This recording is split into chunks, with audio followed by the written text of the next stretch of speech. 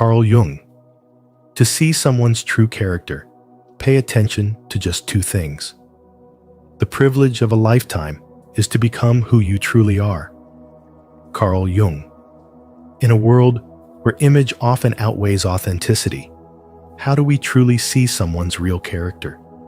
Today, on Spiritual Wisdom, we're diving into a powerful lesson inspired by Carl Jung that reveals how just two subtle signs can uncover the truth behind any persona. This isn't about judgment. It's about awakening your inner awareness and deepening your connection with yourself and others. As you watch, think about your own life. Who around you has shown you their true nature? And more importantly, have you shown yours? Drop your thoughts in the comments. And if this message resonates with you, don't forget to like and share. Let's grow together, one insight at a time. 1. How they treat people who can't benefit them. They say character is revealed not when things are easy, but when life asks you to keep your word in the face of inconvenience. That's why Carl Jung's insight, "You are what you do, not what you say you'll do," still holds weight in a world full of noise and empty declarations. True integrity isn't demonstrated in grand gestures or motivational speeches. It shows up in the small things, like showing up on time, following through on what you promised, and doing what's right even when no one is watching. These everyday moments are the real markers of a man's spiritual maturity. They are spiritual tests in disguise that ask, do your actions align with your values? Or do you abandon your word when it no longer serves your comfort? In today's fast-paced, results-driven world, it's easy to rationalize a broken promise. I got busy, things changed, or worse, radio silence. But every time you walk away from a commitment without accountability, you're not just disappointing someone else. You're weakening your relationship with yourself. A man who is spiritually awake doesn't hide behind excuses. He meets failure with honesty. He doesn't run from the discomfort of truth.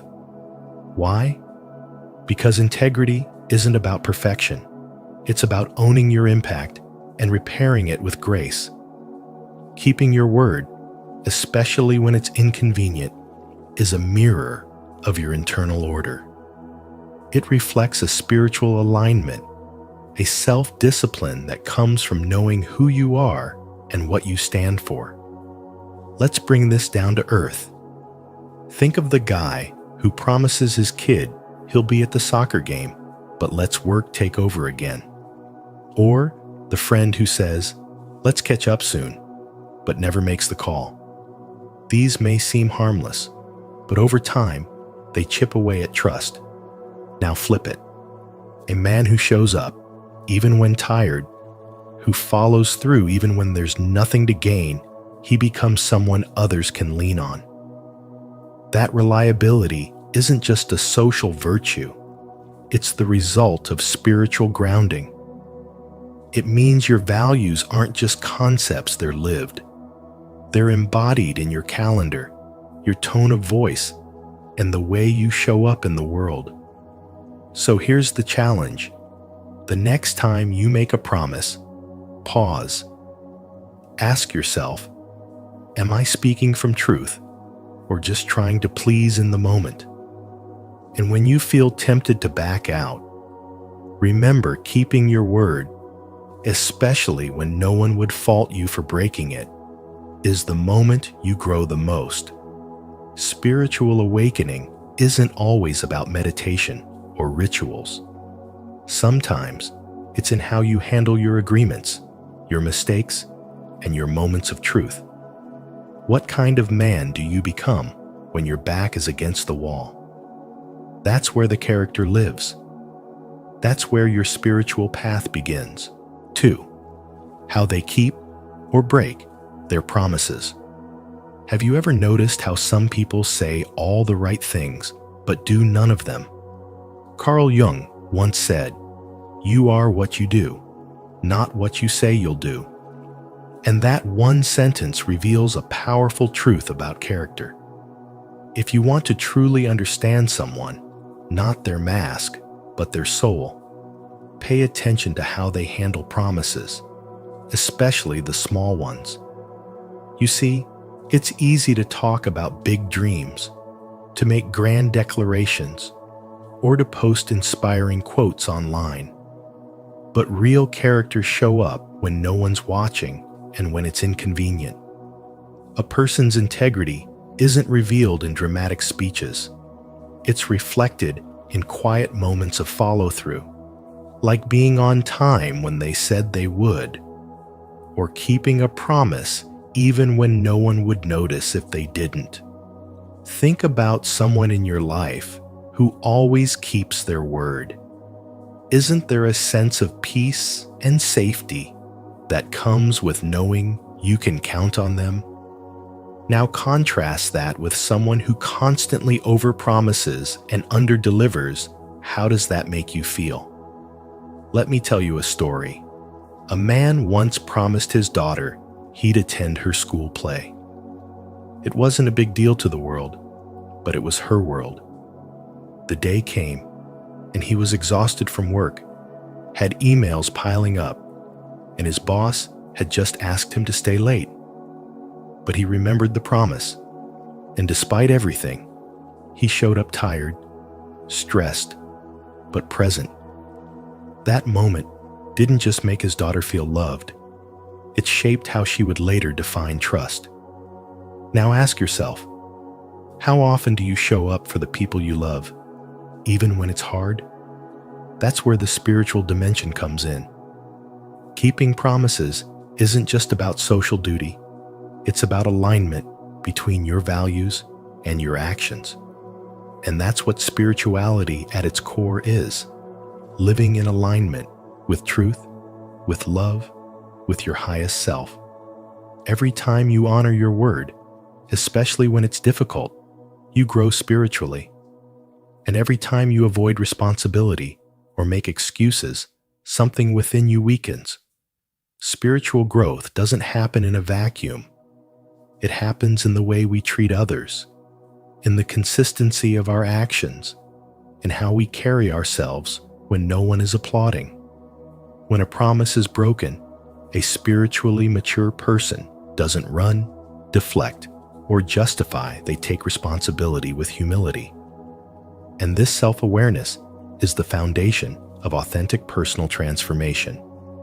So let me ask you, what do you do when your values and convenience clash? Do you stay true to your word, or do you retreat behind excuses? Think about it. Every decision you make is building your spiritual identity. You're not just creating a reputation, you're shaping your soul. In a world where words are cheap and appearances are carefully curated, the way you handle your promises is a mirror of your integrity. This isn't about perfection. It's about authenticity. It's about choosing to live from a place of inner alignment where your word actually means something. So next time you give your word, treat it like a sacred commitment, not just to others, but to your own spiritual growth. Because in the end, how you keep or break your promises isn't just about how others see you. It's about how deeply rooted you are in your own truth. Carl Jung once said, "You are what you do, not what you say you'll do." And in this simple truth lies one of the most powerful tools for understanding human character. You see, when we strip away appearances, charisma, social status, and even intellect, what's left are two things that tell you more about a person than anything else: how they treat those who can do absolutely nothing for them, and whether or not they keep their word. These two seemingly ordinary behaviors are, in fact, spiritual mirrors reflecting not just the surface, but the soul underneath. And it's not just about watching others. It's about asking yourself, do I live by this same standard? In a world filled with filters and performances, where promises are broken with a shrug and kindness is often a transaction, spiritual wisdom teaches us to look deeper. When someone helps a stranger without expecting recognition or reward, when they speak respectfully to someone society deems less important, that's not just decency. That's the soul speaking without words. And when a person keeps their promises, even the small ones, even when no one is watching, that's integrity in motion. Carl Jung believed that the unconscious always reveals itself through action, not intention. So what do these actions tell us? That true character isn't loud. It doesn't beg for attention. It shows up quietly, consistently, and especially when no one's watching.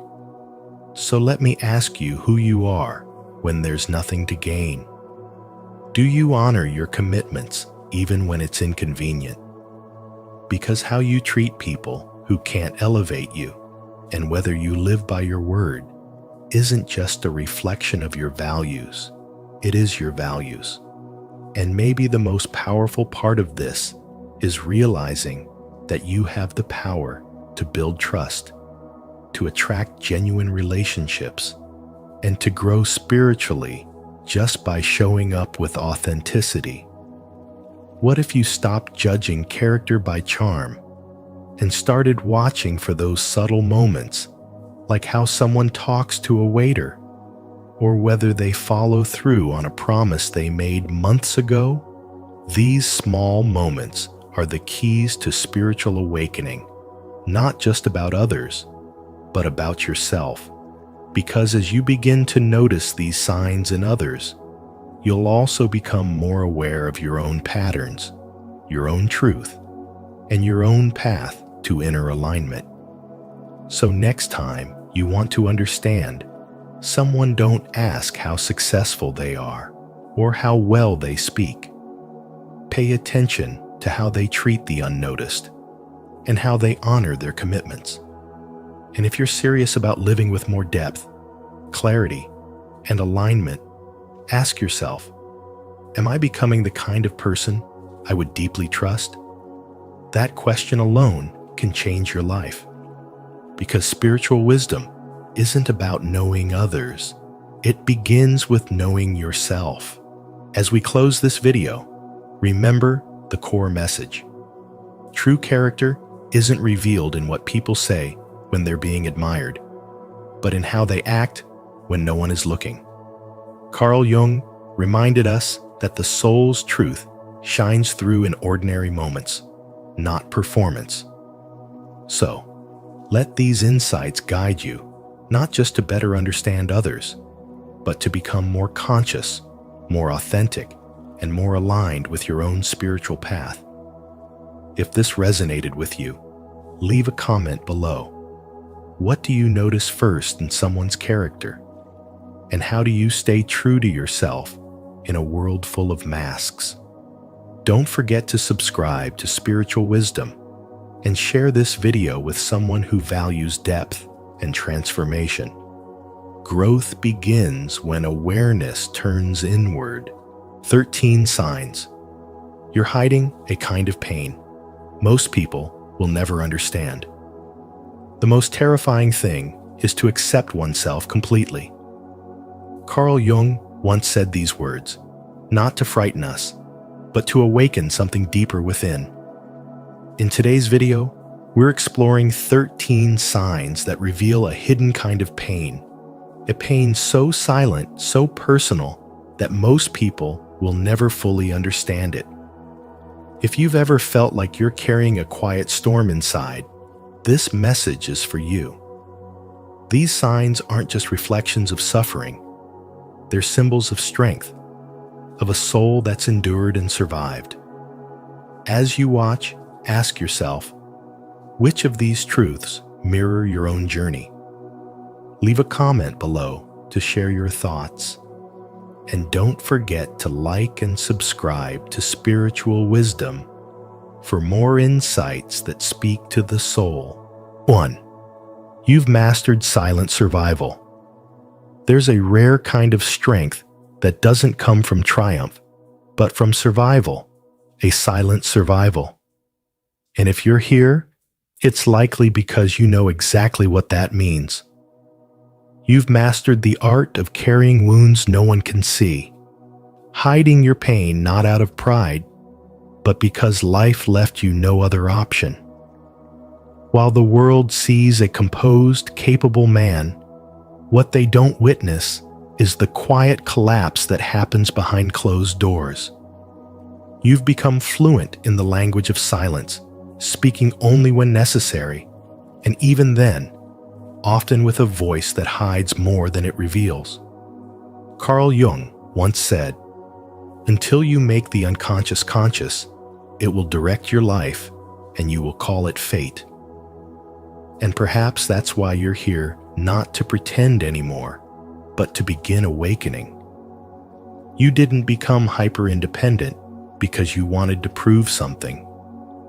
You became that way because no one showed up when you needed them most.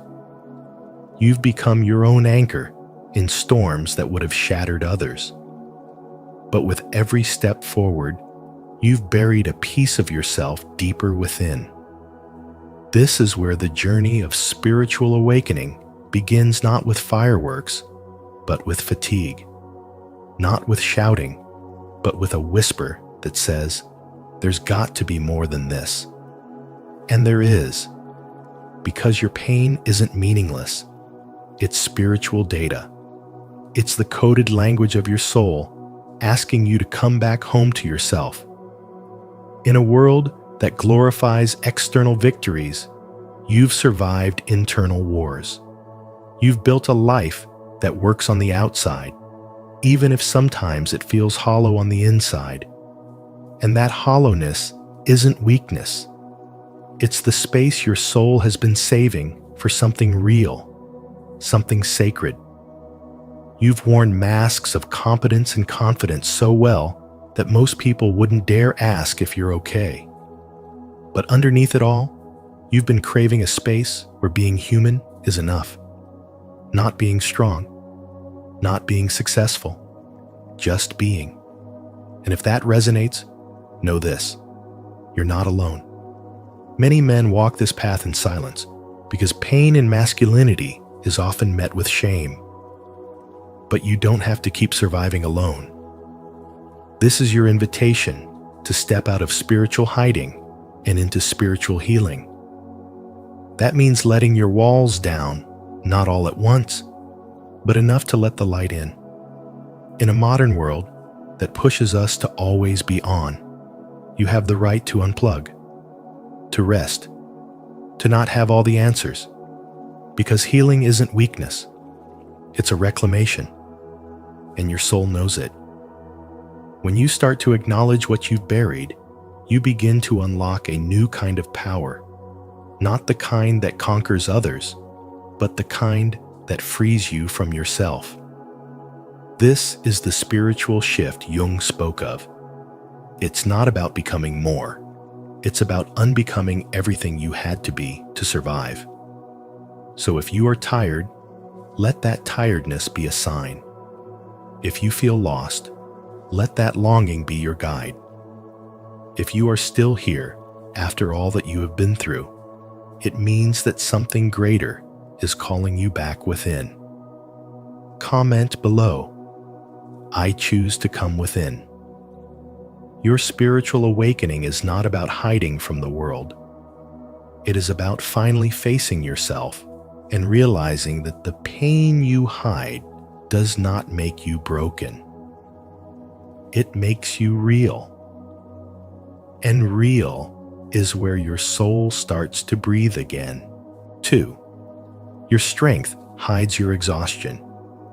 There's a kind of weariness that doesn't show up in your face but lives deep in your bones. It's the kind that comes from always being the dependable one, the person everyone turns to when things fall apart. You've become the rock, the rescuer, the steady hand in every storm. And somewhere along the way, you started to believe that your worth was tied to your usefulness. You confuse being needed with being loved, being strong with being safe. But the truth is, constantly holding everyone else together has left no one to hold you. Carl Jung once said, "The most terrifying thing is to accept oneself completely." And for you, accepting yourself means admitting that strength has become your armor and also your prison. In a world that praises resilience, no one notices the cracks in your spirit or the quiet ache of always showing up when no one shows up for you. And so you keep moving, smiling, fixing, performing. You bury your exhaustion beneath competence. You tell yourself you're okay because falling apart feels like betrayal to them and to the image of yourself you've worked so hard to protect. But let's be honest, how long can you carry everyone else without collapsing under the silence of your own unmet needs? There's a subtle kind of pain in always being the strong one. It's not loud or dramatic, it's invisible. And it thrives in the spaces where you deny your own vulnerability to make others comfortable. Maybe you've even forgotten what it feels like to rest without guilt, to say no without fear, to admit that sometimes you're not okay. A man I once met, let's call him James, shared with me how he was the one everyone leaned on after his father died. He handled the funeral, supported his grieving mother, helped his siblings navigate the estate, and went back to work as if nothing happened.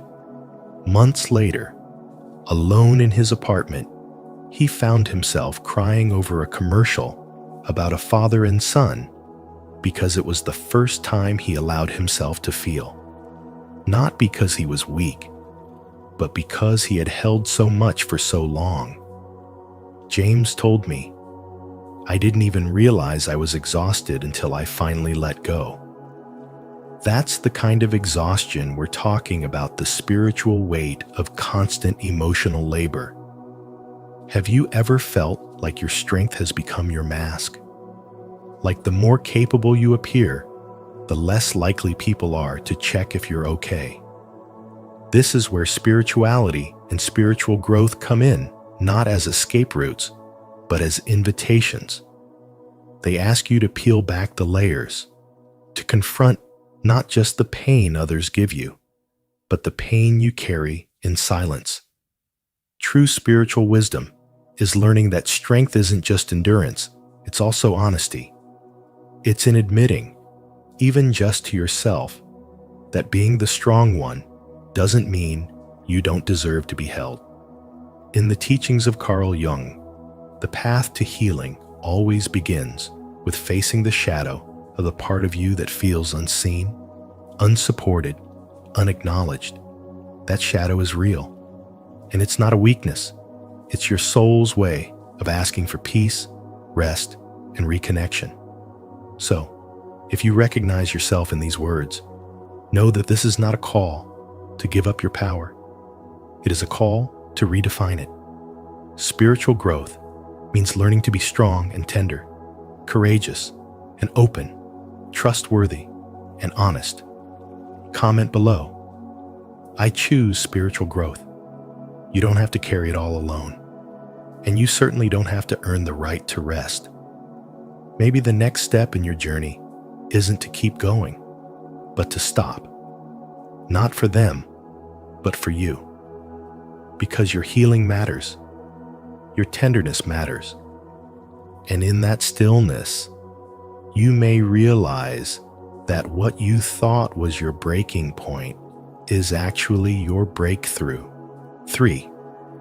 You're deeply empathic, but it came from trauma. Let's talk about something most people never see, but some of us live every single day being deeply empathic. Not because it's some spiritual gift that bloomed in peace, but because pain demands it of us. You, my friend, may be carrying a level of sensitivity that didn't come from light, but from survival. You feel others' emotions before they even speak. You can sense tension in a room the moment you step in. You read faces, tones, and energies like your life depends on it, because once it actually did. Carl Jung once said, "Until you make the unconscious conscious, it will direct your life and you will call it fate." And for many people who have this kind of empathy, that's exactly what's happening. You're not just spiritual. You've been spiritually trained by trauma to survive in emotionally volatile environments. Maybe you grew up in a house where moods changed without warning. One moment it was calm, the next storm. So you adapted. You learned to read the unspoken, to anticipate anger, to soothe pain that wasn't yours, and to be what everyone needed just to keep the peace. That wasn't empathy as a choice. That was emotional hypervigilance as protection. But let me ask you something. Have you ever paused to ask where your feelings end and someone else's begins? This kind of empathy blurs lines. You might mistake absorbing other people's energy for connection, when really it's self-abandonment in disguise. And yet, because you're so good at feeling, people lean on you. They call you wise, intuitive, and spiritual. And yes, spiritual wisdom can grow from suffering, but only when you stop bleeding for everyone else. Carl Jung believed that the shoe that fits one person pinches another, meaning not every way of being is meant for everyone. You were forced into a role, a mask of compassion, long before you even knew what your own emotional needs were. But the truth is, being empathic because of trauma is different from being empathic because of freedom. One is survival. The other is the soul. So what does it mean to reclaim your empathy? It means learning that your intuition doesn't have to be a weapon of war. It can be a compass of peace. It means setting boundaries, even if your voice is shaky. It means choosing not to absorb pain that you didn't cause. This is where the real healing begins, when you realize that not everything you feel is yours to carry. You're not here to be a sponge. You're here to be a soul. And in that shift, in that sacred moment of realization, you no longer just feel deeply, you live deeply. And that's the difference between spiritual exhaustion and spiritual wisdom. So I ask you now, where are you still confusing empathy with duty? And who can you become if your sensitivity is no longer a shield, but a superpower? Please share your thoughts in the comments section below. 4. You confuse overgiving with love. Until you make the unconscious conscious, it will direct your life and you will call it fate. These words from Carl Jung aren't just a philosophical insight. They're a mirror reflecting the silent struggle many men carry deep within. And if you've ever felt like your worth is tied to how much you can give, fix, or carry for others, you may be hiding a kind of pain that even you haven't fully admitted to yourself. One of the most misunderstood signs of this hidden pain is overgiving, the kind of behavior that looks noble on the outside, but quietly deletes you from within. You confuse being useful with being lovable. And when you're not needed, you feel invisible. It's not that you don't care, on the contrary. You care so deeply that your empathy becomes a form of silent self-erasure. You pour into others as a way to prove your value, to secure your place, to earn your belonging. But in doing so, you often abandon yourself. This dynamic doesn't just play out in your relationships with others, it shows up in your career, your friendships, your family, even in the way you treat strangers. You give beyond your limits because you've been taught that love is something you earn, not something you inherently deserve. In a world that still tells men to be providers, protectors, and pillars of strength, it's easy to confuse sacrifice with affection and usefulness with love. But here's the truth that a spiritual awakening often brings to the surface. Love that requires your suffering isn't love. It's a transaction dressed in emotional obligation. Many men silently bleed behind smiles, offering help, advice, support, while no one asks them how they're doing. You may find yourself constantly being the fixer, the rescuer, the one people call when they're falling apart. But no one ever stays long enough to see when you're unraveling. This is not compassion. This is survival. And part of your spiritual journey is learning to untangle your empathy from your identity. You are allowed to be loved even when you're not useful. You are allowed to say no. You are allowed to rest. Healing this pattern doesn't mean you stop caring. It means you start including yourself in the circle of your care. True spiritual growth isn't about becoming invulnerable. It's about becoming honest. When you stop overgiving, you begin to feel the difference between being appreciated and being used. And that distinction is where your strength truly begins. So ask yourself, who would you be if you no longer had to prove your worth through your usefulness? What would love feel like if it didn't require you to bleed? This is not just emotional advice.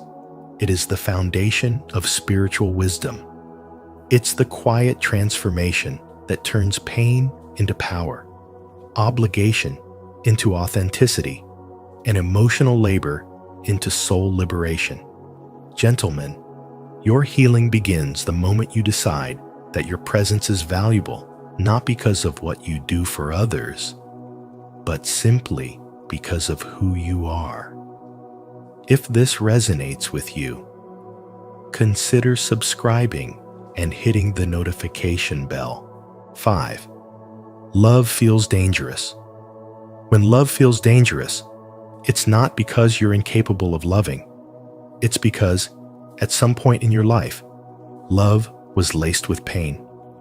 You learned early on that the people who were supposed to protect you might also be the ones who hurt you. So now, even when genuine love shows up steady, warm, and sincere, you flinch. You anticipate the moment it might vanish or turn against you. Affection doesn't feel safe. It triggers your survival instincts. Your heart wants to trust, but your body remembers what happened last time. Carl Jung once said, "Until you make the unconscious conscious, it will direct your life and you will call it fate." That's the power of unresolved pain.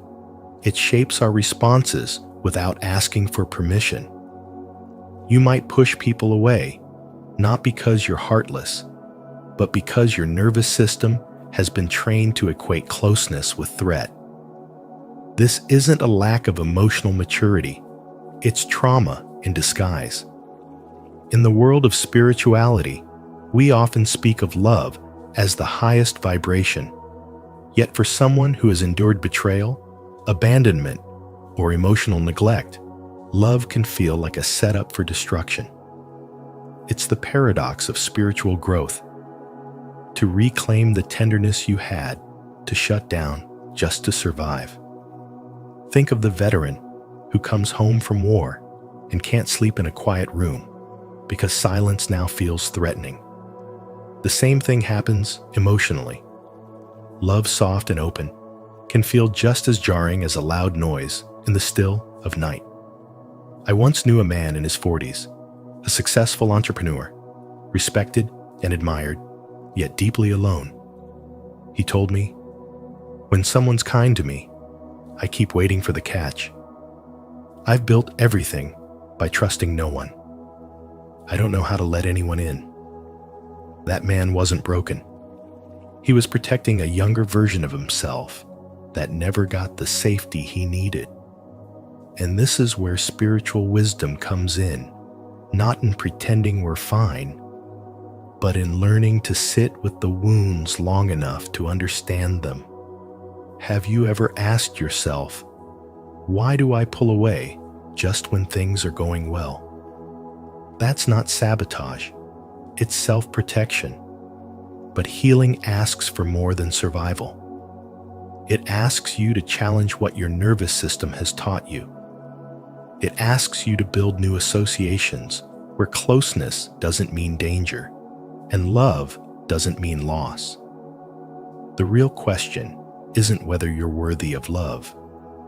It's whether you're willing to meet the part of you that's terrified of it. Carl Jung's teachings remind us that spiritual awakening is not about running away from our human nature, but about embracing it fully, dark and all. So the lesson here is, love is not the enemy. It's the memories you haven't healed that are the enemy. And when you start choosing presence over protection, you reclaim the very life you thought trauma had stolen. Let this be a moment of reflection. What does it mean for you to stop running from love and start listening to what your fears are trying to teach you? Healing is not a destination, it's a decision. And every time you choose to lean into the discomfort of your awareness, you grow. That's spiritual growth. That's courage. And that's how you turn pain into power. Comment below with your determination to take this journey. I turn pain into power. 6. You live behind a persona. Carl Jung once said, "The persona is that which in reality one is not, but which oneself, as well as others, think one is." If that resonates deeply with you, it's because you've been living behind a mask for so long that you have even started to forget what your real face looks like. You present yourself to the world as capable, composed, and in control. You carry responsibilities like armor, smile when you're breaking, and say, "I'm fine," when your soul is anything but. This carefully crafted version of yourself, what Jung called the persona, has become your shield, your survival tool, your socially acceptable disguise. And yet, behind it all is a silent ache, the longing to be seen, not as the strong one, but as the human one, to be held without having to hold it all together. Have you ever wondered why you feel so exhausted, even when you're not doing much physically? It's not the tasks. It's the emotional weight of being someone you're not allowed to drop. You've been so busy being who others need you to be that you've forgotten the soft, vulnerable, beautiful core that simply is. And what's even more painful is realizing that most people never ask what you look like underneath the mask. They don't ask what it costs you to appear so strong. But here's the spiritual advice. Your soul isn't here to perform, to impress, to survive. Your soul is here to connect, to feel, to be seen in its raw, imperfect light. Jung believed that healing comes from reconciling our shadow, not hiding it. So what if, just for once, you let someone see you for who you really are? Not the whole version, but the version that sometimes feels lost, tired, or invisible. What if, instead of proving your worth with endless strength, you let your truth become courage? The mask you wear may protect you, but it also isolates you. And true healing, true freedom, comes when you let go long enough to be seen not for what you do, but for who you are. So I ask you, who are you when no one is looking? And do you have the courage to show that person to the world, not all at once, but little by little? Because when you do, you begin the journey from survival to authenticity, from performance to presence. Let this be the moment you find yourself again, not as a persona, but as a soul deep within. Comment below. I choose to find myself. 7. Your suffering forged spiritual sensitivity. Out of suffering have emerged the strongest souls. The most massive characters are seared with scars. This quote by Khalil Gibran opens a truth that many men silently carry, especially those whose wounds are not visible, whose pain has turned inward, forming a quiet strength.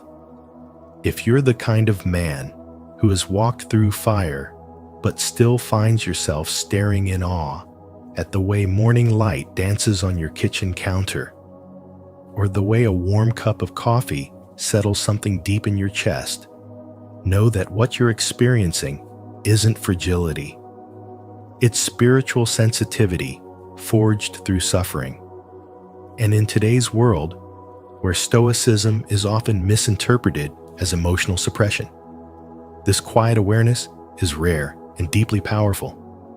You see, Carl Jung once said, "Your vision will become clear only when you can look into your own heart.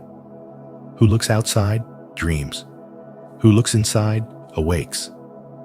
This awakening, this spiritual awakening, doesn't come from bliss. It often begins in chaos, in grief, in the breaking down of everything you thought you had to be.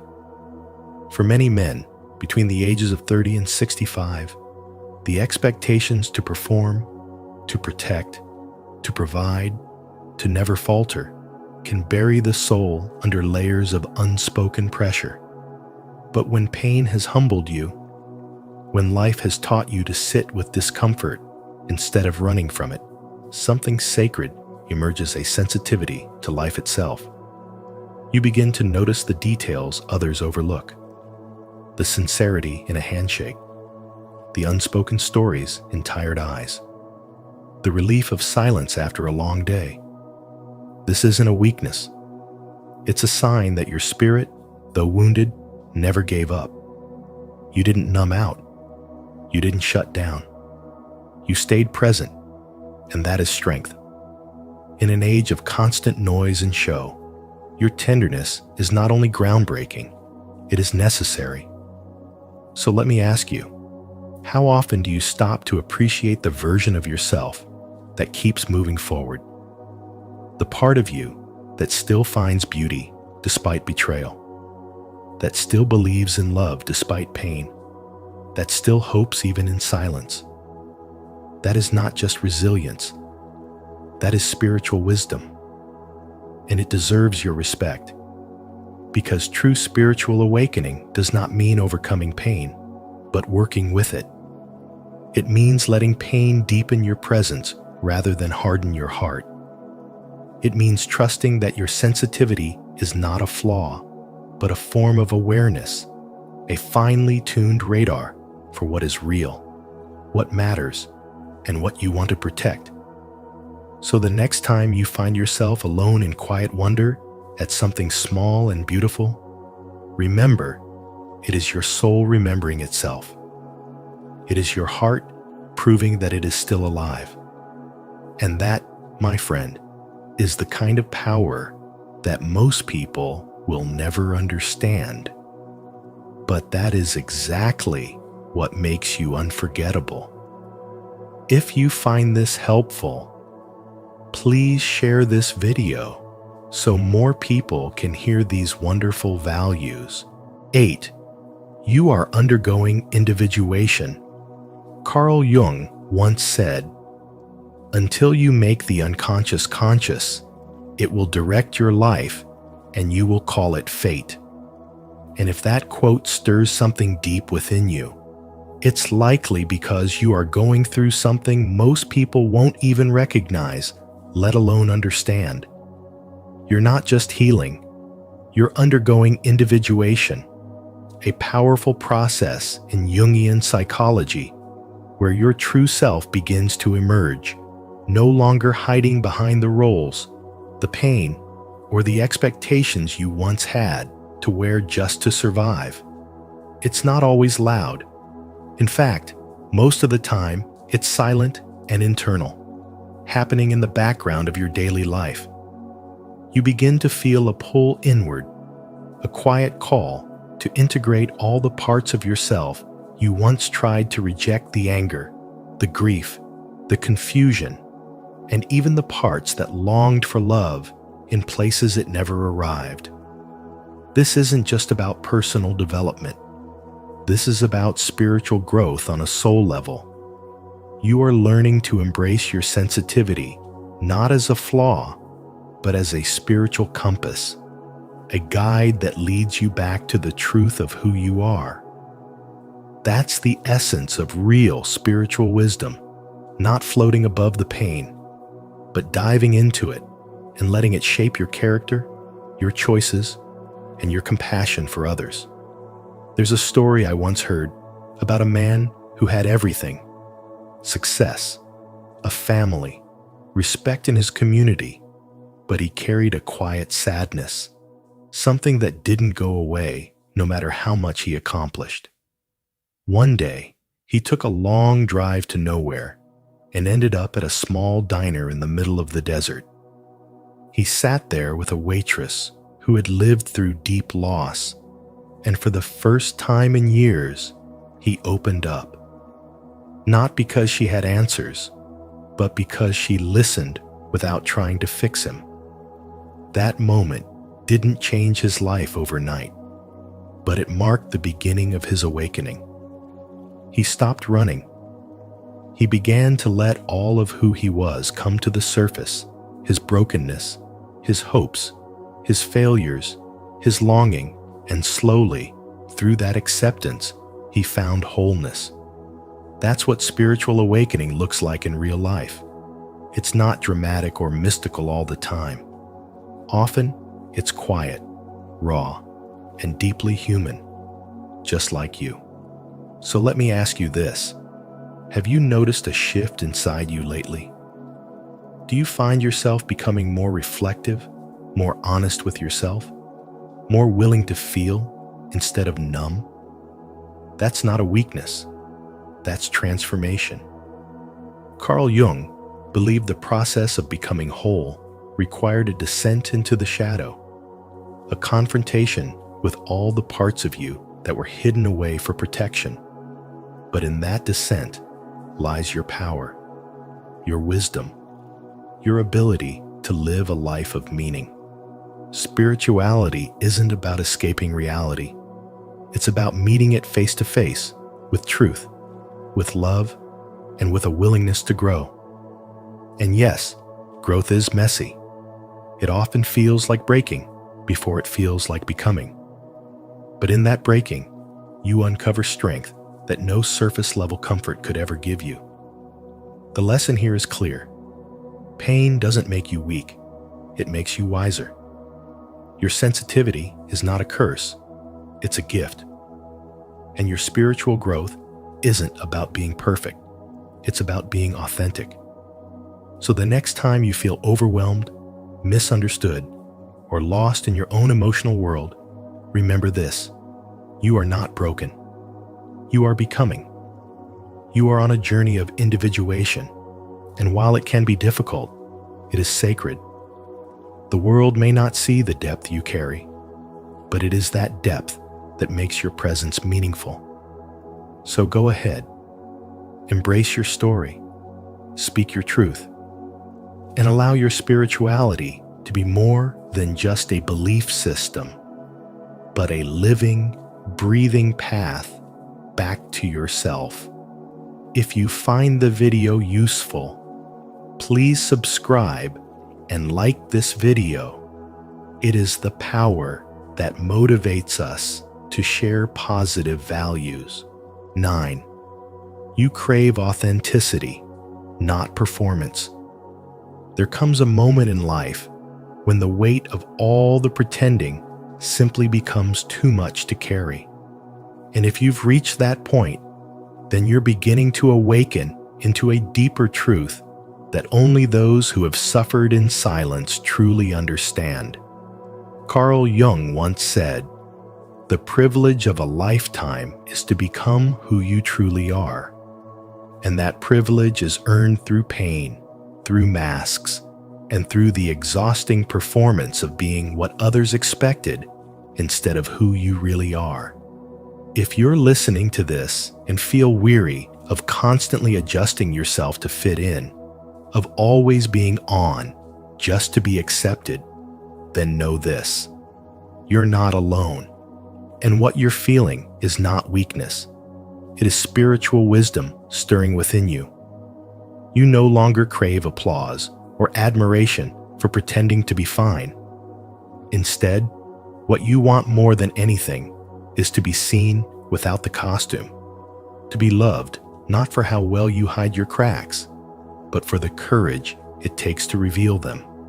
You've learned, often the hard way, that your worth was never tied to your usefulness, your perfection, or your ability to hold everything together for everyone else. True healing doesn't come from fixing yourself to meet someone else's standards. It comes from coming home to yourself, from peeling off those layers of performance that you once believed kept you safe, but only made you feel invisible. Have you ever asked yourself why being honest about your pain feels more terrifying than hiding it? That's because the world taught you that vulnerability was dangerous, that realness was too much, too messy, too inconvenient. But what if being real is the very thing that sets you free?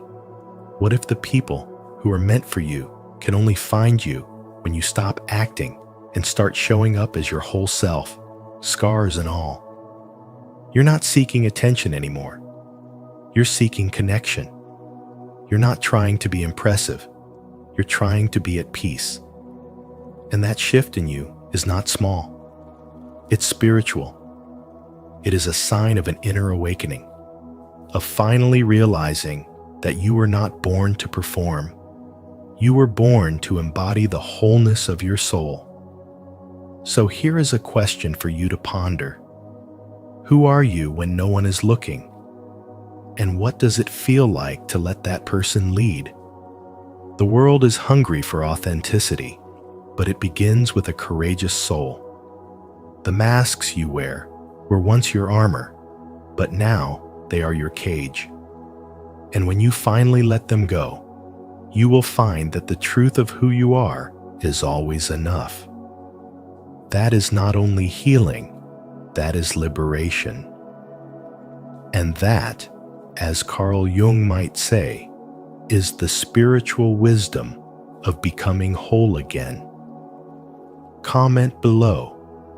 I choose spiritual wisdom. 10. You've turned pain into power. Let me speak directly to you.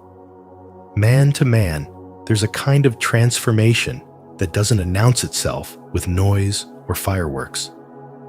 It's not about standing on a stage or wearing a crown. It's about standing in the quiet aftermath of your own pain, still breathing, still trying, and realizing that what once tried to break, you actually built you. That's not just survival. That's mastery. And if you've come to this point, you've stepped into something Carl Jung called the alchemical process of the soul. Jung once said, "There is no coming to consciousness without pain." And if you've lived through enough of it, you know that truth is carved into your bones. This isn't just theory. This is spiritual awakening in its rawest form. You've taken the lead of your life, the betrayal, the failure, the heartbreak, and you faced it head on, not by numbing it or running from it, but by holding it in the fire of your own honesty, letting it burn away the illusion that strength means never hurting. Instead, you've embraced the truth, that real strength is choosing to feel it all, to stay with it, and to allow that pain to reshape you from the inside out. You didn't just heal, you rebuilt. And what you rebuilt wasn't some mask of toughness, but the gold of inner power, presence, and spiritual clarity. In the modern world, especially for men between the ages of 30 and 65, this kind of spiritual transformation often happens in silence. Society doesn't offer much room for vulnerability. You're expected to provide, perform, protect, but who protects you when your soul is breaking? That's the hidden crisis of masculinity today. But here's where your pain becomes your path. In the spiritual journey, every wound becomes a doorway. Every time you got back up after being knocked down, every time you chose to forgive when it would have been easier to shut down, you were walking the sacred path of the awakened man. You've lived through things most people will never understand, and instead of becoming bitter, you've become wise. That's spiritual wisdom earned, not inherited. It's in your ability to sit with someone else's pain because you've sat with your own. It's in the way you carry yourself, not louder, just deeper. And when people feel that gravity in you, they may not know your story, but they know your presence. So I want to ask you, have you honored the man you've become because of what you've overcome? Because your journey isn't just about survival, it's about transmutation. The way you've taken your lowest points and turned them into pillars of strength is not just admirable, it's sacred. In this world that often rewards numbness and denial, your willingness to feel, to evolve, and to awaken is revolutionary. You didn't just escape the fire, you became it. That's the mark of a man who's not only been through hell, but returned with wisdom to light the way for others. And that is what spiritual awakening truly looks like. So don't downplay your journey. Don't minimize what it took to become the man you are today. Let your story stand as proof that pain is not the end. It's the beginning of power. 11. You are a mirror for others.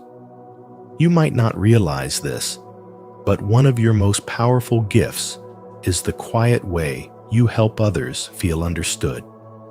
When Carl Jung said, "Knowing your own darkness is the best method for dealing with the darkness of other people," he was speaking directly to people like you, those who've been through silent storms and somehow came out with enough spiritual wisdom to hold space for others.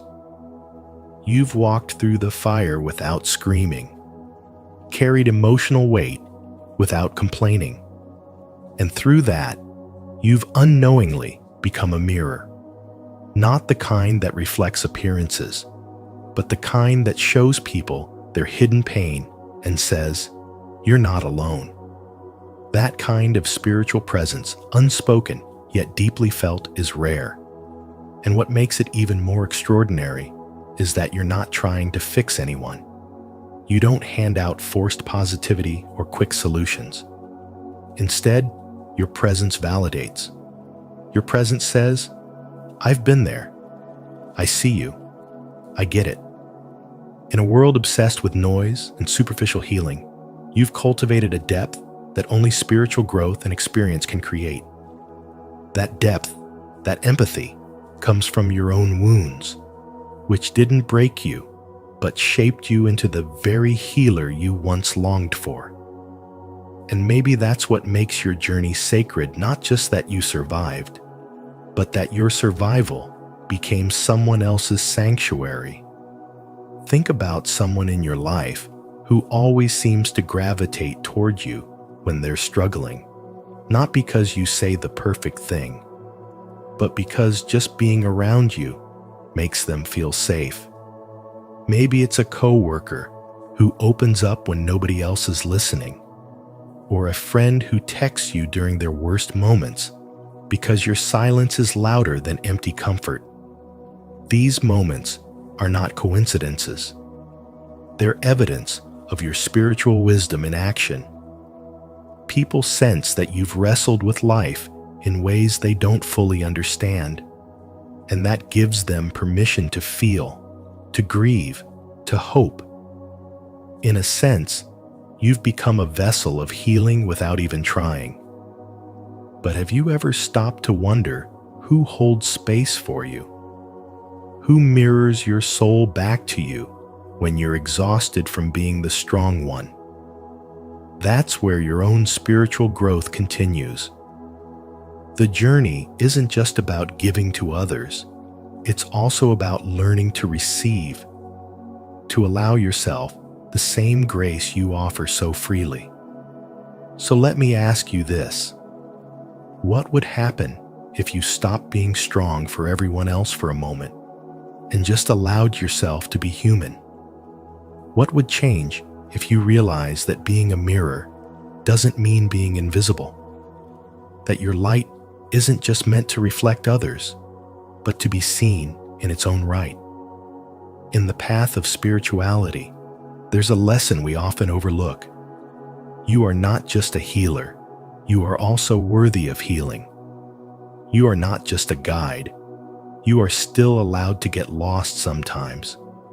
And in your most honest moments, when you stop performing strength and instead show your truth, you deepen not only your own spiritual wisdom, but also the bonds you share with others. This is the silent revolution of the wounded healers, who walk through life carrying invisible pain, but bringing visible peace. You have become a living reminder that transformation is not loud, but sacred. That power lies not in armor, but in an open heart. So carry this with you. Pain does not make you weak. It makes you deep. It makes you radiant. It makes you someone who not only survives, but teaches others how to live. And that is the true power of spiritual growth. Comment below. I embrace this spiritual power. 12. You've reclaimed your life. There comes a time in your healing journey when you no longer want to be identified by the pain that once defined you. And maybe, just maybe, you've reached that sacred turning point, the moment when you stop measuring your worth by how much you could endure or how productive you could be on your worst days. You're not wearing survival as a badge anymore. Instead, you've reclaimed your life with quiet courage and spiritual wisdom. As Carl Jung said, I am not what happened to me. I am what I choose to become. You are no longer surviving. You are finally living, breathing, choosing. You've stopped apologizing for needing rest. You no longer view boundaries as walls, but as doors that allow the right energy in and keep the chaos out. You ask for what you need, not because you're needy, but because you know you are worthy. And in that subtle shift, there's power. Real power.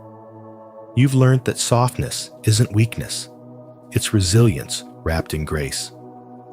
You've let go of the need to perform strength through constant exhaustion, and instead, you embody a strength that whispers, not screams.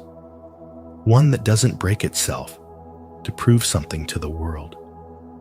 Can you feel the weight that's lifted when you stop needing to explain your healing to people who were never meant to understand it? Can you recognize how sacred it is to simply rest without guilt, to say no without explanation, to pause without panic? This isn't just emotional maturity, it's spiritual awakening. And as you shed the layers of who you thought you had to be, you're uncovering a version of yourself who was never broken, just buried. You're rediscovering joy in moments others overlook. The warmth of sunlight on your skin, the peace in your morning breath, the truth in your own reflection. You've stopped running from your past, not because it didn't hurt, but because it no longer controls you. And you carry that inner stillness like armor, quiet but impenetrable. So let me ask you this. What parts of your life have you outgrown? And which parts are finally blooming now that you've chosen to live instead of survive? You see, reclaiming your life isn't a one-time event. It's a daily decision to choose self-respect over people-pleasing, peace over performance, alignment over approval. You don't need to prove your growth to anyone. Your presence speaks for itself now. And this is what spiritual wisdom looks like in practice. Not perfection, but presence, not control, but trust, not striving, but allowing. So, if no one told you today, let me be the one to say it. You're doing the sacred work. And in reclaiming your life, you haven't lost anything, you've simply returned to yourself.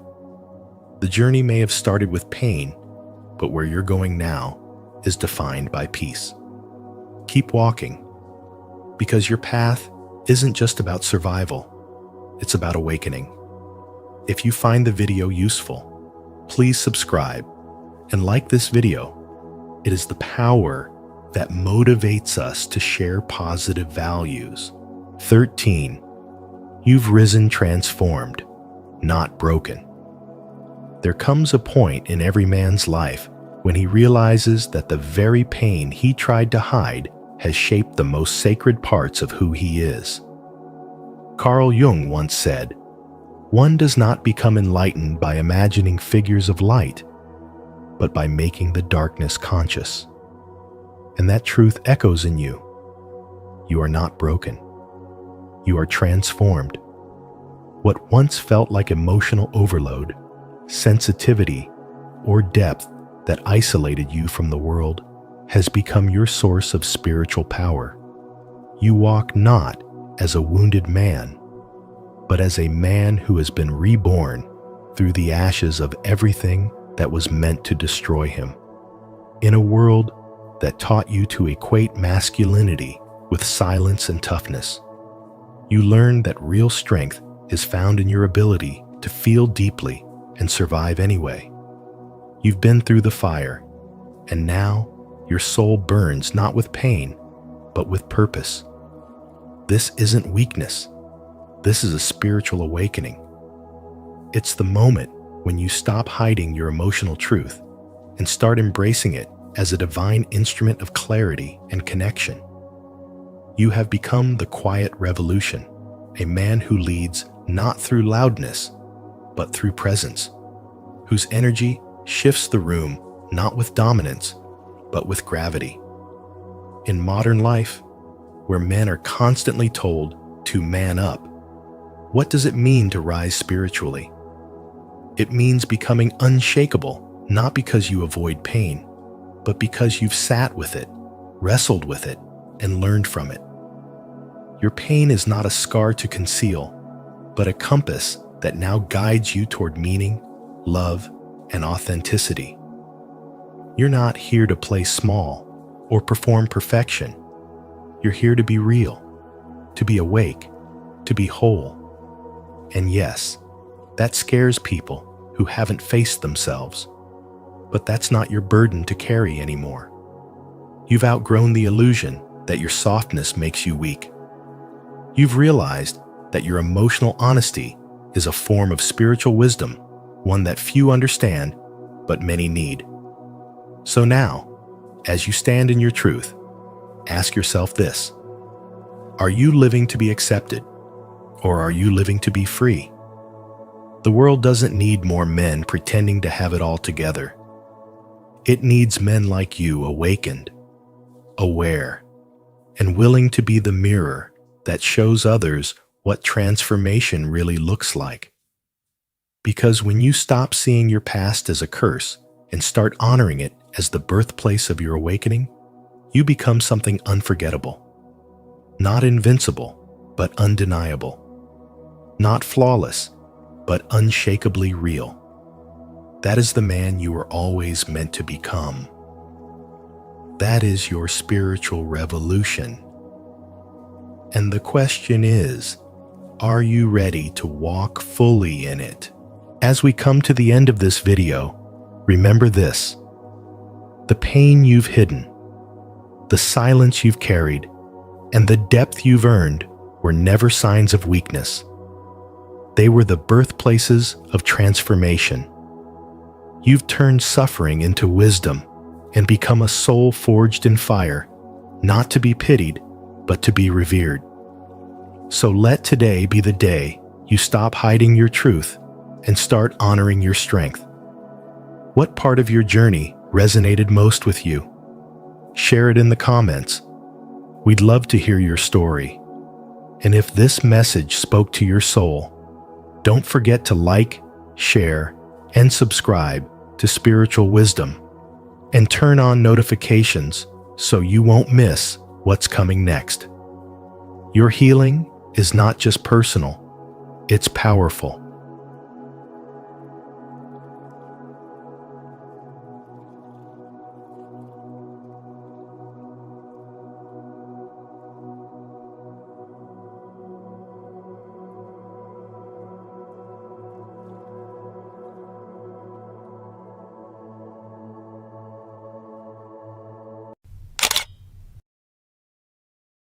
Are you an intuitive introvert? Carl Jung left a message just for you. Your vision will become clear only when you can look into your own heart. Who looks outside, dreams. Who looks inside, awakes. Carl Jung. Have you ever felt that the most important truths don't come from the outside world, but rise from deep within? In today's video from Spiritual Wisdom, we explore Carl Jung's powerful message for intuitive introverts, a message that reminds us that our inner fantasies, our private visions, and our quiet insights are not meaningless illusions, but living energies capable of shaping reality itself. What if your inner world is not a weakness, but your greatest power? If you've ever felt misunderstood, spiritually deep, or uniquely intuitive, this message is for you. Apply these insights to your daily life and watch how clarity, growth, and happiness begin to unfold. Drop a comment below. How do you relate to Jung's idea that fantasy is a form of energy? Do your inner images shape your outer world? Let's start a soul-level conversation. 1. Fantasy is real and powerful. Carl Jung's spiritual wisdom pierces through the noise of the modern world to deliver a timeless truth. What most people call fantasy, he called psychic fact. If you're an intuitive introvert, you've likely been told that your inner world is just imagination, something to be dismissed. But Jung challenges this, urging you to see that the vivid images within your mind are not only real, they're powerful. These inner visions, often brushed off by the world as illusions, are actually energetic blueprints of potential and transformation. In a society obsessed with productivity and visible results, this insight is revolutionary. Jung viewed fantasy as a form of energy, a tangible force that, although it cannot be weighed or touched, carries weight in the spiritual realm and manifests in the material world. When you see a bridge, a home, a symphony, or a novel, remember, they were once someone's fantasy. Your intuitive mind doesn't just daydream. It shapes reality before reality exists. That's the essence of spiritual awakening, realizing that what you feel and sense internally is not less than reality. It precedes it. In our modern lives, filled with distractions, constant notifications, and pressure to conform, intuitive introverts often find themselves doubting their inner voice. But Jung reminds you that your fantasies are sacred messages, forms of spiritual communication, that carry a kind of truth too subtle for the five senses. This is especially important for men between 30 and 65, those in the heart of their life's responsibilities, where practical thinking often overtakes inner vision. If you've ever silenced your spiritual intuition for the sake of being rational or reliable, it's time to reclaim the forgotten wisdom that your internal world is not a weakness, it's a compass. In moments when you sense something is off, when a dream lingers, when a creative idea sparks but seems too impractical, pause. These are not distractions. They are invitations. Invitations to explore the deeper layers of yourself and align with a path that is both meaningful and true. So the next time your mind drifts into fantasy, don't dismiss it. Ask yourself, what truth is trying to reach me? What energy is asking to be made real through me? Your spiritual awakening is not about escaping reality, but about integrating the invisible into your daily decisions. Jung's insight is not just psychological. It is a call to trust the energy of your inner world. In a culture that values logic over intuition, external evidence over inner knowing, Jung reminds you that the most powerful transformations begin not with action, but with honoring the silent image that flashes through your mind. Because that image, it's not just fantasy. It's spiritual energy asking to be formed. Let it guide you. Let it awaken you. And then ask yourself, what would happen if I started taking my inner world as seriously as my outer world? It's not just self-questioning. It's the beginning of real power. Comment below. I embrace this power. 2. Introverted intuition focuses on the inner world. Carl Jung once said, "Your visions will become clear only when you can look into your own heart. Who looks outside dreams. Who looks inside awakes." If you're someone who often finds yourself drawn inward towards a quiet world filled with symbols, feelings, and deep impressions, you might be tapping into what Jung called introverted intuition. This isn't just a personality quirk. It's a spiritual compass guiding you beneath the surface of things. Introverted intuition, as Jung described it, is a way of seeing beyond the noise of the outside world. It focuses not on facts and appearances, but on symbolic images, archetypes, and hidden meanings that emerge from the unconscious. In a society that often rewards extroversion and fast decision-making, being an intuitive introvert can feel like living in a different dimension. You may not always have the words to explain what you sense, but you just know when something is off, or when something deeper is trying to speak through the moment. That's not a weakness. That's spiritual growth in motion. You're not just thinking. You're listening to something timeless inside you. Let's say you're sitting with a friend, and they're telling you about a new job they're excited about. Everyone around them is cheering, but something inside you tugs. There's no clear reason why, but you sense that something doesn't sit right. Later, it turns out the company had hidden issues. You didn't have proof, but you had perception. This is how introverted intuition works. It quietly unpacks spiritual truths long before they're revealed to the world. It's the subtle voice of your soul, trying to keep you aligned. In a modern world, flooded with distractions, notifications, and quick answers, people who rely on introverted intuition often feel like outsiders. But maybe that's because they're tuned into a different channel, the one broadcasting messages meant for those on a path of inner discovery. And here's the question I want to ask you. How often do you trust your inner knowing, even when it doesn't make logical sense? How often do you give yourself permission to pause, reflect, and let your spiritual compass guide you rather than chasing clarity in the chaos? If you're nodding quietly to yourself right now, then Jung's message was meant for you. He believed that the intuitive introvert is someone who doesn't just perceive the world, they feel its soul, its unconscious motivations, its symbolic truths. You might not talk much about what you see, but it shapes your life in ways others will never understand. So, what's the takeaway? If you are an intuitive introvert, don't let the world convince you that your spiritual depth is impractical or strange. It's not.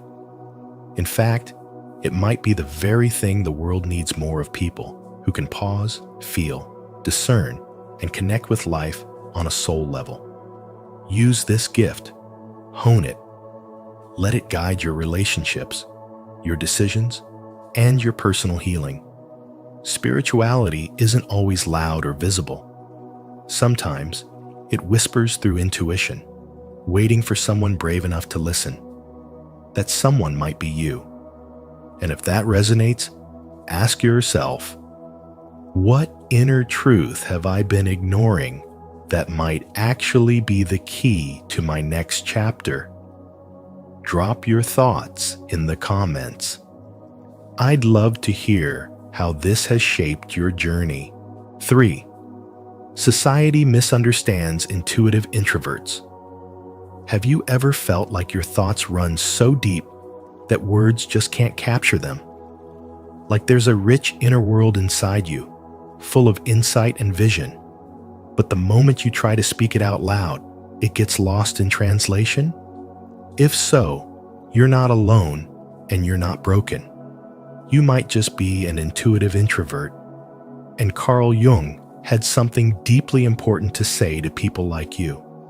In a world that rewards loud voices, fast reactions, and visible achievement, those who live more internally, who see life through symbols, emotions, and subtle energies are often misunderstood, overlooked, or even labeled as strange. But Jung, the father of analytical psychology, knew better. He once said, "Your vision will become clear only when you can look into your own heart. Who looks outside, dreams. Who looks inside, awakes." This quote captures the essence of spiritual wisdom for intuitive introverts. Your inner life is not just valid, it's sacred. You see, society often praises extroversion as the standard for success. People are expected to be sociable, quick, assertive, and expressive. But intuitive introverts don't operate on that frequency. Their energy is more subtle, like the wind moving beneath the surface of water. They experience truth, not just through logic, but through deep knowing, through dreams, archetypes, and quiet inner revelations. And yet, this depth is rarely acknowledged or appreciated. Think about it. Have you ever shared a profound inner insight only to be met with blank stares or polite nods? That sense of being too much or too weird can create emotional distance and alienation, making it hard for intuitive introverts to find a true sense of belonging. But spiritual wisdom reminds us that not all gifts are meant to be loud. Some are meant to be still, quiet, and transformative, just like you. Carl Jung taught that intuitive types access the unconscious in a way others cannot. Their minds are wired to pick up on patterns, hidden meanings, and symbolic truths. But the real challenge comes in articulating this inner world to people who don't perceive reality the same way. This is where the disconnect happens, where intuitive introverts may be seen as aloof, vague, or even irrational. But Jung didn't see them that way. He saw them as seekers, alchemists of the soul, carrying a torch of inner truth in a world that often favors surface over depth. Isn't it time we started honoring that? Isn't it time you started honoring that within yourself? So let me ask you this. What would change in your life if you stopped trying to fit into a mold that was never meant for you? What would it feel like to trust your inner voice, even when no one else understands it? This is the beginning of spiritual awakening, the moment when you realize your intuitive nature is not a flaw, but a calling. Carl Jung believed that wholeness comes from integration, not imitation. That means your path isn't about becoming more like them. It's about becoming more like you. So if you've ever felt spiritually homesick, as if your soul is waiting to be seen, perhaps this is your calling. The world may not always understand intuitive introverts, but that doesn't mean your inner vision is wrong. In fact, it may be more true than anything you can say. Trust it, nurture it, share it with those who truly understand. Because your inner world is not just a refuge, it is your gift to the world. And that, my friend, is spiritual wisdom. Carl Jung's true wisdom. Comment below. I trust and nurture it. 4. The weight of symbolic insight. Have you ever walked into a room and sensed something was off before a single word was spoken? That's not a coincidence.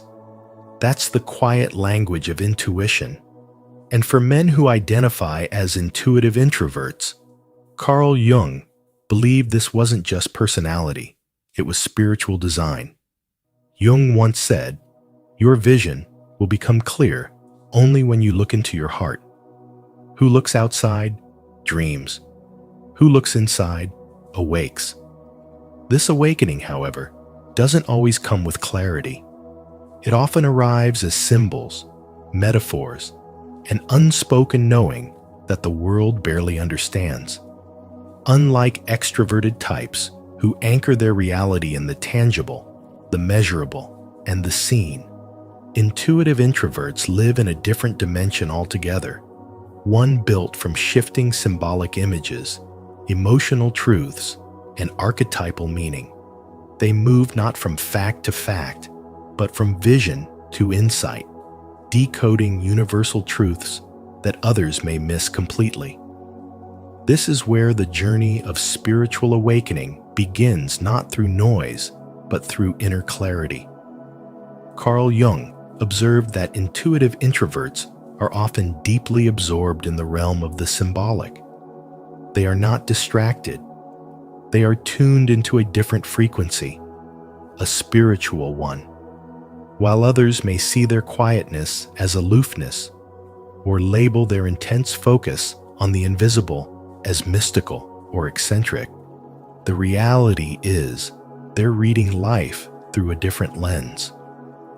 These individuals are constantly interpreting dreams, sensing undercurrents in relationships, and picking up on patterns that transcend the present moment. They're not just reflective, they're prophetic in the way they carry meaning. Yet there's a challenge. Because their dominant mode of processing bypasses physical sensation, they often suppress the practical or material aspects of life. That means while they might have a profound vision about the purpose of life, they may struggle to fix a leaking sink or meet a deadline without feeling internally fragmented. This doesn't make them flawed. It makes them wired for a different kind of contribution. In a world that often demands fast answers, visible results, and constant motion, these men can feel like misfits. But Jung's message to you is this: your spiritual gifts are not meant to be understood by everyone. They are meant to awaken the few who are ready. Your ability to sit in silence, to interpret symbols, and to hold emotional truths without running from them that is sacred. And in a modern culture that is becoming increasingly loud, distracted, and disconnected from depth, your presence is needed now more than ever. But let me ask you something. Are you honoring your spiritual nature, or are you still trying to fit into a mold that was never meant for you? So if you've ever been accused of being too dreamy, too internal, or too intense, know this: you are not broken. You are spiritually awake in a world that is still asleep. Your insights may not be measurable, but they are meaningful.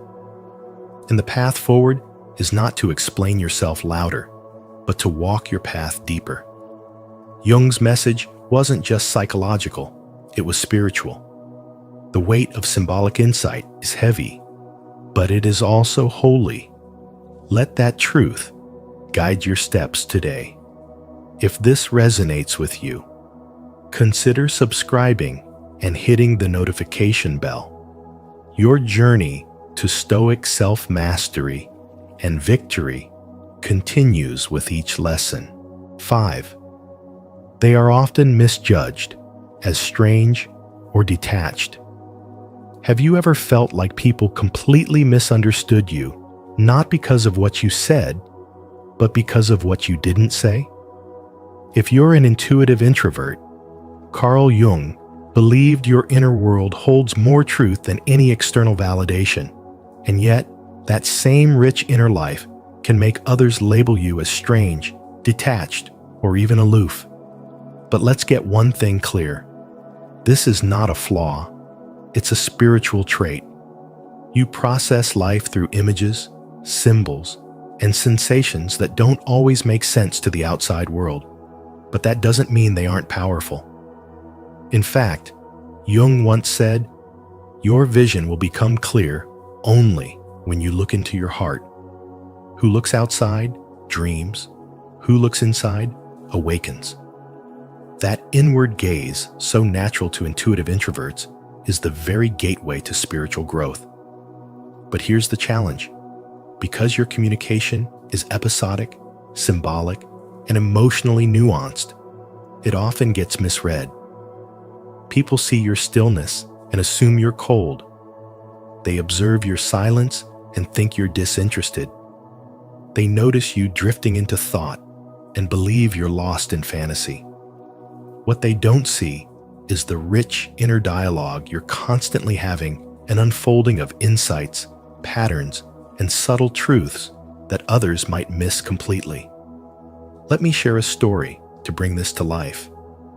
A man named Daniel, a quiet graphic designer in his mid-30s, was constantly labeled as off by his coworkers.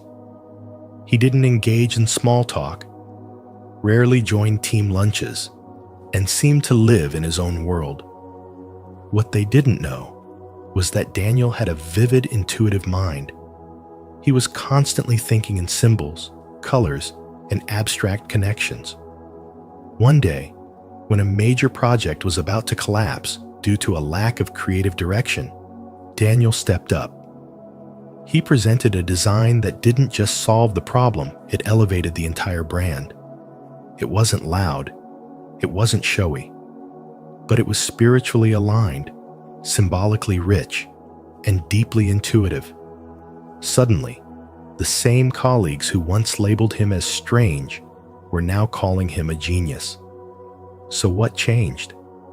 Not Daniel, but their perception of what depth truly looks like. This brings us to a question I want you to sit with. How often have you suppressed your inner wisdom just to appear more normal? And at what cost? You see, intuitive introverts are not here to blend in. You're here to see what others miss, to feel what others ignore, and to bring forth ideas and insights that are rooted in a higher awareness. But for this to happen, you must stop shrinking yourself for the comfort of others. The world doesn't need more surface-level chatter. It needs your depth, your symbolism, your spiritual clarity. If your energy is often misread, let it be misread. If your silence makes people uncomfortable, let it. Because in your stillness lies wisdom, and in your detachment lies vision. Jung's teachings remind us that the most significant forms of transformation don't begin in the spotlight. They start in the shadows of solitude. So here's the lesson for you. Spiritual growth doesn't always look like grand statements or social integration. Sometimes it looks like walking alone with clarity, speaking in symbols that only a few understand, and choosing depth over performance. Don't be afraid of being misunderstood. Be afraid of betraying your inner truth. Because the path of the intuitive introvert is not just about personality, it's about purpose. And if you listen closely, your soul is already leading the way. Comment below. I listen to my soul. 6. Introverted intuition holds prophetic power. Carl Jung once said, "Your vision will become clear only when you can look into your own heart. Who looks outside dreams. Who looks inside awakes." This powerful idea brings us to one of the most fascinating aspects of spiritual wisdom and psychology. The function known as introverted intuition, which Jung believed holds the key to perceiving the invisible threads of fate and meaning that others often overlook. If you're an intuitive introvert, you may have felt at times that you just knew something before it happened, not through logic, but through a quiet inner certainty. Jung referred to this phenomenon as accessing the numinous dimension of the unconscious, where symbolic truths, archetypes, and spiritual insights live and move beyond the boundaries of rational thought. Introverted intuition is not just about thinking deeply. It's about sensing patterns that haven't yet fully formed in the outer world. It's like reading the emotional or energetic blueprint of what is to come. You may not be able to explain why you feel something is about to shift, but you feel it in your bones, in your dreams, in the images that float across your inner vision. While others rely on tangible data, you move through life guided by unseen cues, gut feelings, and symbolic flashes that seem almost prophetic, though they may not make sense to others until much later. Have you ever had a dream or sudden insight that came true weeks or even months later? Have you found yourself understanding someone's soul without them ever speaking a word? If so, you're not alone, and it's not a coincidence. Jung understood this as part of the deeper structure of the psyche, what he called the collective unconscious, a realm that all humans tap into. But intuitive introverts experience more vividly. This inner realm speaks in symbols, visions, and sudden knowing, and it can guide you like a spiritual compass if you learn to trust it. The challenge, of course, is that the world often dismisses what can't be seen or measured, leaving intuitive individuals feeling isolated, even misunderstood. But the truth is, this form of inner knowing is a sacred gift. It's part of your spiritual awakening, your invitation to live not just by logic, but by a deeper connection to life's unfolding mystery. The question is, are you honoring these intuitive whispers, or are you pushing them aside because they don't fit the usual mold? Carl Jung's spiritual wisdom reminds us that not everything that is true is immediately demonstrable, and not everything that is demonstrable is deeply meaningful. So the next time you feel something stirring inside you, stop, listen, and ask yourself, what truth is trying to come through me? In a world that celebrates noise and speed, the quiet knowing within may be just the voice we need. Let it speak. Comment below. I listen to my inner voice. 7. The burden of solitude and incommunicability. There's a hidden burden that many intuitive introverts carry, a silent weight few ever notice but deeply feel.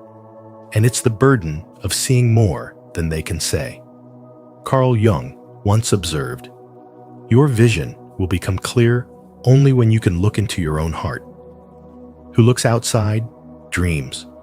Who looks inside awakes." For the intuitive man, this inward gaze is not just a preference. It's a calling, a sacred blueprint for his spiritual awakening. You begin to see patterns others overlook, feel energies that are dismissed as nonsense, and envision possibilities long before they arrive. But what happens when you try to articulate what you've seen? Often, words fall short. You speak, and people tilt their heads in confusion. You share a glimpse of your vision, and others label it too abstract, too dreamy, too much. So you retreat not out of weakness, but out of wisdom. You learn that silence protects the sacred, and solitude becomes a sanctuary. Yet here lies the paradox. This inner depth that grants you profound spiritual insight can also isolate you from the world you live in. You walk through life as if you're in it, but not of it. While others bond over surface-level conversation, you long for depth, for meaning, for conversations that touch the soul, not just skim the surface. And this incommunicability becomes both your strength and your struggle. On one hand, it sharpens your intuition and fuels your creative insight.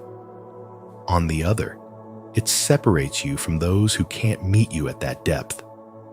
In modern life, this often shows up in boardrooms, relationships, and even friendships, where your inner clarity feels like a foreign language. But what if this solitude isn't a curse, but a necessary crucible for transformation? What if being misunderstood is actually the universe's way of keeping your vision protected until the world is ready? The intuitive introvert is not broken. He is simply tuned into a frequency that not everyone can hear. You are not here to conform. You are here to awaken. And your spiritual path isn't one of noise, but of discernment. So instead of shrinking to fit into shallow spaces, honor your depth.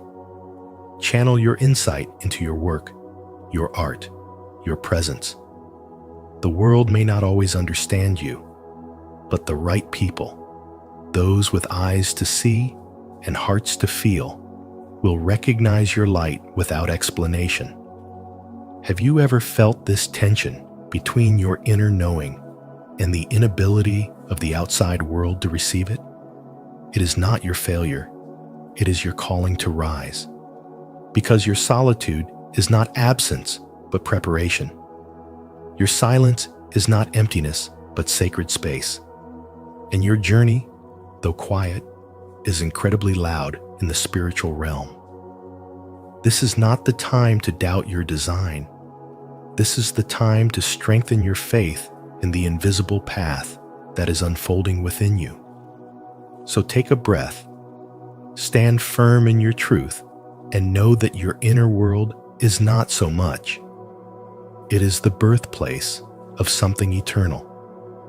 That, my friend, is the sign of a man who is not only introverted, but also spiritually awakened. Comment below.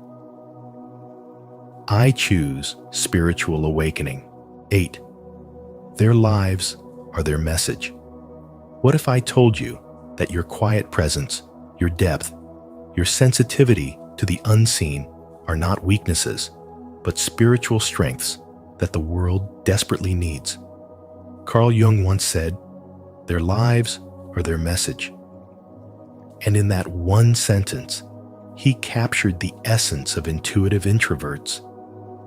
You may not always feel the urge to speak loudly or debate logically, and that's not because you're lacking something.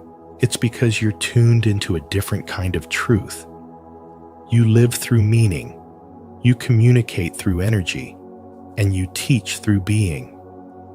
Your life itself becomes a quiet revolution against a world obsessed with noise and spectacle.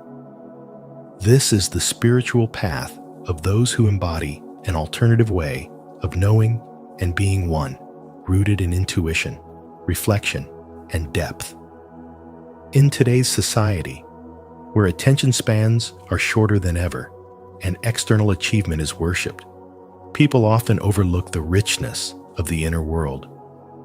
But spiritual growth doesn't happen in the spotlight. It happens in silence, in solitude, and in deep inner listening. Just think about a person in your life who doesn't talk much, but when they do, every word feels like it matters. Or someone who lives so authentically that just being around them shifts your perspective. That's the kind of quiet impact Jung was pointing to. And maybe that's you. Maybe your gift isn't to teach with a microphone, but with presence, with how you treat others, how you remain grounded when chaos erupts, or how you seek truth even when it's uncomfortable. Let me tell you a quick story. There's a man I once knew who worked as a janitor at a school. He barely said a word to anyone, but every student respected him deeply. He would leave little notes of encouragement in the hallways, pick up trash without being asked, and somehow always knew when someone needed a smile. No one ever saw him preaching or teaching, but in a way, he taught more about kindness, responsibility, and spiritual grace than many professional speakers. His life was the message. And that's what Jung was getting at. In the heart of every intuitive introvert is a spiritual compass quietly guiding their steps, not to be popular, but to be purposeful. Not to be seen, but to see deeply. So I'll ask you this. Have you ever felt that your way of being is different from what society expects, but quietly powerful in its own way? Could it be that your very existence is a form of spiritual teaching? If so, perhaps you're here not to fit in, but to guide others through your example. As you reflect on this, I want you to remember that spiritual growth doesn't always look like loud breakthroughs or grand transformations. Sometimes, it's about living in alignment with your truth, even when no one is watching. Your life lived with depth, empathy, and quiet integrity is a sacred contribution to this world. Never underestimate that. If this resonates with you, I'd love to hear your thoughts in the comments. Do you believe your way of living can be a message in itself? Let's grow together through this journey of introspection and silent wisdom. If this resonates with you, consider subscribing and hitting the notification bell. Your journey to stoic self-mastery and victory continues with each lesson. 9. Most people are a mix of types. Let's talk about something Carl Jung, one of the most influential thinkers in psychology, wanted us to understand deeply. Most people are not just one type. In fact, Jung emphasized that purely intuitive introverts are quite rare. Instead, he explained that we are all made up of a unique combination of psychological functions. You might primarily lead with intuition, but that doesn't mean your personality is fully defined by it. According to Jung's theory of psychological types, every person has a dominant function, like intuition, that takes the lead in how they see the world and make decisions. but there's always a secondary or auxiliary function, like thinking, feeling, or sensing, that plays a powerful supporting role, helping to create a more stable, flexible, and balanced inner life. This mix of internal traits forms the psychological blueprint of how we operate in the world. And here's where spiritual wisdom comes in, because once you begin to understand your dominant and auxiliary functions, you don't just gain insight into your personality. You begin to unlock the deeper layers of your soul's design.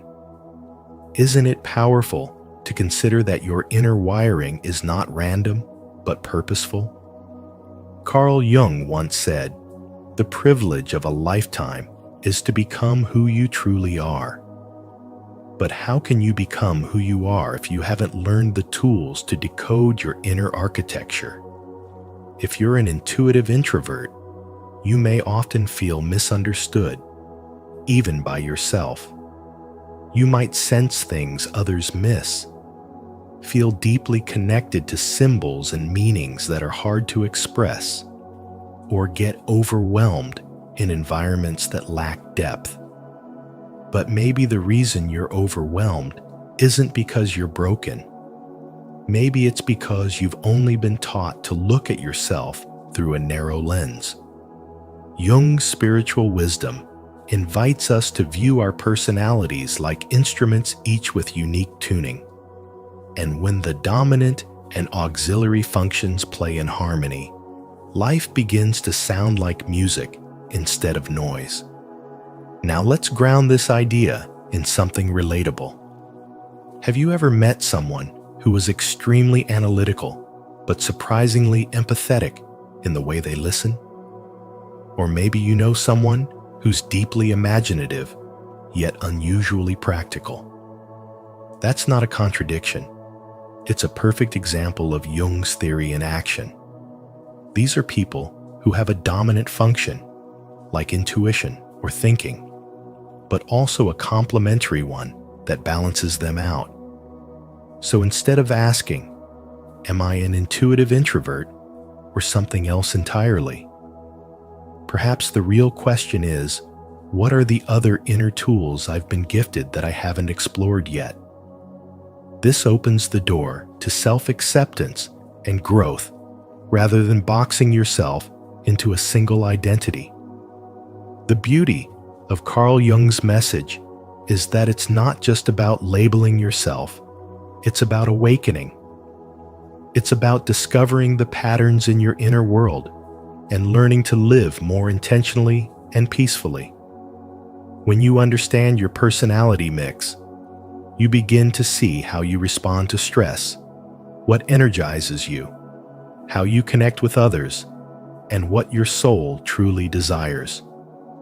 And from there, spiritual awakening begins not through major external events, but through quiet self-awareness. So how clear are you about the functions that guide your decisions, relationships, and dreams? And more importantly, are you willing to explore the less dominant parts of yourself to achieve true balance? Because in doing so, you not only understand your personality, but you also step into a more fulfilling version of your life purpose. Comment below. I step into my full version of myself. 10. Final insight. Intuition is the voice of the unconscious. Have you ever had a gut feeling about something? A quiet inner voice that spoke before logic could catch up, guiding you through life's murkier moments? That, my friend, is not just instinct. Carl Jung called it perception via the unconscious, the essence of intuition. And if you're an intuitive introvert, you've been given a rare and powerful tool that many ignore or dismiss. In a world driven by data, speed, and external validation, Jung's message still rings true today.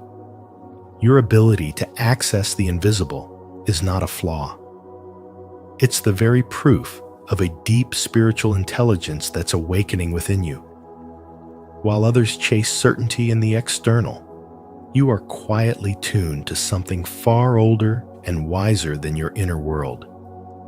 Jung didn't see intuition as mere fantasy.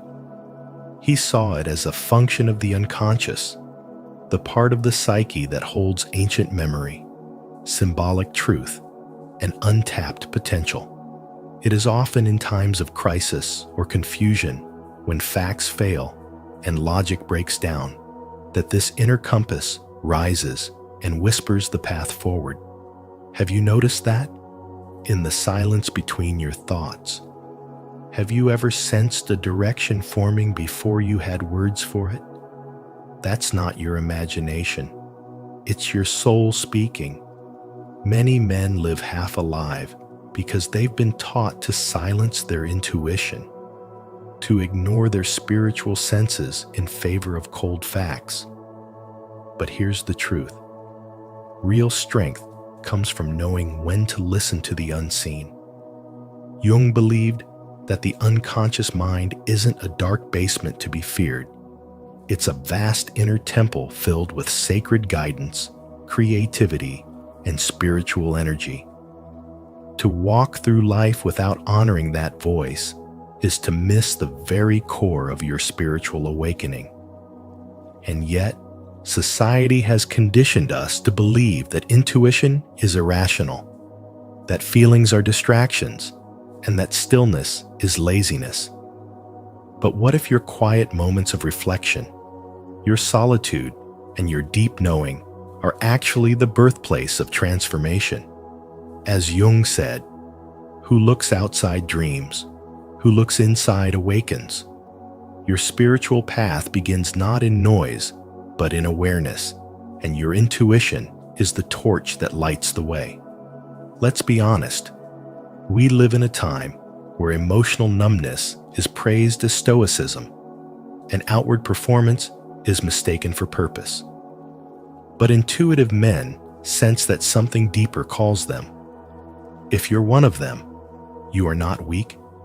You are on the verge of a breakthrough. Your gift lies in feeling the truth before it's visible, in seeing patterns others miss, and in trusting the invisible thread of meaning that weaves through your life.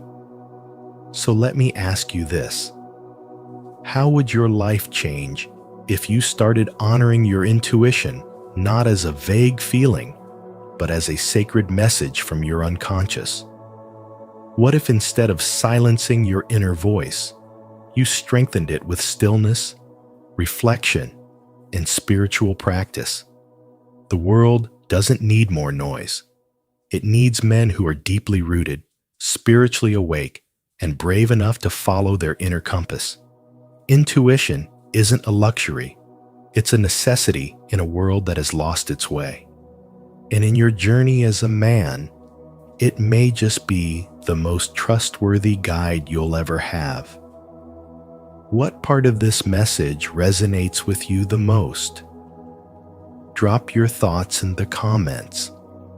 I'd love to hear how this has shaped your journey. As we come to the end of this journey into Carl Jung's message for intuitive introverts, remember, your inner world is not a weakness, but a compass. Jung's insights into the introvert-extrovert spectrum are not rigid categories, but guiding maps to help us better understand our own psychological landscape. Whether you lead with intuition, sensation, or thought, it's about embracing how your mind uniquely processes the world and using that awareness to grow. At Spiritual Wisdom, we believe self-understanding is the foundation of spiritual awakening and personal happiness. So how do Jung's ideas resonate with your own inner life? Let us know in the comments below. And don't forget to like, share, and subscribe if this message spoke to you.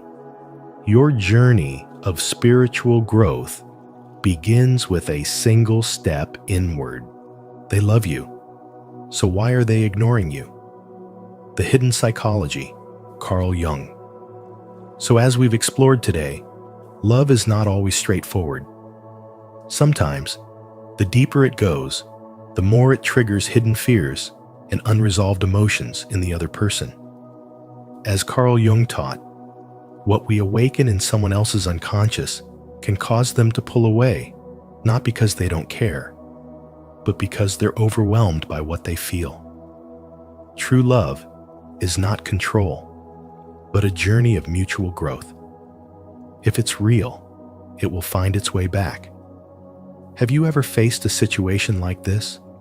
Share your story or insight in the comments. We'd love to hear your perspective. And if this message resonated with you, don't forget to like, share, and subscribe to Spiritual Wisdom, and hit the notification bell so you never miss a soul-stirring insight. 1.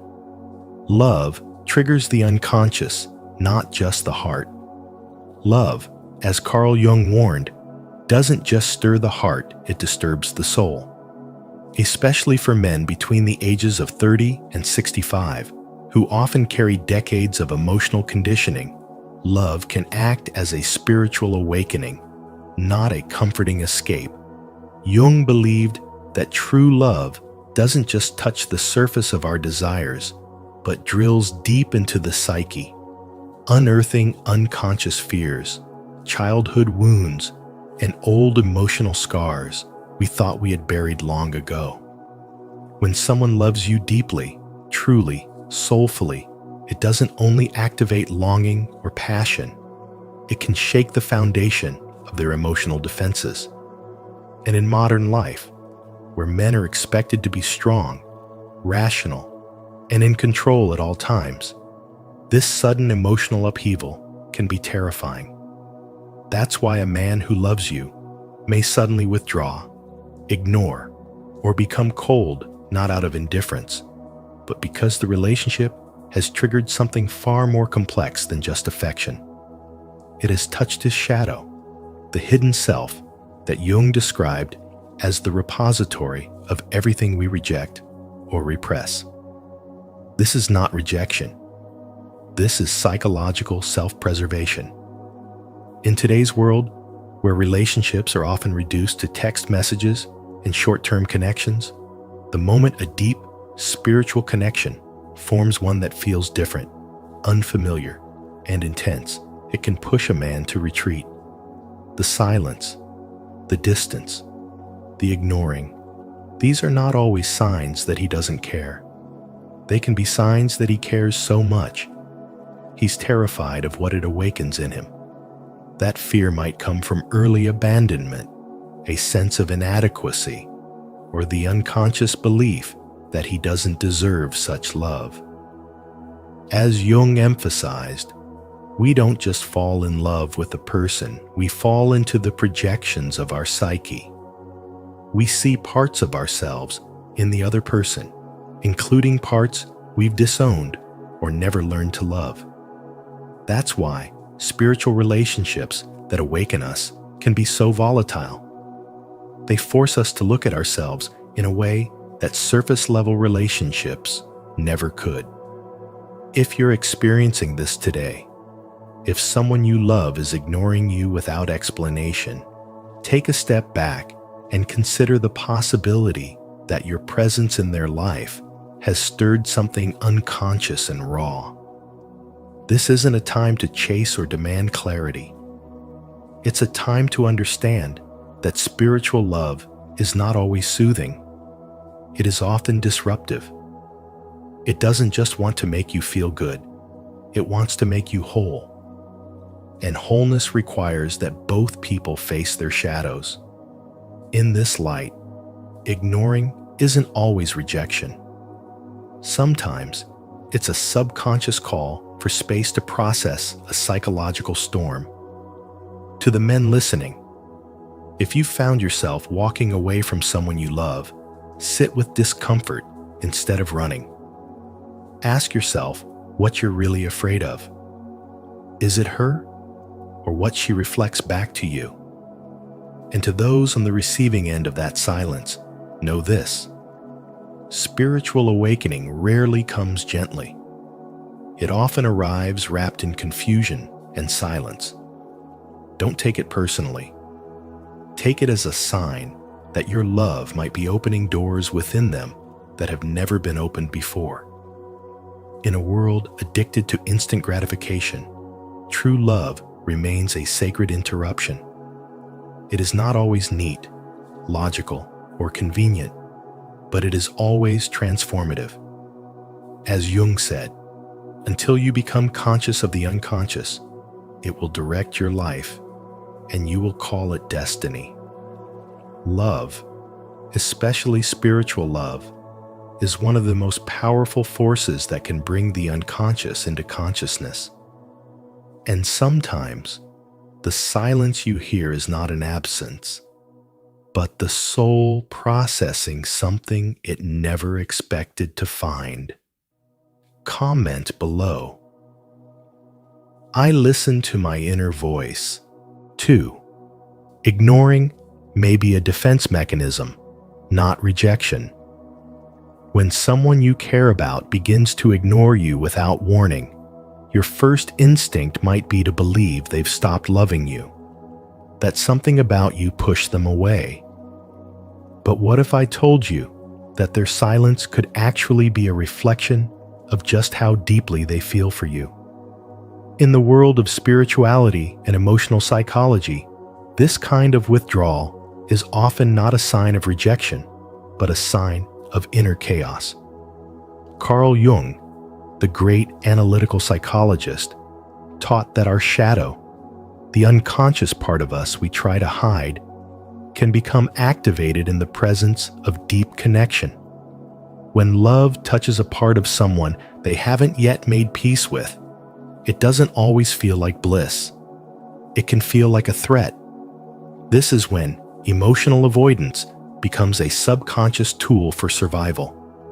Ignoring you may be the only way they know how to cope with the fear of losing control, of being seen too clearly, or of confronting parts of themselves they've kept buried. This behavior is not necessarily about you. It's about the intensity of the mirror you hold up to their soul. Let's bring this into a real-life situation. Have you ever had a moment when someone's kindness made you uncomfortable? Not because you didn't like it, but because you didn't know how to receive it. Maybe a friend offered you a level of affection or support you weren't used to, and instead of leaning in, you pulled away. It wasn't about them. It was about what their presence stirred within you.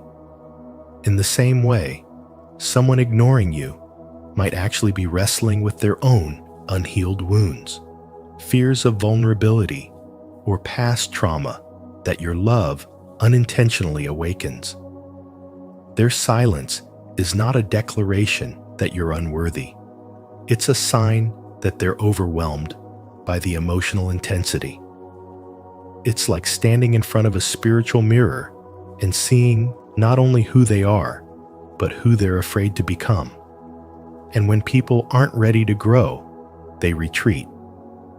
So let me ask you, when someone pulls away from you, do you instantly personalize it? Or can you pause to consider what kind of inner battle they might be facing? Spiritual growth often demands that we don't take everything at face value. It teaches us to look deeper, to see silence not as a wall, but as a doorway into the unseen, into the soul's language of fear and transformation. That doesn't mean you should tolerate disrespect or emotional neglect, but it does mean you can start seeing the behavior through a lens of understanding rather than pain.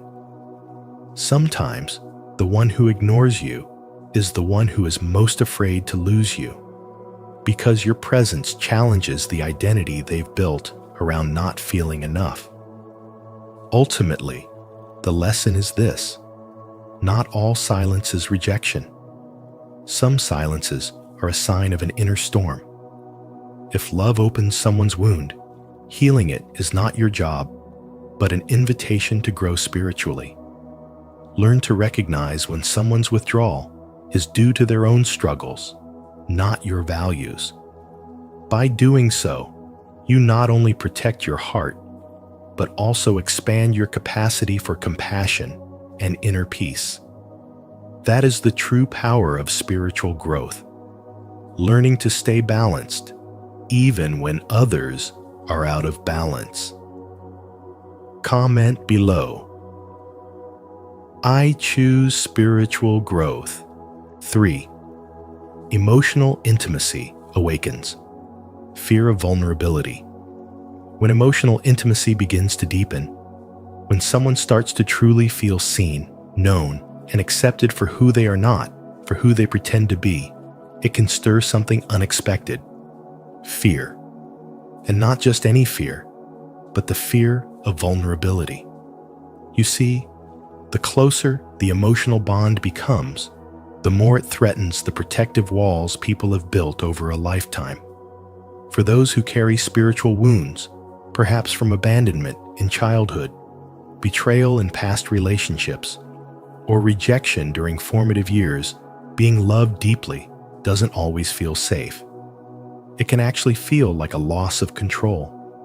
Carl Jung, the father of analytical psychology, once said, "Until you make the unconscious conscious, it will direct your life and you will call it fate." In the realm of love, this rings especially true. People unconsciously push away what they most desire when it starts to awaken their most buried fears. This is where spiritual wisdom comes in, not just as knowledge, but as awareness. The kind of awareness that helps you recognize that when someone starts ignoring you, it might not mean they've stopped loving you. Instead, it could mean that your emotional closeness is triggering their unresolved pain, making them retreat as a form of self-protection. Have you ever felt like the more you opened your heart to someone, the more they began to pull away? If so, you're not alone, and you're not imagining things.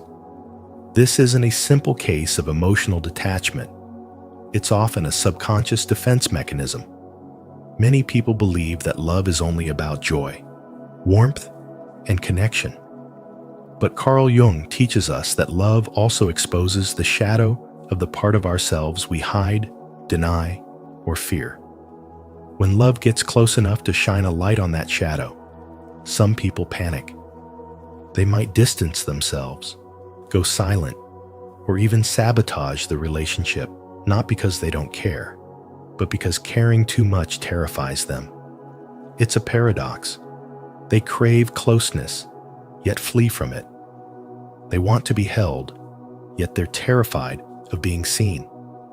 And this internal contradiction creates confusing behavior that hurts not only you, but also themselves. So, what does this mean for you? It means don't rush to internalize their silence as rejection. Instead, ask yourself, what does this behavior reflect about their emotional wounds? Are they pulling away because they don't love you, or because they're overwhelmed by how deeply they do? In the world of spiritual wisdom, we learn that love is a mirror. It reflects not just beauty and harmony, but also hidden pain and unresolved trauma. And sometimes, when you reflect too much light, the other person isn't ready to face their own darkness. That's not your fault. It's just where they are on their journey. The question is, can you see their silence not as abandonment, but as a sign of inner conflict? And are you able to hold compassion without abandoning yourself in the process? Emotional intimacy is a gift, but not everyone is emotionally equipped to receive it. So before you chase the one who's ignoring you, pause and reflect, not just on their actions, but on the spiritual lessons behind them. After all, as Carl Jung taught us, the meeting of two personalities is like the contact of two chemical substances. If there is any reaction, both are transformed. What transformation is this moment asking of you? And how can you respond with both love and boundaries, compassion and wisdom. Drop your thoughts in the comments. I'd love to hear how this has shaped your journey.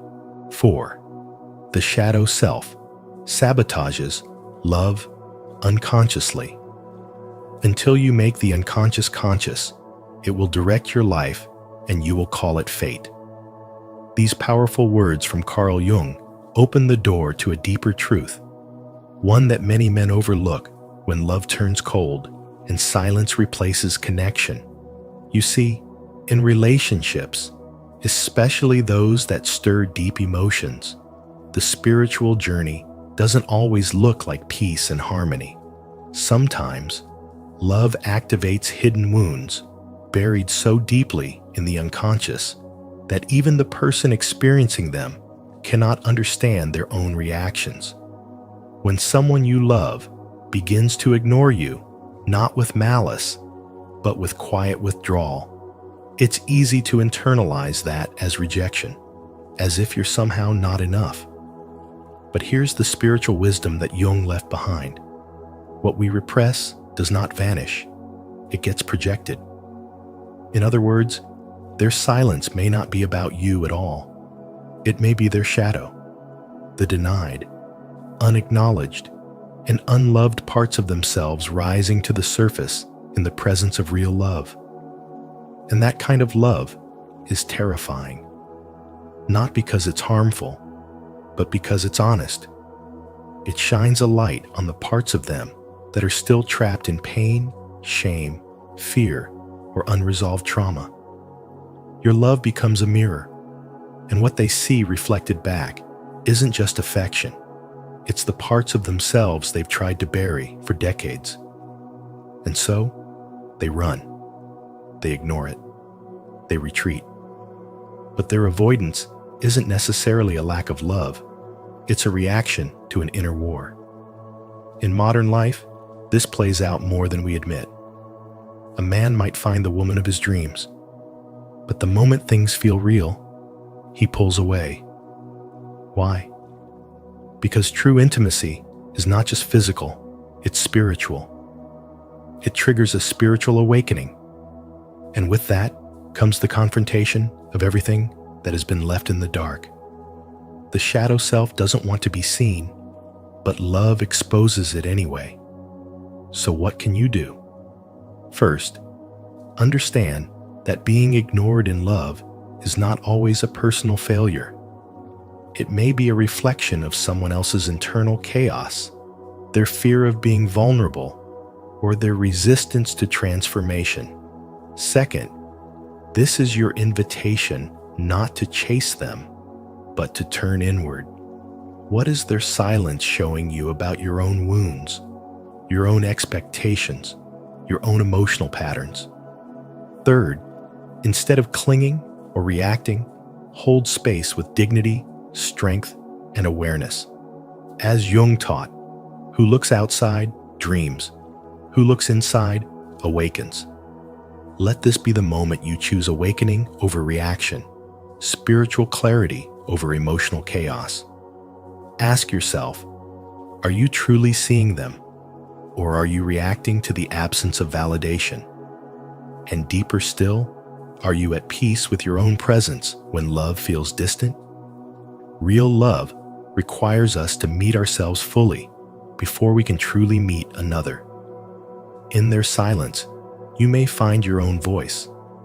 In their withdrawal, you may discover your true power.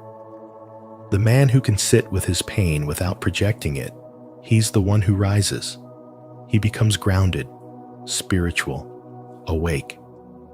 So the next time someone pulls away from you, ask yourself, what part of their shadow did my light just touch?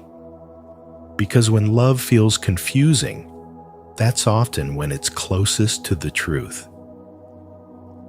If this resonates with you, consider subscribing and hitting the notification bell. Your journey to stoic self-mastery and victory continues with each lesson. 5. Distance is sometimes a subconscious test of love. Sometimes, when someone loves you deeply, their first instinct is not to come closer, but to pull away.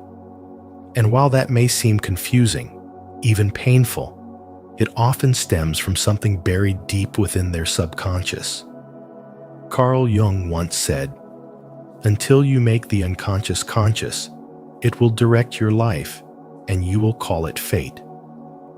This couldn't be more true when it comes to love. Many people, without even realizing it, create distance not to abandon the relationship, but to test it. This is not a conscious or strategic decision. It's often a defense mechanism shaped by past wounds, attachment styles, and fears of vulnerability. They want to know, will you stay even when I'm not always available? Can this connection survive when I retreat into silence? It's a way to see if the relationship has roots that go deeper than daily reassurance.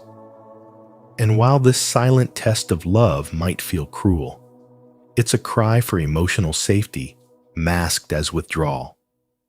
Let's make this real with a story you might recognize in your own life. Think about someone who suddenly stopped replying to your texts, not out of anger, but out of nowhere. No fight, no warning. Maybe it was after an intense emotional moment.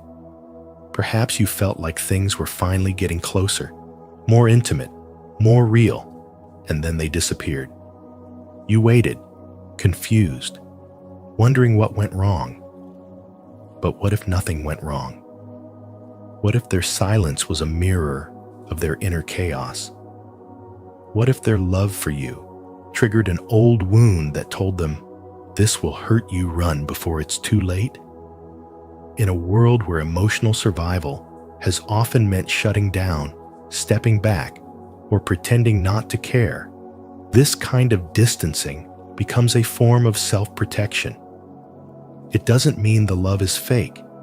It often means the love is real and terrifying. Now, does that mean you should always wait for them to return?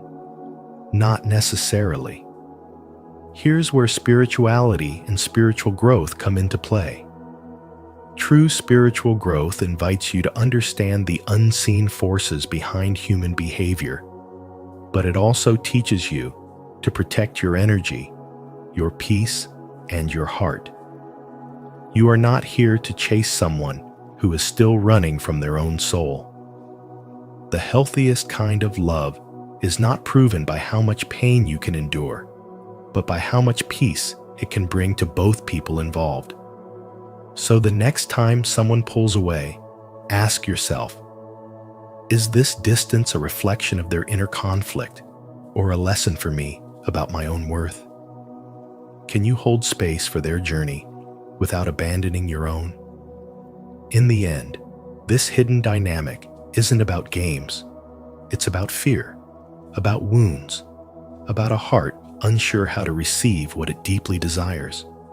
When someone tests love through silence, what they're really asking is it safe to be seen?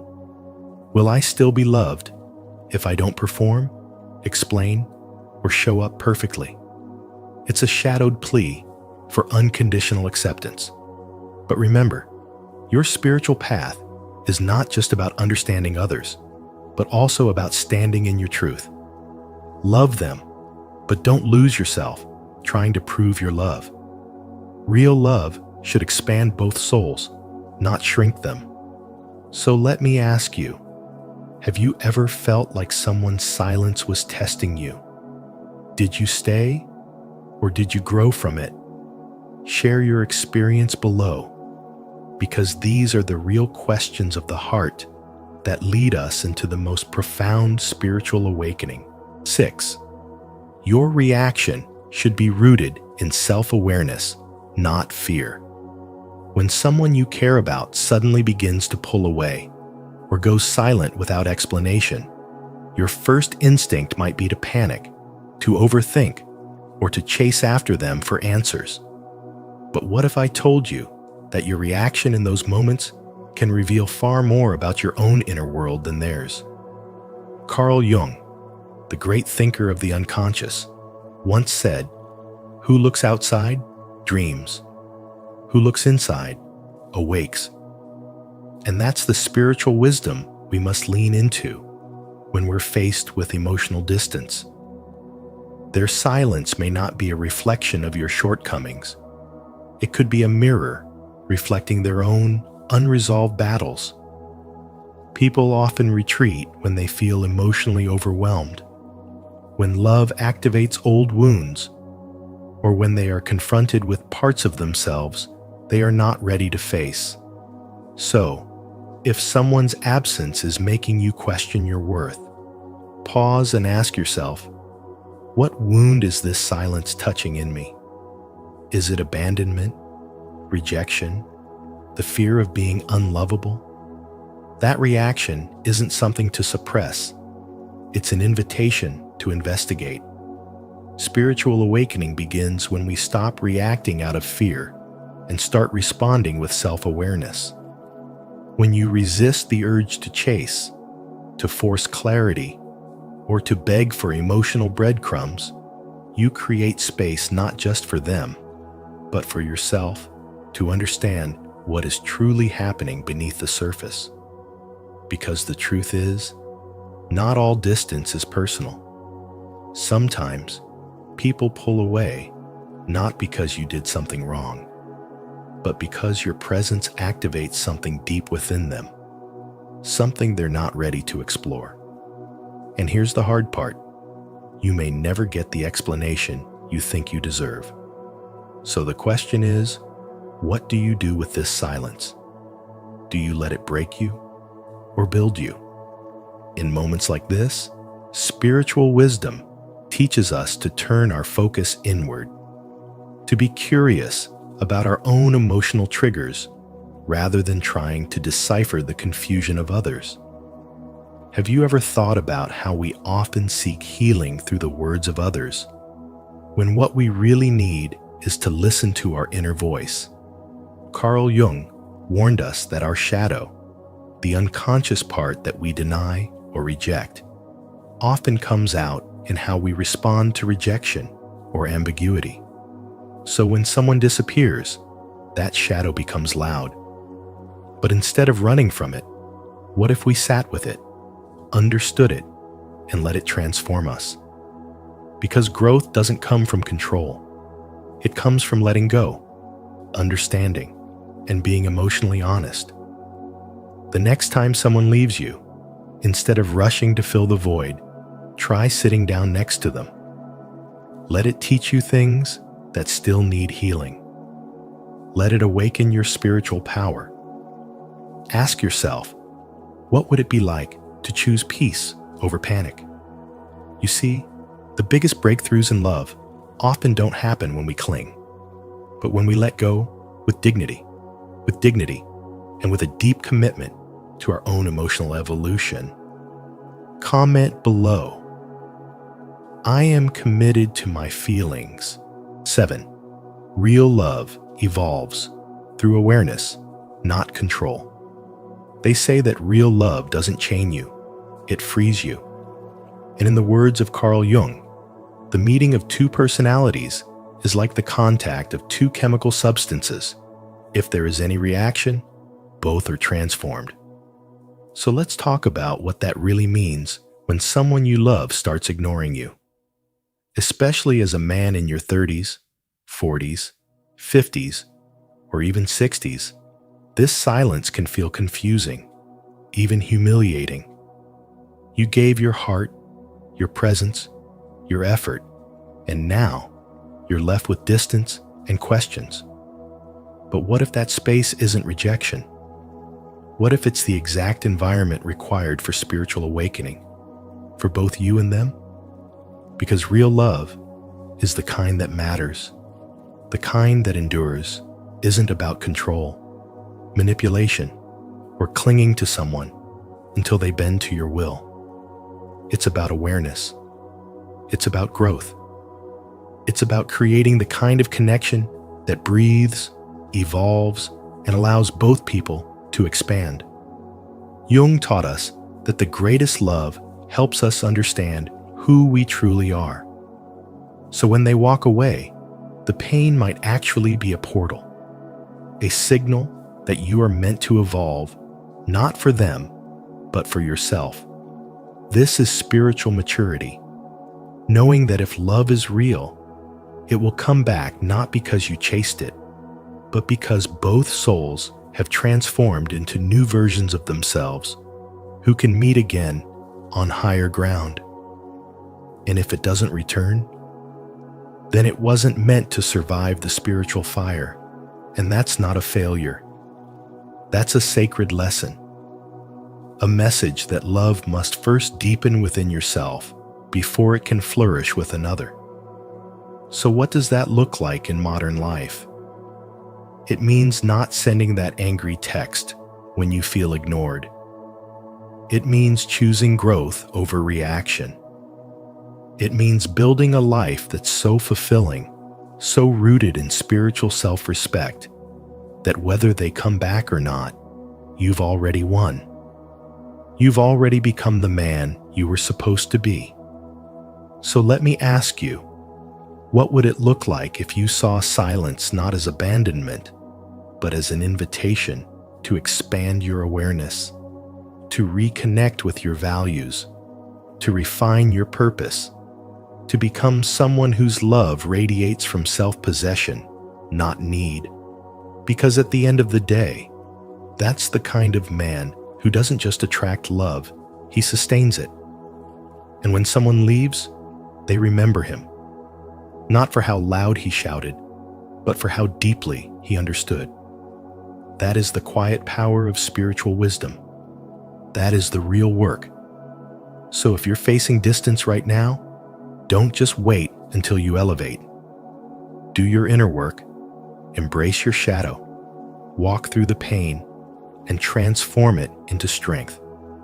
Love that evolves through pressure is temporary, but love that returns after spiritual transformation, that's eternal. What part of this message resonates with you the most? Drop your thoughts in the comments. I'd love to hear how this has shaped your journey. So as we've explored today, love is not always straightforward. Sometimes, the deeper it goes, the more it triggers hidden fears and unresolved emotions in the other person.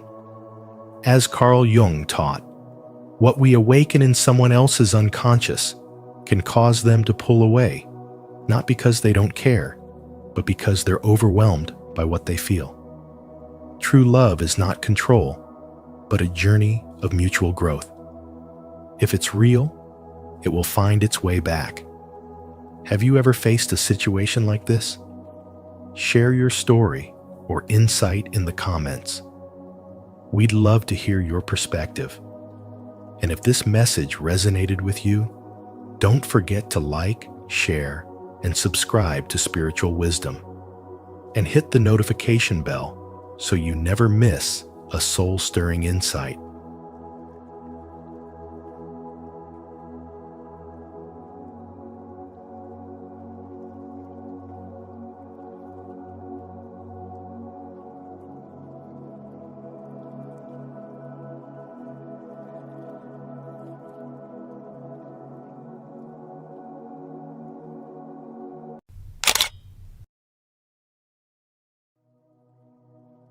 Carl Jung. Why empaths attract people who secretly resent their light. Carl Jung. The brighter the light, the darker the shadow. Carl Jung. Have you ever wondered why your kindness, sensitivity, and open heart seem to attract not only admiration, but also envy, misunderstanding, or even quiet resentment? You're not alone, and you're not imagining it. In this video from Spiritual Wisdom, we explore the deep psychological truth behind why empaths often draw in those who secretly feel threatened by their light. Carl Jung believed that the unconscious shapes more of our relationships than we realize. And the tension between empathy and shadow is more than personal. It's archetypal. As you listen, consider how this insight plays out in your own life. Can you recall a time when your presence changed a room? Leave a comment and share your experience. Your story might be the mirror someone else needs today. Let's begin this journey inward together. 1. Empaths mirror the shadow of others. Have you ever noticed how being genuine and open-hearted can sometimes bring out the worst in others? It's a paradox that many spiritually awakened men face, especially those who identify as empaths. Carl Jung once said, "Until you make the unconscious conscious, it will direct your life and you will call it fate." This isn't just philosophical, it's deeply practical, especially in a world that teaches men to be stoic, guarded, and emotionally numb. The truth is, when you're an empath, a man who feels deeply, who listens without judgment, who walks through life with a spiritual awareness and a tender strength, you're not just existing. You're reflecting. You're a mirror to the people around you, and what they see in that mirror can be both illuminating and terrifying. Empaths, by nature, don't just walk into a room. They shift the energy of it. Their presence, authentic, vulnerable, unfiltered, brings forth a kind of emotional contrast that forces others to confront what they've buried deep within. You may have noticed how your kindness unsettles people who are used to emotional distance, or how your calm presence disrupts those addicted to chaos. That's not a weakness. That's spiritual power. And yet, this same gift can become a source of quiet resentment from those who aren't ready to face their own shadow. When someone sees you standing comfortably in your light, owning your truth without the masks, they might feel threatened, not because you've done anything wrong, but because your existence challenges the false identities they've built. This dynamic isn't always conscious. That's why it's so dangerous. People may not even know why they pull away, criticize you behind your back, or try to make you question your worth. But at the root of it lies the simple fact: your spiritual light exposes their spiritual denial. Let's take this into modern life. Say you're at work, showing up consistently, not competing, but collaborating, offering empathy in meetings instead of domination. You're probably the guy people go to when they need clarity or calm. But have you ever noticed how certain colleagues, often the ones posturing the most confidence, seem to undermine or dismiss you without cause? Or maybe in relationships, you've been with women who said they wanted depth, only to later withdraw when your vulnerability got too real. That's not a sign you're broken. It's proof you're walking the path of a spiritual awakening. You've become a mirror that others don't always want to look into, because your emotional truth challenges their emotional avoidance. Jung would call this the shadow of the repressed parts of the psyche. And when your light touches someone else's shadow, it doesn't always bring gratitude. Sometimes it awakens resistance, envy, and projection. So what can you do? First, realize that this dynamic is not personal, but psychological and spiritual. Your job is not to shrink so that others can feel comfortable in their illusions. Your job is to continue to walk in integrity. Continue to demonstrate emotional intelligence. Continue to nurture your spiritual growth. The world needs more men who are willing to be whole, not just strong, but also tender. Not just providers, but guardians of presence and peace. And if you ever feel lonely because of your light, remember, Stars are always lonelier when they are at the top of the sky. That doesn't mean they are lost. It means they are leading. So ask yourself, are you willing to continue to shine, even when others silently resent that shine? Because the men who choose to evolve, awaken, and live spiritually connected are the ones who will quietly change things. Comment below, I choose to change things. 2. The light of the empath both attracts and threatens. There's something both beautiful and burdensome about being an empath. You carry a kind of spiritual light, an authentic warmth, a deep understanding, a presence that soothes and heals. And that energy, it doesn't just go unnoticed. It's magnetic.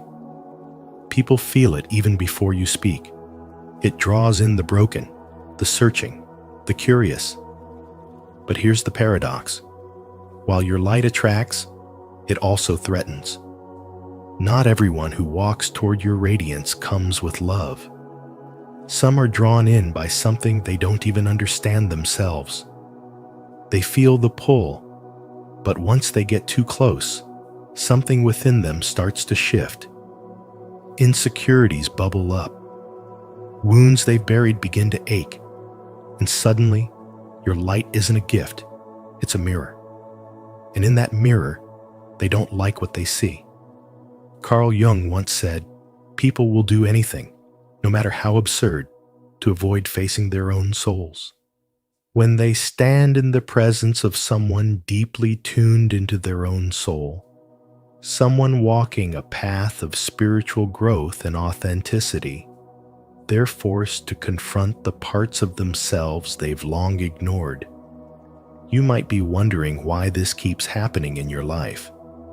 Why do you, someone who leads with kindness and seeks connection, so often find yourself entangled with those who subtly compete, criticize, or resent you? The answer lies in the light you carry. Your light doesn't just reveal truth in others, it amplifies it. And when someone isn't ready to face that truth, they project their discomfort onto you. Think of a friend who once celebrated your wins until your growth surpassed their comfort zone. Suddenly, the compliments stopped, the support faded, and passive-aggressive comments took their place. Their love for you never left, it just got buried beneath their own unresolved pain. In spiritual terms, your light disturbed their shadow.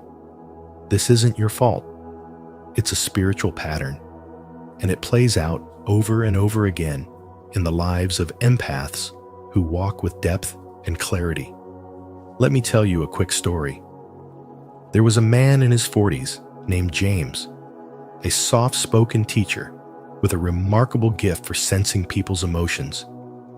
Colleagues and students loved him until he was promoted to a leadership role. That's when it started. The subtle coldness, the jokes at his expense, the questioning of his competence. You see, James never changed. What changed was how others felt when their own insecurities were reflected back to them by someone who wasn't pretending, who wasn't playing the game. His presence reminded them of how far they'd drifted from their own truth. James's story is not unique. If you're listening to this, chances are you've lived a version of it too. And it's not because you're flawed, it's because you're aligned. So here's the real question. How do you protect your spiritual light without dimming it? How do you keep giving without being drained by those who don't understand your gift? Have you ever felt the need to shrink, to downplay your joy or wisdom just to keep the peace? That's not spiritual humility, that's spiritual suppression. And it's time to stop doing that. You were never meant to be everyone's comfort zone. You were meant to be a catalyst. And sometimes, catalysts are misunderstood. But the lesson here is not to retreat into isolation. It's to develop discernment. Learn to recognize the difference between those who are drawn to your light because they seek healing, and those who are drawn because they crave what they haven't yet cultivated in themselves. Surround yourself with people who don't just see your light, but respect it, who reflects it.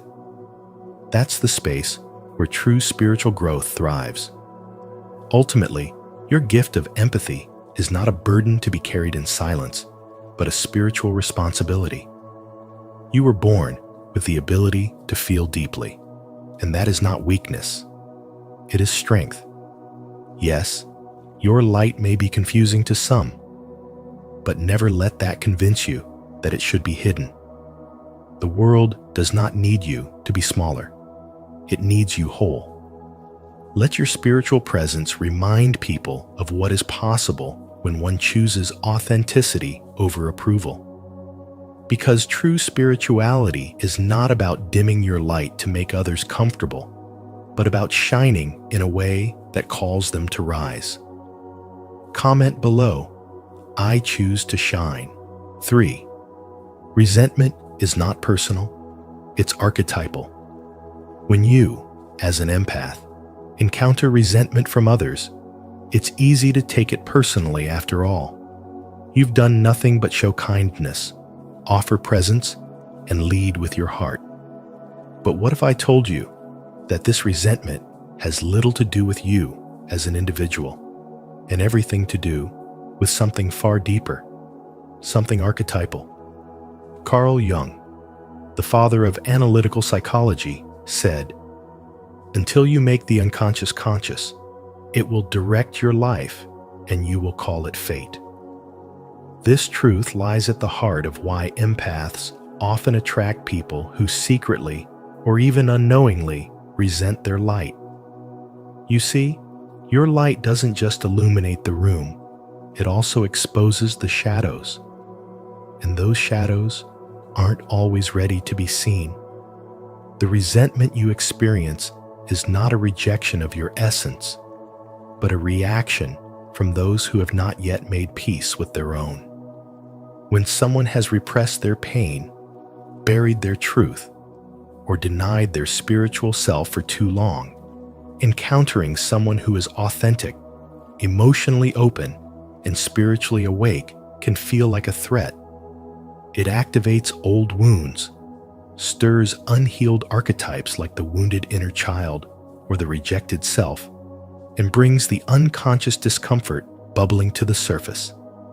This is not about ego or character flaws, it's about spiritual wisdom. The empath becomes a mirror, unintentionally reflecting back everything the other person has tried to hide. And when a person is not ready to meet themselves, they may lash out at the very soul who helped them see.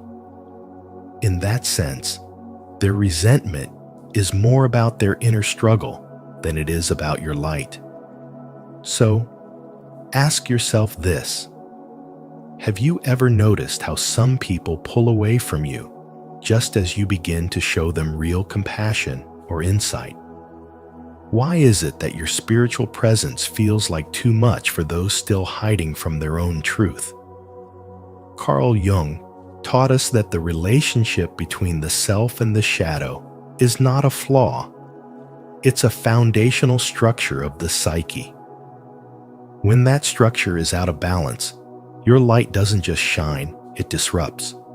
And disruption, even when divine, can be uncomfortable. Empaths, by simply being who they are, awaken parts of others that are not yet healed. This is why the resentment you feel is not truly about you. It's about the inner conflict your presence reveals. The next time you find yourself facing silent envy, unexplained coldness, or subtle sabotage, don't shrink or start questioning your worth. Recognize it for what it is: the spiritual tension between light and shadow. And let that awareness ground you, not break you. In truth, your energy is not just powerful, it's transformational. But not everyone is ready to transform. Some will resist, some will retreat, and some will resent. That is not your burden to carry. Your role as a bringer of light is not to convince or convert, but to be. Continue your path of spiritual awakening with courage and compassion, knowing that your light might be misunderstood, but it is never wasted. So what does this mean for you today? Perhaps it's time to stop apologizing for the brightness of your soul. Perhaps it's time to stop shrinking around those who fear their own growth. Can you honor your light even when it makes others uncomfortable? Can you stand tall in your authenticity even when it activates someone else's shadows? These are not just personal questions, they're spiritual invitations. And in accepting them, you deepen your journey into spiritual wisdom, self-respect, and the freedom to be wholly you. If this resonates with you, consider subscribing and hitting the notification bell. Your journey to stoic self-mastery and victory continues with each lesson. 4. Empaths often carry the wounded healer archetype. There's something profoundly misunderstood about empaths, especially men who walk through the world carrying a quiet sensitivity that others mistake for weakness. Carl Jung once said, "Who looks outside, dreams. Who looks inside, awakens." And that truth becomes glaringly clear when we explore the archetype of the wounded healer. Many empaths, perhaps including you, have endured emotional battles that left deep scars, childhood neglect, betrayal in relationships, or being shamed for feeling too much. But instead of becoming bitter, these men alchemize that pain into wisdom, developing a powerful sense of compassion that becomes their greatest strength. This is not just a personality trait. It is a spiritual gift born from survival, insight, and the courage to feel what others suppress. The wounded healer archetype, deeply rooted in both Jungian psychology and spiritual traditions, describes a person who heals others through the very pain they've once had to survive. But here's the paradox. That light you carry, the warmth, the empathy, the willingness to see the pain in others, often triggers something uncomfortable in people who have spent their lives running from their own shadows. Rather than feeling grateful for your presence, they begin to project their unresolved wounds onto you, dumping their emotional baggage or even resenting you without understanding why. This isn't about you being too sensitive. It's about them being too disconnected. And in modern life, especially for men expected to conform to stoicism without emotional depth, your light exposes what they've tried to bury. In spiritual awakening, this dynamic is more than psychological. It's energetic. You become a mirror, unintentionally forcing others to confront their unhealed selves. That's why empaths are often silently attacked, misunderstood, or manipulated by people who are drawn to their light but simultaneously threatened by it. You may notice this in the workplace, in relationships, even in friendships, where you're constantly the one listening, giving, supporting, yet left drained or guilt-tripped.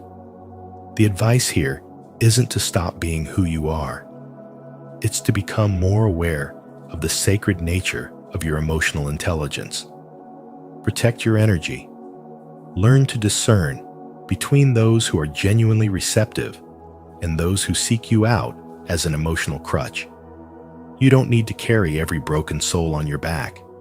Spiritual growth means setting boundaries as an act of self-respect, not cruelty. As you awaken further, you will realize that being a healer does not mean being a martyr. Your journey is not about fixing others, but about standing in your own authenticity, radiating a solid spiritual presence, transforming without losing yourself in the process. So let me ask you this. When was the last time you honored your own healing as much as you do others? Listen, because the world needs more men who can feel deeply and still lead powerfully. That is your gift. That is your light. And that, my friend, is your responsibility. Comment below. I accept this wonderful gift. 5. Unhealed beliefs make empaths vulnerable.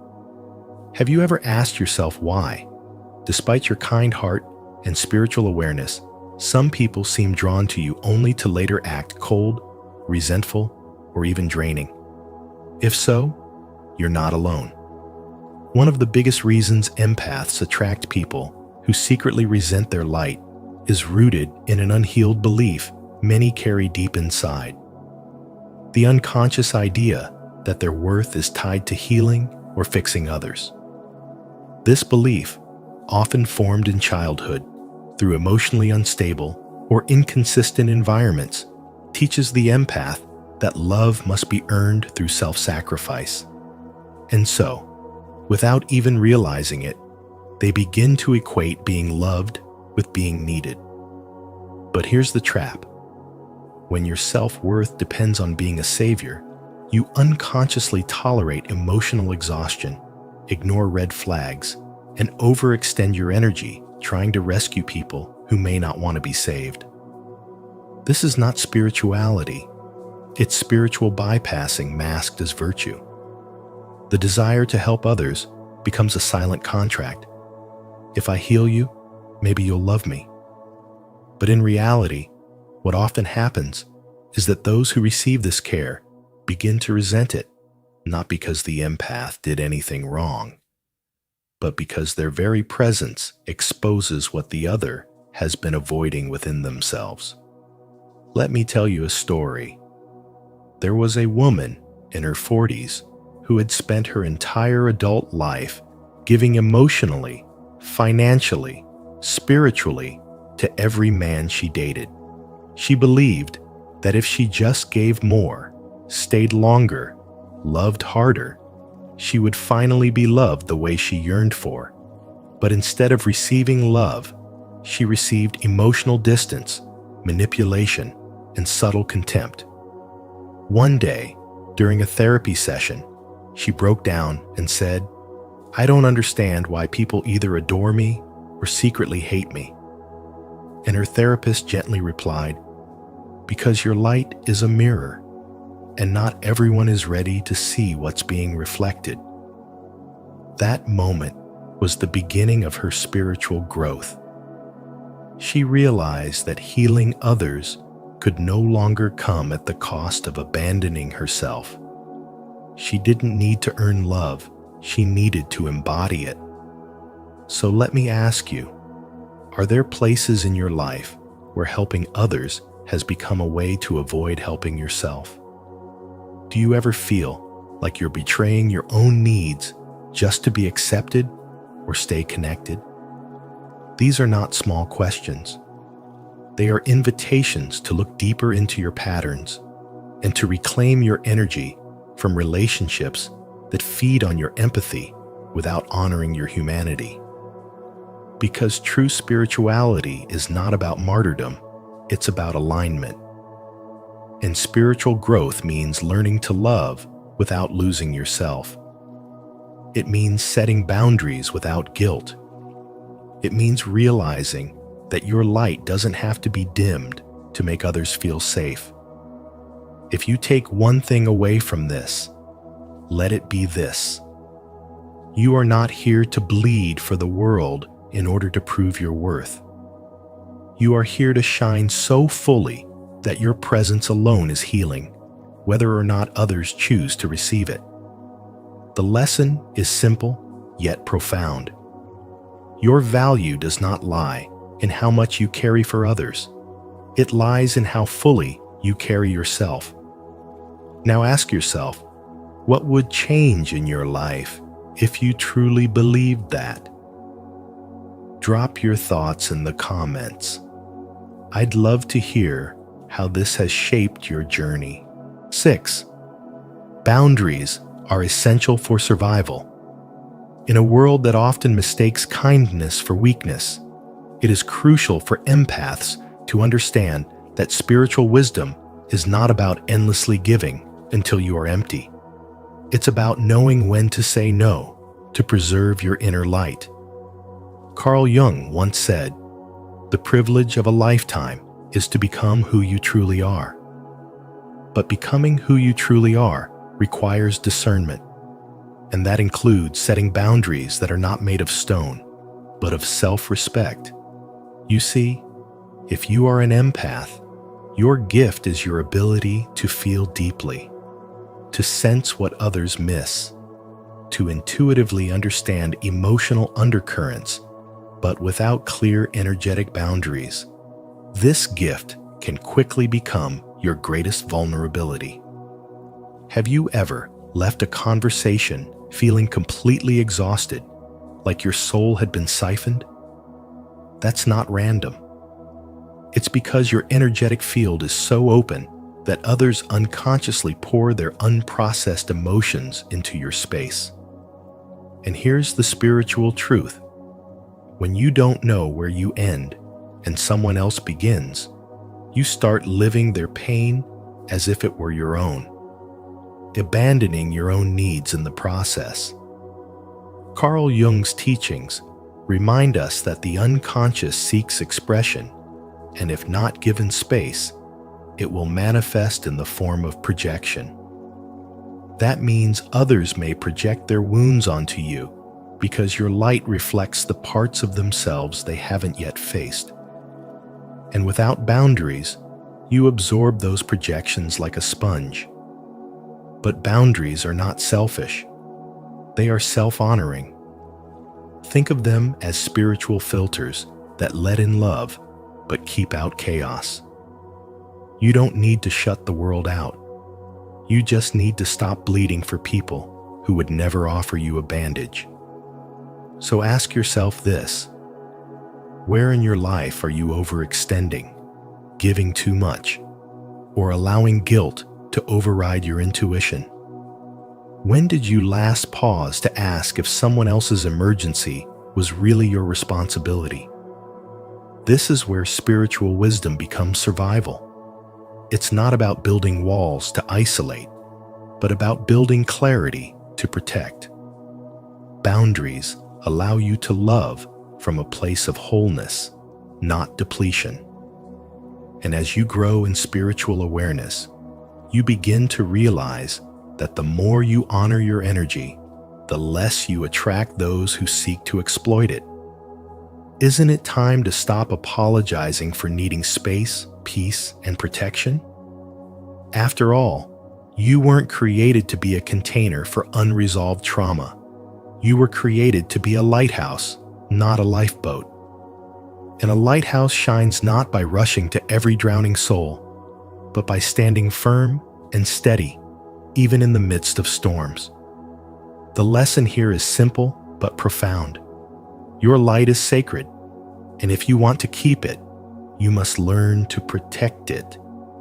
Comment below. My light is sacred. 7. Resentment often reflects unconscious envy.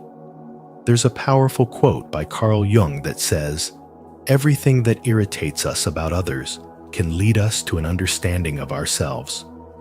And nowhere is this more true than in the quiet war waged against empaths, those who live from their heart, embody truth, and dare to be emotionally honest in a world that rewards armor over authenticity.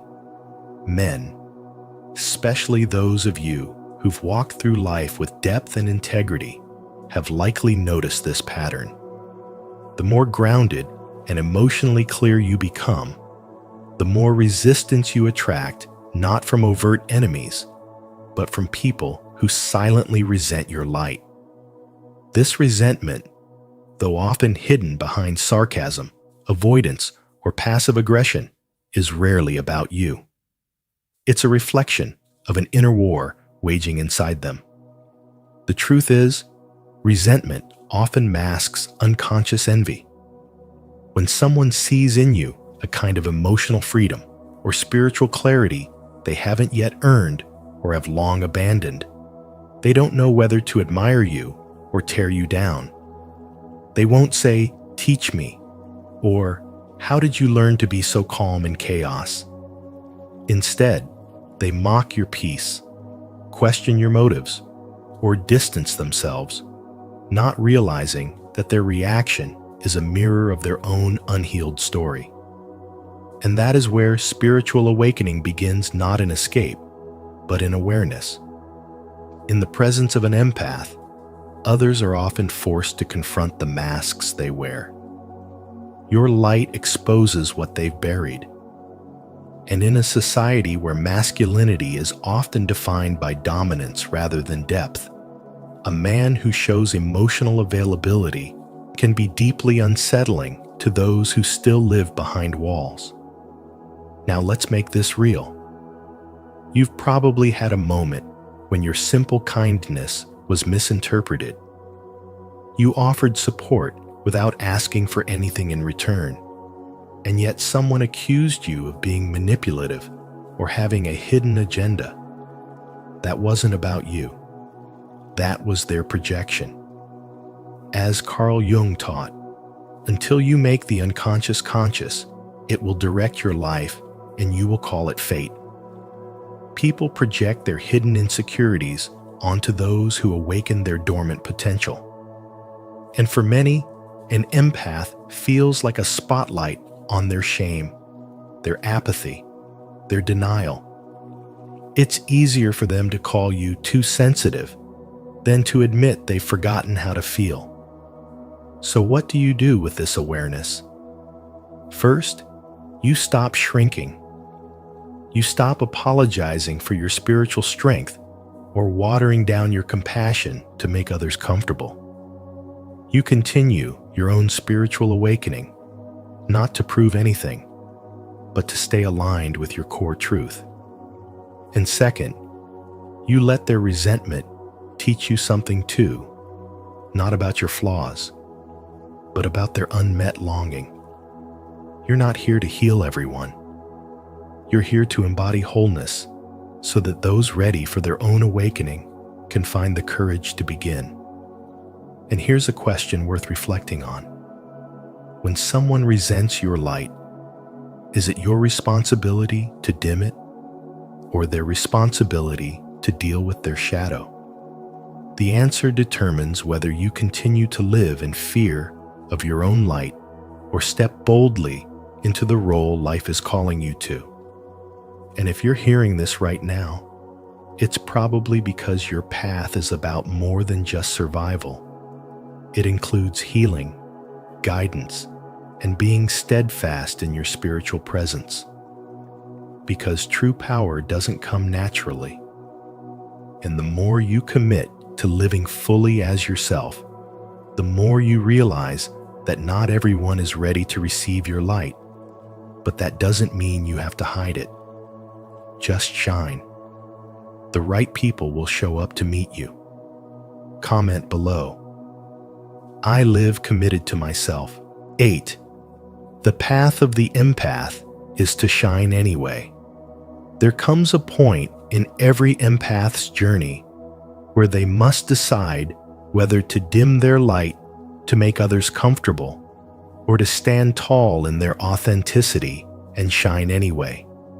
If you've ever felt like your presence stirs something in people, something unspoken, maybe even uncomfortable, you're not imagining it. Carl Jung once said, "The privilege of a lifetime is to become who you truly are." And for the empath, that journey is deeply spiritual. You're not just someone who feels deeply, you're someone whose very being becomes a mirror, a light, a spiritual force that reflects both the beauty and the unresolved wounds in others. And that light, as warm and healing as it is, can also be confronting. It can awaken parts in others that they have long buried, and that awakening doesn't always feel like gratitude. It often comes out as judgment, resentment, or distance. But here's what I want you to hear. That reaction has nothing to do with your worth. It's not a signal to shrink. It's a sign that your light is working. Let me tell you a story that might help this land for you. There was a man in his early 40s, a kind soul who had always gone out of his way to be gentle, encouraging, and open-hearted. He had this quiet strength, a presence that made people feel safe. But oddly enough, every time he entered a new workspace or group, he'd start to notice subtle shifts, co-workers pulling away, eye rolls behind his back, leaders who felt oddly threatened. He couldn't figure it out until someone close told him, "Your peace disrupts people who are used to chaos." And just like that, it clicked. His spiritual growth wasn't just for himself, it was affecting the room. His light was a reminder of what others weren't ready to face. Does that sound familiar to you? Have you ever noticed people acting cold or distant the moment you start to speak from a deeper place? What if their discomfort is actually a measure of how powerful your presence is, not a sign that you're doing anything wrong, but that your light is doing exactly what it's meant to do? See, spirituality isn't just about feeling peaceful. It's about growing into the kind of truth that makes hiding impossible. When you commit to spiritual growth, you start radiating authenticity, and that light makes people confront their own masks. Some will be inspired, others will retreat, but none of that should make you turn your light down. In fact, the path of the empath is to shine anyway, to walk with both humility and courage, knowing that your light is a gift, not a burden. You are not here to carry everyone's reaction. You are here to be a lighthouse, not a lifeboat. As you continue to evolve, your light becomes more than just comforting. It becomes catalytic. And in a world that's spiritually asleep, catalysts are often misunderstood first and only appreciated later. So here's the truth. Even when it's hard, even when people pull away, your role is to stand firm in your energy. Let your light be what it is, and trust that you're not alone. There is sacred strength in being who you are, even when it's inconvenient for others. So let me ask you this. Are you willing to keep shining even when it makes others uncomfortable? Are you willing to be the mirror that awakens rather than the mask that pleases? If you take anything from this, let it be this truth. Your spiritual growth is not just about healing. It's about embodying a frequency that challenges, that uplifts, and that dares to be seen. Don't shrink. You were never meant to. Keep going, keep growing, and keep choosing the light, even if you have to walk through the shadows to protect it. What part of this message resonates with you the most? Drop your thoughts in the comments. I'd love to hear how this has shaped your journey. As we've explored today, empaths often attract hidden resentment, not because of weakness, but because their light stirs what others have yet to heal. Your compassion, presence, and authenticity can unintentionally trigger discomfort in those who have forgotten their own light, but that's not your burden to carry. Instead of shrinking, choose to stand tall in your truth. Let this be your daily practice, to honor your energy, trust your intuition, and walk with grace even when misunderstood. If this message resonated with you, I invite you to share your experience in the comments. Have you ever felt resented simply for being yourself? Let's continue this powerful conversation together. And don't forget to like, subscribe, and join us here at Spiritual Wisdom, where your light is always seen and celebrated. They love you, so why are they ignoring you? The Hidden Psychology, Carl Jung. So as we've explored today, love is not always straightforward. Sometimes, the deeper it goes, the more it triggers hidden fears and unresolved emotions in the other person. As Carl Jung taught, what we awaken in someone else's unconscious can cause them to pull away, not because they don't care, but because they're overwhelmed by what they feel. True love is not control, but a journey of mutual growth. If it's real, it will find its way back. Have you ever faced a situation like this? Share your story or insight in the comments. We'd love to hear your perspective.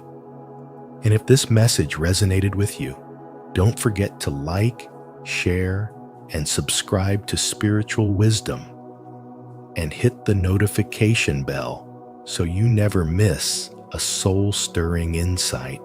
1. Love triggers the unconscious, not just the heart.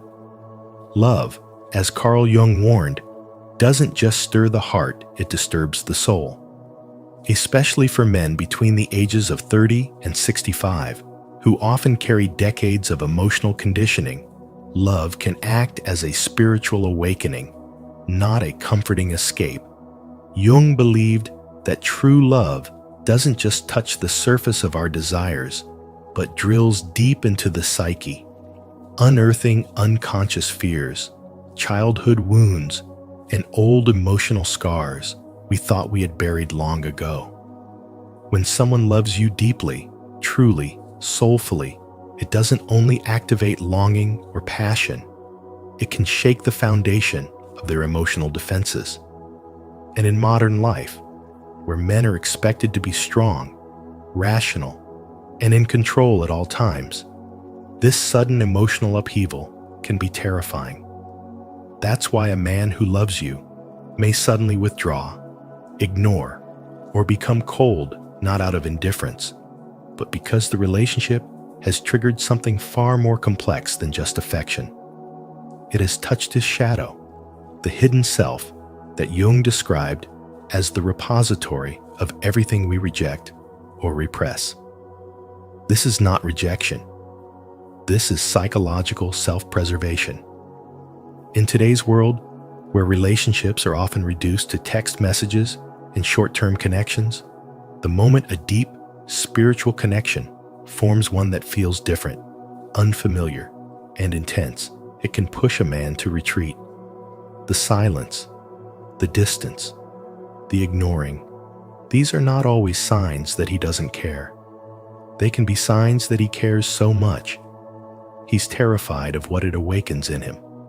That fear might come from early abandonment, a sense of inadequacy, or the unconscious belief that he doesn't deserve such love. As Jung emphasized, we don't just fall in love with a person, we fall into the projections of our psyche. We see parts of ourselves in the other person, including parts we've disowned or never learned to love. That's why spiritual relationships that awaken us can be so volatile. They force us to look at ourselves in a way that surface-level relationships never could.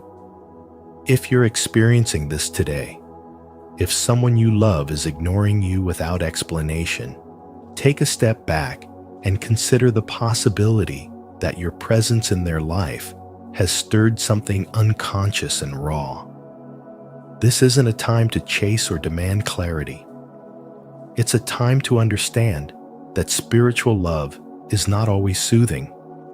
It is often disruptive. It doesn't just want to make you feel good. It wants to make you whole. And wholeness requires that both people face their shadows. In this light, ignoring isn't always rejection. Sometimes it's a subconscious call for space to process a psychological storm. To the men listening, if you found yourself walking away from someone you love, sit with discomfort instead of running. Ask yourself what you're really afraid of. Is it her, or what she reflects back to you? And to those on the receiving end of that silence, know this: spiritual awakening rarely comes gently. It often arrives wrapped in confusion and silence. Don't take it personally. Take it as a sign that your love might be opening doors within them that have never been opened before. In a world addicted to instant gratification, true love remains a sacred interruption. It is not always neat, logical, or convenient, but it is always transformative. As Jung said, until you become conscious of the unconscious, it will direct your life, and you will call it destiny. Love, especially spiritual love, is one of the most powerful forces that can bring the unconscious into consciousness. And sometimes, the silence you hear is not an absence, but the soul processing something it never expected to find. Comment below. I listen to my inner voice. 2. Ignoring may be a defense mechanism, not rejection. When someone you care about begins to ignore you without warning, your first instinct might be to believe they've stopped loving you, that something about you pushed them away. But what if I told you that their silence could actually be a reflection of just how deeply they feel for you? In the world of spirituality and emotional psychology, this kind of withdrawal is often not a sign of rejection, but a sign of inner chaos. Carl Jung, the great analytical psychologist, taught that our shadow, the unconscious part of us we try to hide, can become activated in the presence of deep connection. When love touches a part of someone they haven't yet made peace with, it doesn't always feel like bliss. It can feel like a threat.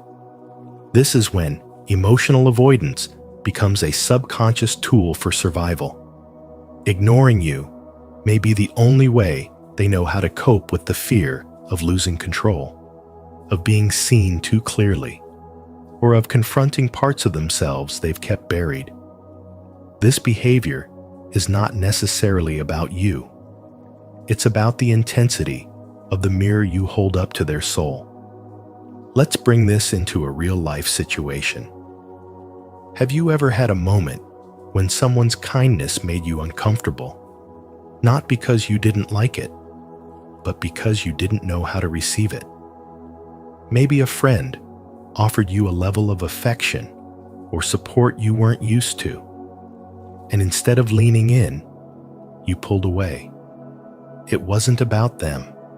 It was about what their presence stirred within you. In the same way, someone ignoring you might actually be wrestling with their own unhealed wounds, fears of vulnerability, or past trauma that your love unintentionally awakens. Their silence is not a declaration that you're unworthy. It's a sign that they're overwhelmed by the emotional intensity. It's like standing in front of a spiritual mirror and seeing not only who they are, but who they're afraid to become. And when people aren't ready to grow, they retreat. So let me ask you, when someone pulls away from you, do you instantly personalize it? Or can you pause to consider what kind of inner battle they might be facing? Spiritual growth often demands that we don't take everything at face value. It teaches us to look deeper, to see silence not as a wall, but as a doorway into the unseen, into the soul's language of fear and transformation. That doesn't mean you should tolerate disrespect or emotional neglect, but it does mean you can start seeing the behavior through a lens of understanding rather than pain. Sometimes, the one who ignores you is the one who is most afraid to lose you, because your presence challenges the identity they've built around not feeling enough. Ultimately, the lesson is this: not all silence is rejection. Some silences are a sign of an inner storm. If love opens someone's wound, healing it is not your job, but an invitation to grow spiritually. Learn to recognize when someone's withdrawal is due to their own struggles, not your values. By doing so, you not only protect your heart, but also expand your capacity for compassion and inner peace. That is the true power of spiritual growth, learning to stay balanced even when others are out of balance. Comment below. I choose spiritual growth. 3. Emotional intimacy awakens. Fear of vulnerability. When emotional intimacy begins to deepen, when someone starts to truly feel seen, known, and accepted for who they are not, for who they pretend to be, it can stir something unexpected: fear. And not just any fear, but the fear of vulnerability. You see, the closer the emotional bond becomes, the more it threatens the protective walls people have built over a lifetime. For those who carry spiritual wounds, perhaps from abandonment in childhood, betrayal in past relationships, or rejection during formative years, being loved deeply doesn't always feel safe. It can actually feel like a loss of control. Carl Jung, the father of analytical psychology, once said, "Until you make the unconscious conscious, it will direct your life and you will call it fate." In the realm of love, this rings especially true. People unconsciously push away what they most desire when it starts to awaken their most buried fears. This is where spiritual wisdom comes in, not just as knowledge, but as awareness. The kind of awareness that helps you recognize that when someone starts ignoring you, it might not mean they've stopped loving you. Instead, it could mean that your emotional closeness is triggering their unresolved pain, making them retreat as a form of self-protection. Have you ever felt like the more you opened your heart to someone, the more they began to pull away? If so, you're not alone, and you're not imagining things. This isn't a simple case of emotional detachment. It's often a subconscious defense mechanism. Many people believe that love is only about joy, warmth, and connection. But Carl Jung teaches us that love also exposes the shadow of the part of ourselves we hide, deny, or fear. When love gets close enough to shine a light on that shadow, some people panic. They might distance themselves, go silent, or even sabotage the relationship, not because they don't care, but because caring too much terrifies them. It's a paradox. They crave closeness, yet flee from it. They want to be held, yet they're terrified of being seen. And this internal contradiction creates confusing behavior that hurts not only you, but also themselves. So, what does this mean for you? It means don't rush to internalize their silence as rejection. Instead, ask yourself, what does this behavior reflect about their emotional wounds? Are they pulling away because they don't love you, or because they're overwhelmed by how deeply they do? In the world of spiritual wisdom, we learn that love is a mirror. It reflects not just beauty and harmony, but also hidden pain and unresolved trauma. And sometimes, when you reflect too much light, the other person isn't ready to face their own darkness. That's not your fault. It's just where they are on their journey. The question is, can you see their silence not as abandonment, but as a sign of inner conflict? And are you able to hold compassion without abandoning yourself in the process? Emotional intimacy is a gift, but not everyone is emotionally equipped to receive it. So before you chase the one who's ignoring you, pause and reflect, not just on their actions, but on the spiritual lessons behind them. After all, as Carl Jung taught us, the meeting of two personalities is like the contact of two chemical substances. If there is any reaction, both are transformed. What transformation is this moment asking of you? And how can you respond with both love and boundaries, compassion and wisdom? Drop your thoughts in the comments. I'd love to hear how this has shaped your journey. 4. The shadow self sabotages love unconsciously. Until you make the unconscious conscious, it will direct your life and you will call it fate. These powerful words from Carl Jung open the door to a deeper truth, one that many men overlook when love turns cold and silence replaces connection. You see, in relationships, especially those that stir deep emotions, the spiritual journey doesn't always look like peace and harmony. Sometimes, love activates hidden wounds buried so deeply in the unconscious that even the person experiencing them cannot understand their own reactions. When someone you love begins to ignore you, not with malice, but with quiet withdrawal, it's easy to internalize that as rejection, as if you're somehow not enough. But here's the spiritual wisdom that Jung left behind. What we repress does not vanish, it gets projected. In other words, their silence may not be about you at all. It may be their shadow, the denied, unacknowledged, and unloved parts of themselves rising to the surface in the presence of real love. And that kind of love is terrifying, not because it's harmful, but because it's honest. It shines a light on the parts of them that are still trapped in pain, shame, fear, or unresolved trauma. Your love becomes a mirror, and what they see reflected back isn't just affection. It's the parts of themselves they've tried to bury for decades. And so, they run. They ignore it. They retreat.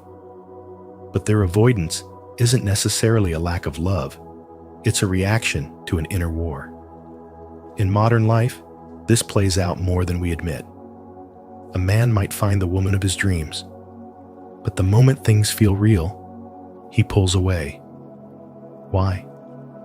Because true intimacy is not just physical, it's spiritual. It triggers a spiritual awakening. And with that comes the confrontation of everything that has been left in the dark. The shadow self doesn't want to be seen, but love exposes it anyway. So what can you do? First, understand that being ignored in love is not always a personal failure. It may be a reflection of someone else's internal chaos, their fear of being vulnerable, or their resistance to transformation.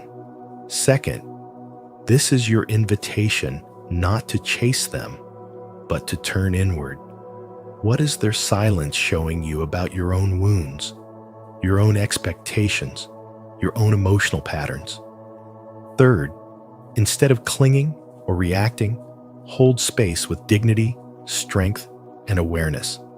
As Jung taught, who looks outside dreams, who looks inside awakens.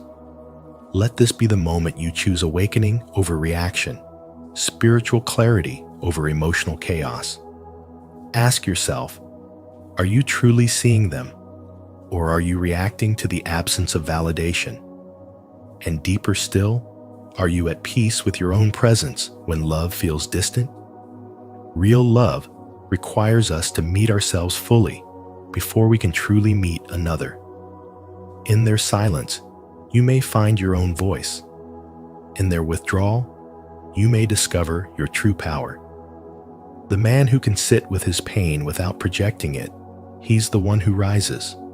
He becomes grounded, spiritual, awake. So the next time someone pulls away from you, ask yourself, what part of their shadow did my light just touch? Because when love feels confusing, that's often when it's closest to the truth. If this resonates with you, consider subscribing and hitting the notification bell. Your journey to stoic self-mastery and victory continues with each lesson. 5. Distance is sometimes a subconscious test of love. Sometimes, when someone loves you deeply, their first instinct is not to come closer, but to pull away. And while that may seem confusing, even painful, it often stems from something buried deep within their subconscious. Carl Jung once said, "Until you make the unconscious conscious, it will direct your life, and you will call it fate." This couldn't be more true when it comes to love. Many people, without even realizing it, create distance not to abandon the relationship, but to test it. This is not a conscious or strategic decision.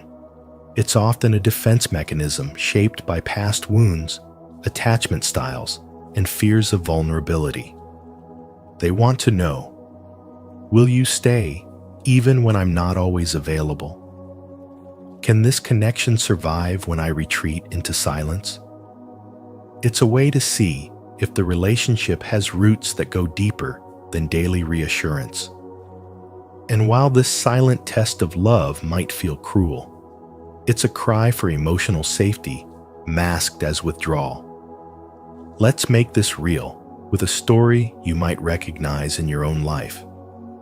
Think about someone who suddenly stopped replying to your texts, not out of anger, but out of nowhere. No fight, no warning. Maybe it was after an intense emotional moment. Perhaps you felt like things were finally getting closer, more intimate, more real, and then they disappeared. You waited, confused, wondering what went wrong. But what if nothing went wrong? What if their silence was a mirror of their inner chaos? What if their love for you triggered an old wound that told them, "This will hurt you, run before it's too late"? In a world where emotional survival has often meant shutting down, stepping back, or pretending not to care, this kind of distancing becomes a form of self-protection. It doesn't mean the love is fake. It often means the love is real and terrifying. Now, does that mean you should always wait for them to return? Not necessarily. Here's where spirituality and spiritual growth come into play. True spiritual growth invites you to understand the unseen forces behind human behavior, but it also teaches you to protect your energy, your peace, and your heart. You are not here to chase someone who is still running from their own soul. The healthiest kind of love is not proven by how much pain you can endure, but by how much peace it can bring to both people involved. So the next time someone pulls away, ask yourself, is this distance a reflection of their inner conflict or a lesson for me about my own worth? Can you hold space for their journey without abandoning your own? In the end, this hidden dynamic isn't about games. It's about fear, about wounds, about a heart unsure how to receive what it deeply desires. When someone tests love through silence, what they're really asking is it safe to be seen? Will I still be loved if I don't perform, explain, or show up perfectly? It's a shadowed plea for unconditional acceptance. But remember, your spiritual path is not just about understanding others, but also about standing in your truth. Love them, but don't lose yourself trying to prove your love. Real love should expand both souls, not shrink them. So let me ask you, have you ever felt like someone's silence was testing you? Did you stay, or did you grow from it? share your experience below, because these are the real questions of the heart that lead us into the most profound spiritual awakening. 6. Your reaction should be rooted in self-awareness, not fear. When someone you care about suddenly begins to pull away or goes silent without explanation, your first instinct might be to panic, to overthink, or to chase after them for answers. But what if I told you that your reaction in those moments can reveal far more about your own inner world than theirs? Carl Jung, the great thinker of the unconscious, once said, "Who looks outside dreams. Who looks inside awakes." And that's the spiritual wisdom we must lean into when we're faced with emotional distance. Their silence may not be a reflection of your shortcomings. It could be a mirror reflecting their own unresolved battles. People often retreat when they feel emotionally overwhelmed, when love activates old wounds, or when they are confronted with parts of themselves they are not ready to face. So, if someone's absence is making you question your worth, pause and ask yourself, what wound is this silence touching in me? Is it abandonment, rejection, the fear of being unlovable? That reaction isn't something to suppress. It's an invitation to investigate. Spiritual awakening begins when we stop reacting out of fear and start responding with self-awareness. When you resist the urge to chase, to force clarity, or to beg for emotional breadcrumbs, you create space not just for them, but for yourself to understand what is truly happening beneath the surface. Because the truth is, not all distance is personal. Sometimes, people pull away not because you did something wrong, but because your presence activates something deep within them, something they're not ready to explore. And here's the hard part. You may never get the explanation you think you deserve.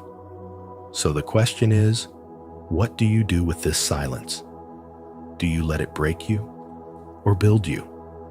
In moments like this, spiritual wisdom teaches us to turn our focus inward, to be curious about our own emotional triggers rather than trying to decipher the confusion of others.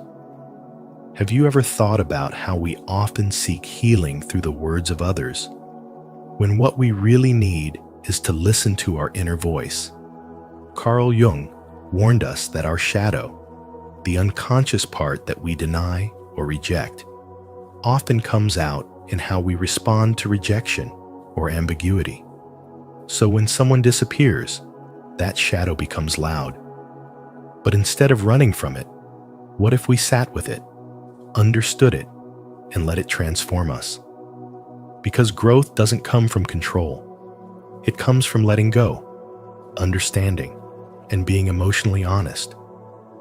The next time someone leaves you, instead of rushing to fill the void, try sitting down next to them.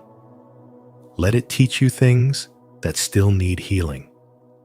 Let it awaken your spiritual power.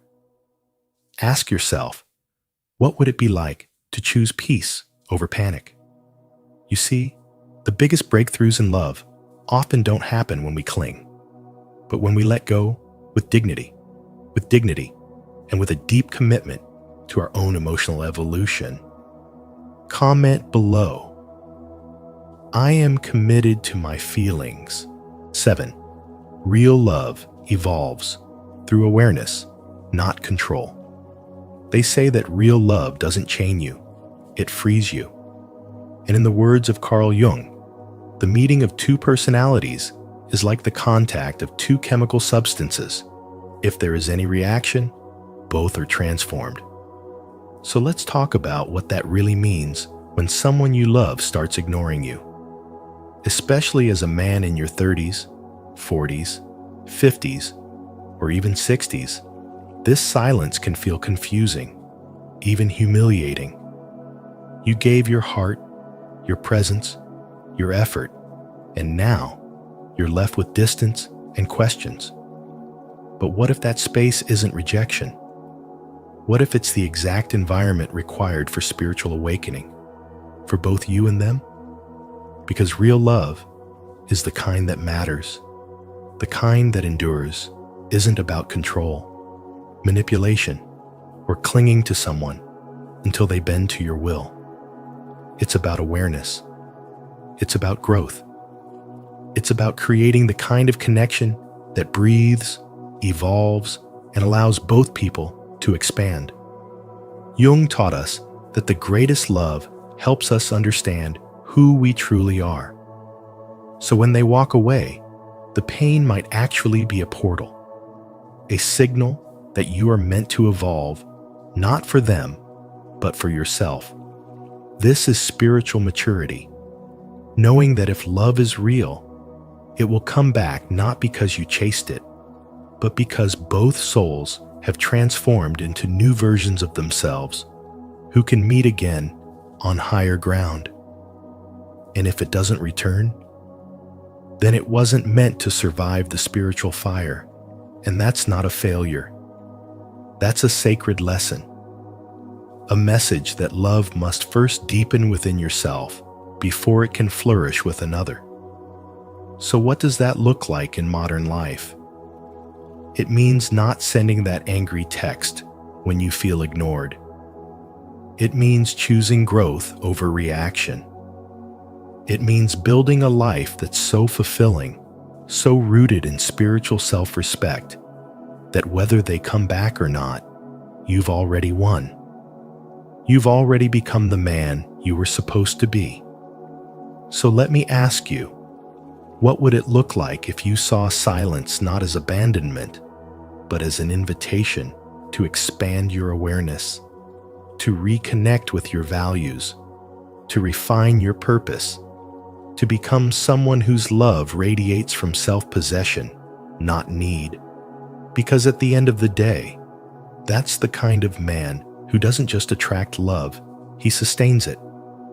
And when someone leaves, they remember him, not for how loud he shouted, but for how deeply he understood. That is the quiet power of spiritual wisdom. That is the real work. So if you're facing distance right now, don't just wait until you elevate. Do your inner work, embrace your shadow, walk through the pain, and transform it into strength. Love that evolves through pressure is temporary, but love that returns after spiritual transformation, that's eternal. What part of this message resonates with you the most? Drop your thoughts in the comments. I'd love to hear how this has shaped your journey. So as we've explored today, love is not always straightforward. Sometimes, the deeper it goes, the more it triggers hidden fears and unresolved emotions in the other person. As Carl Jung taught, what we awaken in someone else's unconscious can cause them to pull away, not because they don't care, but because they're overwhelmed by what they feel. True love is not control, but a journey of mutual growth. If it's real, it will find its way back. Have you ever faced a situation like this? Share your story or insight in the comments. We'd love to hear your perspective.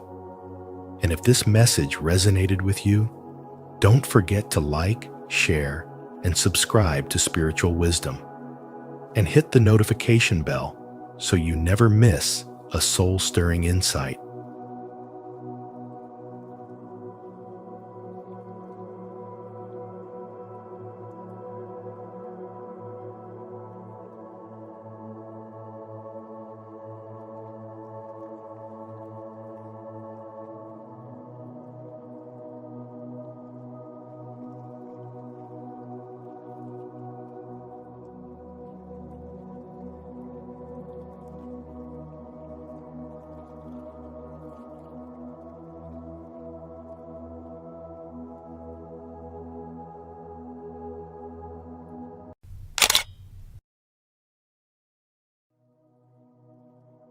the forbidden technique to activate your inner vision and see beyond the invisible.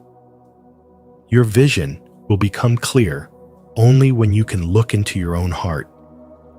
These powerful words from Carl Jung remind us that true sight begins within. In today's video from Spiritual Wisdom, we reveal a hidden technique Jung believed could unlock your inner sight, a way of seeing beyond the surface, into the soul of reality itself.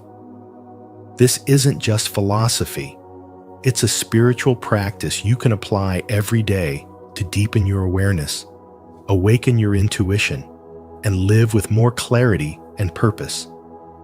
Have you ever felt like there's more to this world than what meets the eye? If so, you're exactly where you need to be. As you watch, I invite you to reflect on what this means for your personal journey. And don't forget to share your insights in the comments below. Let's grow together. 1. You already have the inner vision. It's just dormant. You already have the inner vision. It's just dormant, not missing. This isn't about chasing a mystical power or developing something new. It's about remembering something ancient that your soul has always known. Inner vision is not a fantasy or vague idea. It is a real, spiritual faculty embedded in your human nature, like a third eye of perception that sees not with sight, but with understanding. You've used it before, even if you didn't realize it. It appeared in dreams that seemed to carry messages, in gut instincts that steered you away from danger, in that quiet inner knowing that whispered the truth before your mind caught up. This is the eye within the lens of the soul that sees through illusion and feels truth. But in today's world, filled with noise, distraction, and the endless chase for external validation, that inner clarity has been buried beneath years of conditioning. We've been taught to rely on logic, to prove everything with numbers, to doubt what we feel unless it's backed by facts. But the soul doesn't speak in statistics. It speaks in symbols, sensations, and silence. Carl Jung understood this deeply. He knew that the most profound transformations happen not by acquiring new information, but by turning inward and learning to listen again. He believed in the unconscious, not as something dark to be feared, but as a hidden reservoir of insight and spiritual truth. When you begin to reconnect with this part of yourself, you begin to reclaim a forgotten language, the language of the soul. Suddenly, patterns emerge where there used to be chaos. Coincidences turn into signs, and what once felt confusing starts to feel strangely familiar, like something inside you always knew the way. This inner vision is not a tool to manipulate the world. It is a mirror that reflects your deepest self. It allows you to navigate life from a place of quiet power, not reactive fear. And the more you trust it, the stronger it becomes. Each time you pause to feel, instead of rushing to analyze, each time you listen to the energy of a room, instead of just its words, you're activating that sacred lens again. You don't need to earn this gift. You just need to clear away the distractions that have caused you to forget it. And as you do, your soul begins to guide you, not through force, but through resonance. The truth is, this ability has always been within you, waiting patiently beneath the surface of your busy life. It doesn't need to be awakened by anything outside of you. It reawakens the moment you begin to believe in it again. And as that trust deepens, so does your clarity. You begin to sense things others miss. You start to feel the truth before it is spoken. You move not by impulse, but by alignment. The world hasn't changed, you have. Because now, you're seeing it through the eyes of the soul. Have you ever felt a moment of pure intuition, a gut feeling, or a dream that felt like a message? That's your inner vision speaking. If you've ever experienced it, share your story in the comments so others can be inspired. If not, comment, "I'm ready to remember." And let's awaken this ancient gift together. 2. Two parallel realities exist. Carl Jung taught that we move through not one, but two parallel realities: the visible world we touch and measure, and the invisible world we intuit and feel. These aren't fantasy or metaphor. They are different frequencies of truth, constantly overlapping in your daily life. You shift between them without realizing it when a dream speaks louder than logic, when a gut feeling keeps you from danger, or when a fleeting moment of déjà vu stops you in your tracks. Most people ignore these moments, dismiss them as coincidences, but they are anything but random. They are fragments of a deeper language, the language of the soul. Jung believed that learning to perceive the unseen consciously, not accidentally, unlocks a dimension of guidance and clarity that ordinary vision could never provide. And in a world obsessed with what can be seen, touched, or proven, this kind of sight is revolutionary. There was a man once, a tech executive in his mid-40s, who had everything success promised: a luxury home, career recognition, and financial security. But inside, he felt a growing hollowness he couldn't explain. No doctor could diagnose it. No promotion could fix it. Out of desperation, he picked up a journal and began recording his dreams, the suggestion he encountered in Jung's writings. At first, they were scattered images. But as the days passed, symbols began to emerge: a rusted gate, a silent child, a stairway descending into water. He didn't understand them logically, but he felt their pull. He started asking questions, not about his job or goals, but about his soul.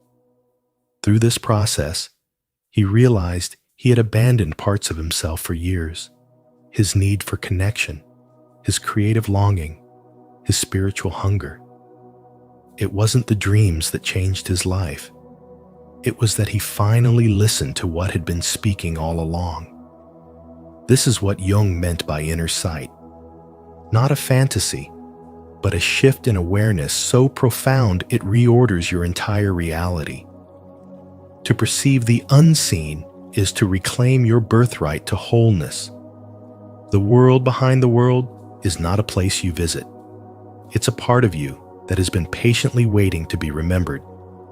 Jung said, "Your vision will become clear only when you look into your heart. Who looks outside, dreams. Who looks inside, awakens."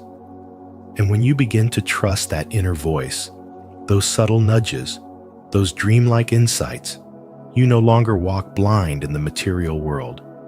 You walk as someone who can see beneath the surface. Spiritual vision isn't dramatic, it's deliberate.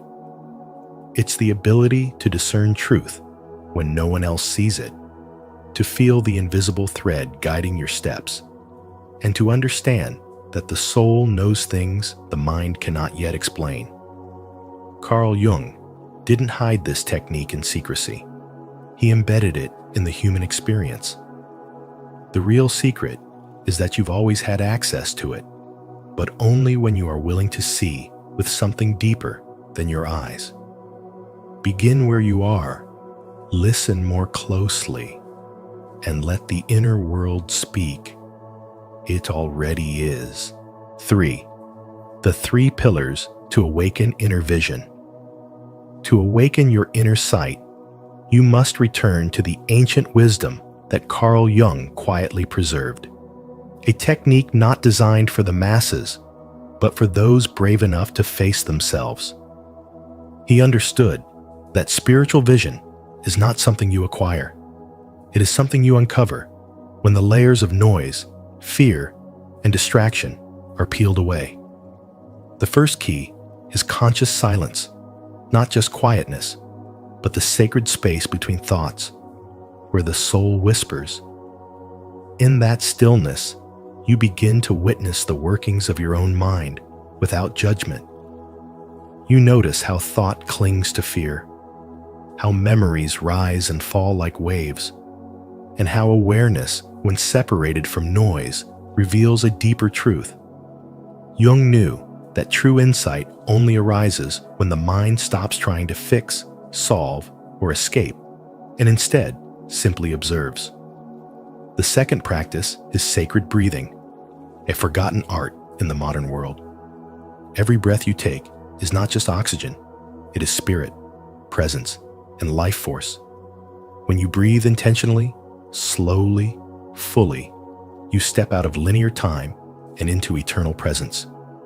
This breath becomes your anchor when emotions surge or the mind races.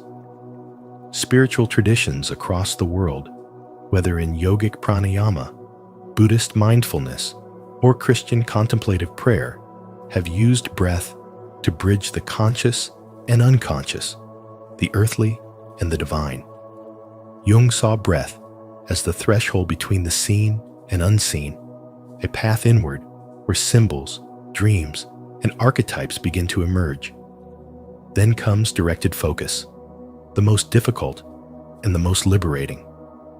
In a culture built on distraction, learning to focus your attention is a revolutionary act. It means choosing what you see, rather than being hijacked by what demands your attention. Directed focus turns your awareness into a spiritual spotlight, burning through illusion, conditioning, and self-deception. Jung warned that people will do anything, no matter how absurd, to avoid facing their own soul. But when you learn to focus not on the outer world, but the inner landscape you begin to see through the false self, the mask, the persona, you begin to see with your soul. And when these three pillars of conscious silence, sacred breathing, and directed focus work together, something miraculous happens. You don't just perceive reality differently. Reality itself begins to shift. Patterns become visible, intuition strengthens, synchronicities multiply, and a deep sense of inner guidance emerges. This is not a hallucination, it's clarity. It's what Jung called the individuation process, the soul's journey toward wholeness, where the spiritual and psychological become one. And though this path is not easy, it is real. It is ancient. It is yours. 4. The SCP breathing ritual unlocks deeper consciousness. Carl Jung once said, "Who looks outside, dreams. Who looks inside, awakes." And hidden within this wisdom lies a profound spiritual invitation to reconnect with the vision of the soul. The SCP breathing ritual, a sacred 7-breath technique, is not just a meditative practice, but a powerful gateway into deeper states of consciousness that modern science still struggles to fully explain. It begins with the simple act of relaxing the body, yet its effects ripple far beyond physical ease. With each breath, the noise of the world fades, and your awareness begins to sharpen, not in a way that tightens your focus, but in a way that expands your perception. The first 2 breaths gently disarm the nervous system, signaling safety and release. By the 3rd breath, your emotional guard begins to lower, and subtle sensations begin to rise. Energy shifts, a light pressure behind the eyes, or an inner stillness that feels strangely familiar, like returning to a truth you once knew but forgot. As the 4th and 5th breaths flow through you, something mystical begins to happen. Many experience a tingling sensation at the center of the forehead, the energetic zone long associated with the 3rd eye or inner sight. But this is more than a metaphor. This is the symbolic ignition of the soul's true perception, the moment your inner eye begins to stir and perceive not just with logic, but with intuitive clarity. In these breath-spaced seconds, you're not escaping reality, but entering into its deeper layers. You begin to sense that there is more meaning, more alignment, more presence hidden just beneath the surface of daily life. The sixth breath invites you into a state of deep receptivity, where the mind no longer needs to control and the heart becomes the guide. The soul begins to speak in feelings, images, and quiet knowings. And with the seventh breath, the veil thins. The inner and outer world meet, and you experience not an escape, but an arrival, a homecoming to yourself, where insights arise naturally and with grace. This technique holds the power to reconnect you with the source of your being. For men who have spent decades solving, fixing, planning, and performing, it is a return to pure presence. It teaches that the answers aren't outside of you in systems or structures, but within you, waiting to be remembered by the part of your soul that never forgot. Jung understood that true transformation requires this inner awakening, a direct experience that transcends words and theories. The SCP ritual is not superstition. It is sacred science, a bridge between breath and being, between the ordinary and the extraordinary. And with each inhale, you reclaim a part of yourself that was never lost, only buried beneath the noise. The ritual reminds you that to truly see is not to stare harder at the world, but to surrender into the vision that has been looking out from within you all along. 5. The blind spot of consciousness is a gateway. Carl Jung believed that there exists a sacred threshold between waking and sleeping, a blind spot of consciousness that modern life has nearly erased. This mysterious in-between state is not a void, but a gateway, where the noise of the external world fades and the whispers of the soul begin to rise. In that soft space where thoughts begin to dissolve, where the mind loosens its grip on control, your inner vision sharpens. You cannot force your way into this state. It opens only when approached with stillness and surrender. Jung understood that the unconscious speaks not through logic, but through symbols, silence, and sensations. And it is in these quiet gaps, those fragile pauses between one thought and the next, that something ancient begins to surface. This is the place where healing begins, not by doing more, but by being fully present. When you simply observe your thoughts without reacting to them, without naming them or chasing them, you enter a sacred presence that leads beyond the intellect into spiritual awareness.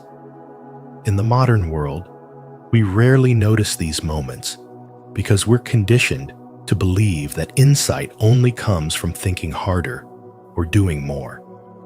But the most profound realizations are not found in noise.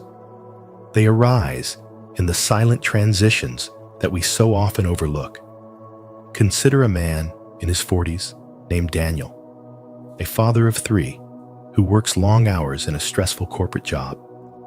For years, he battled insomnia, anxiety, and a constant feeling of being disconnected. Therapy helped, but something was missing. One evening, instead of numbing himself with late-night TV, he decided to just lie in bed with his eyes closed and watch his thoughts float by. No judgment, no resistance, just breath and awareness. At first, it felt foreign, like nothing was happening. But slowly, within those moments of still attention, a strange calm began to rise.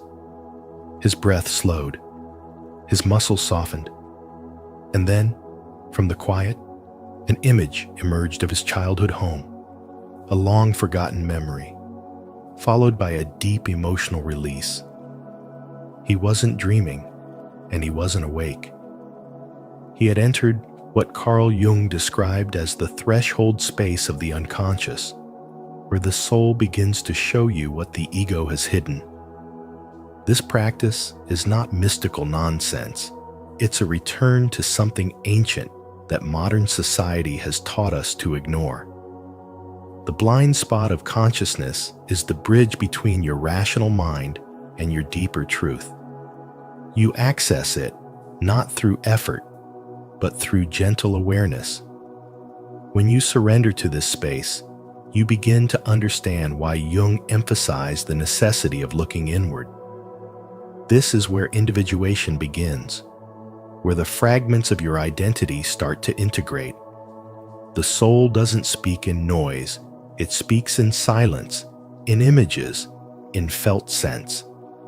And you've felt it before those moments before sleep, when a solution appears out of nowhere, or when a gut feeling tells you something your logic never could. That's the gateway. That's the sacred portal Carl Jung wanted us to reclaim.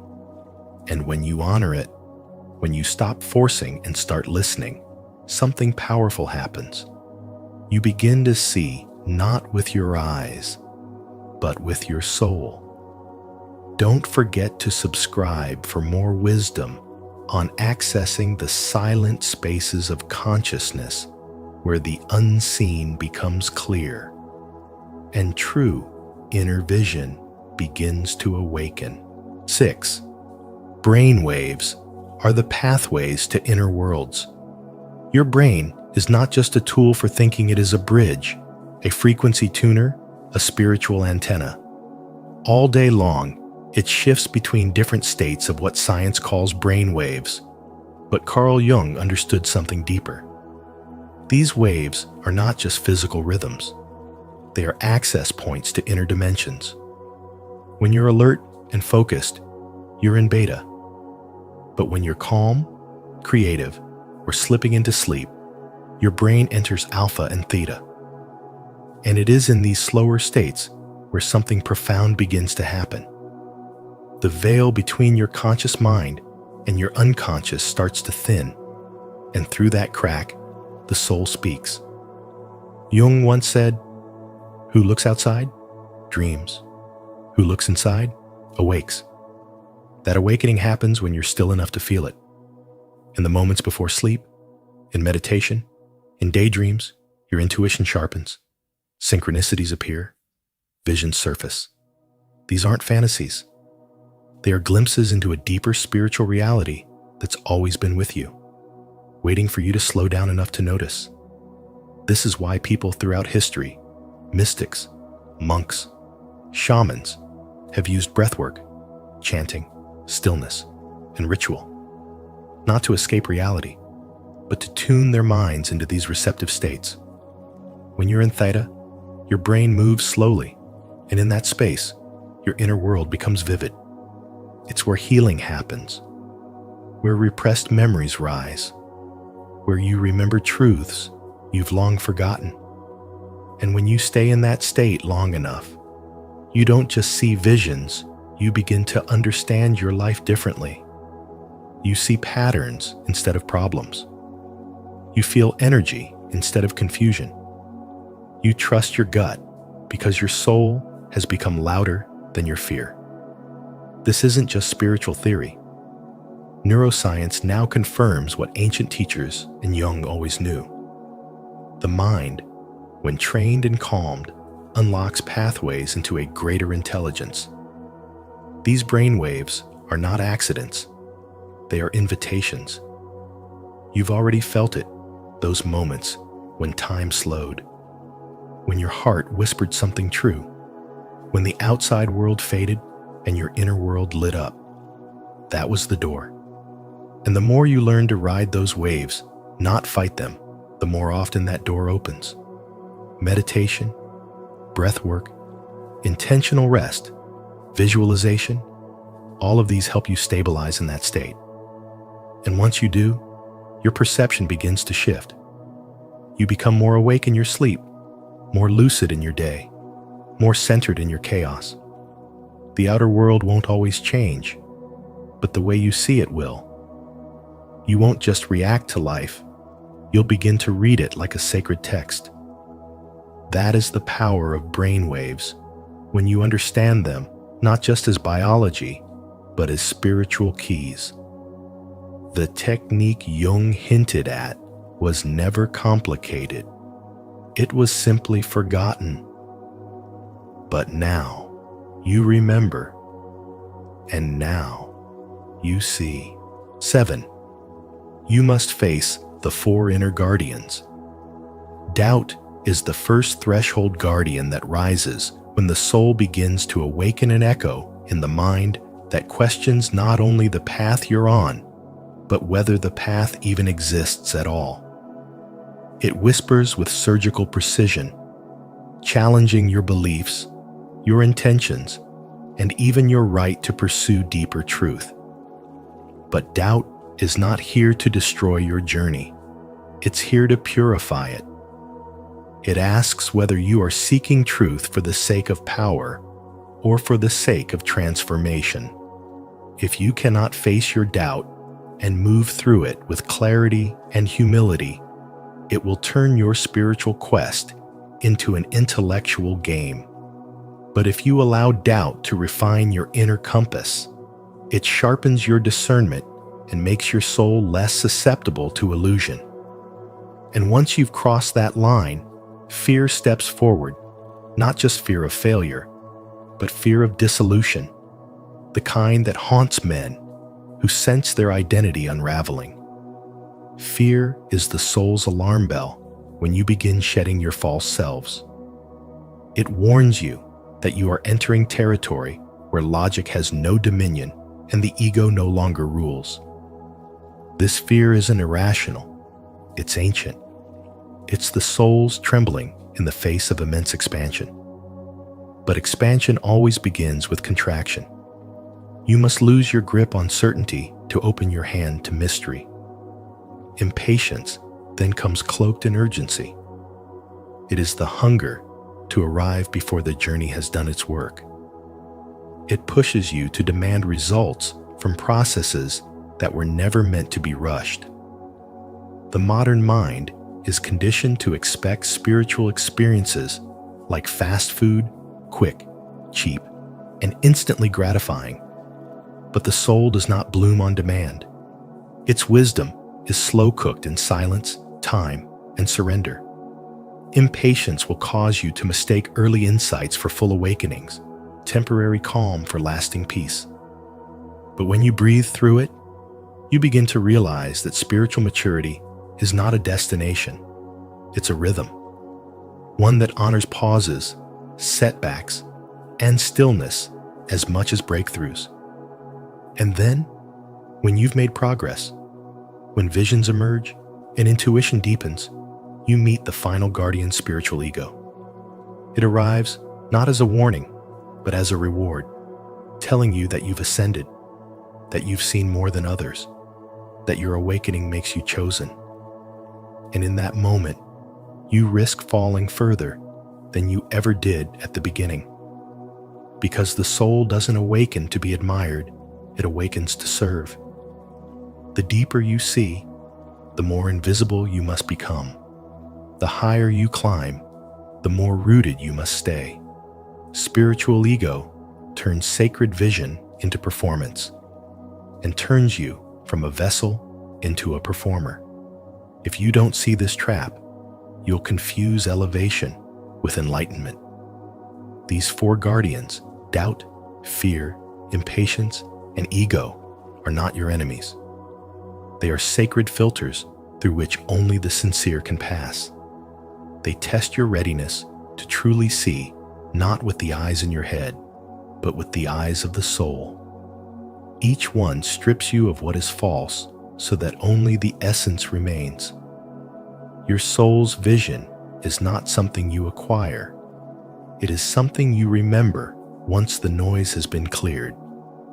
Jung understood this.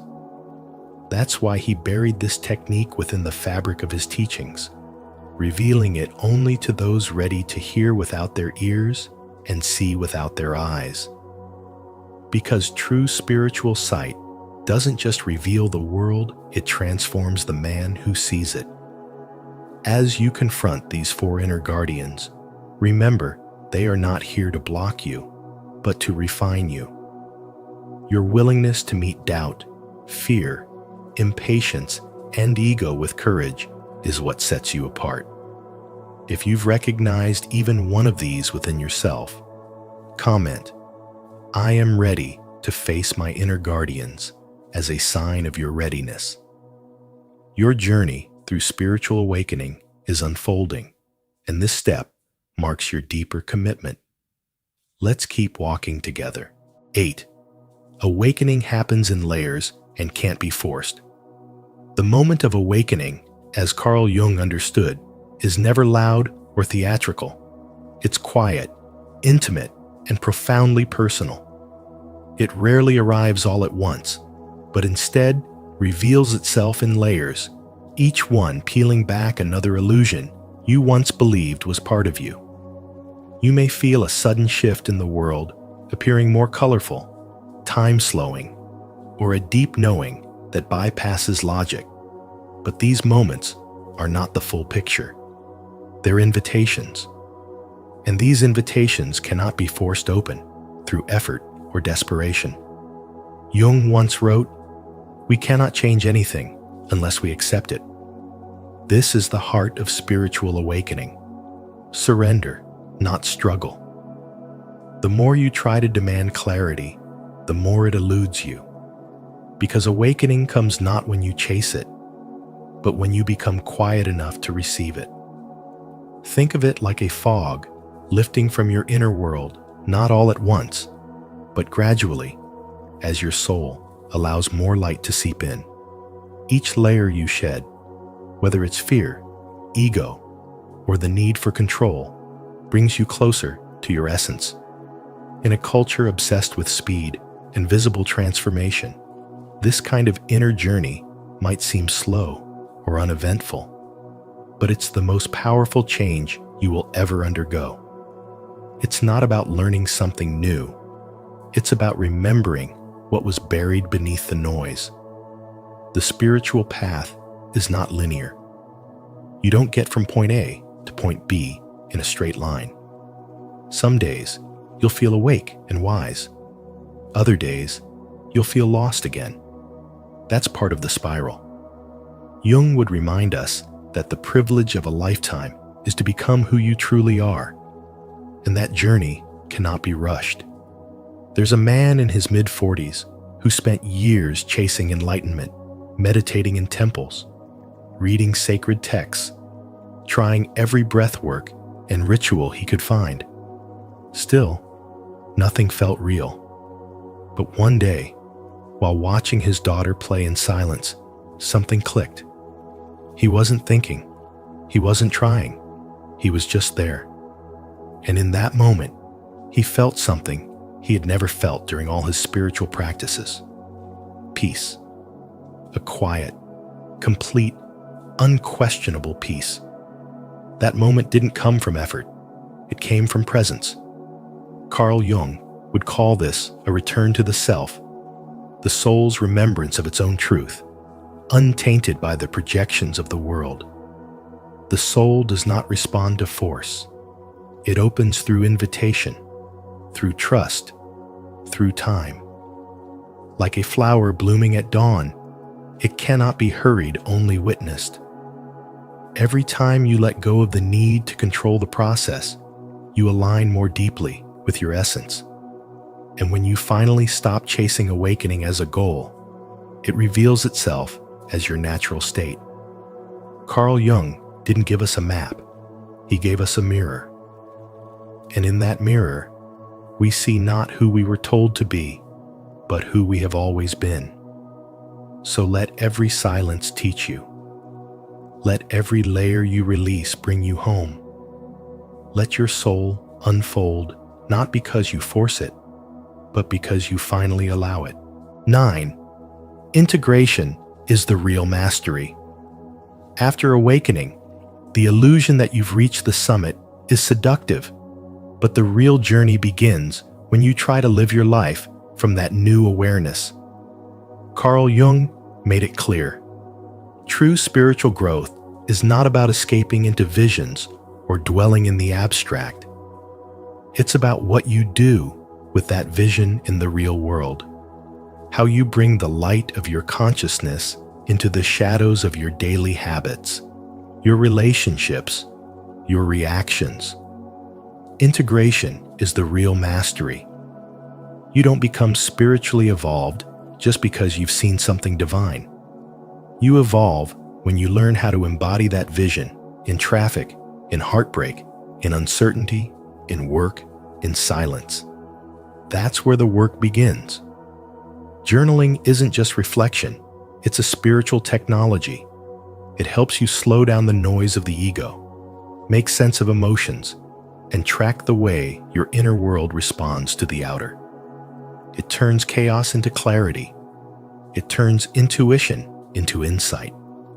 You begin to notice the rhythms of your soul, speaking louder than the world's noise.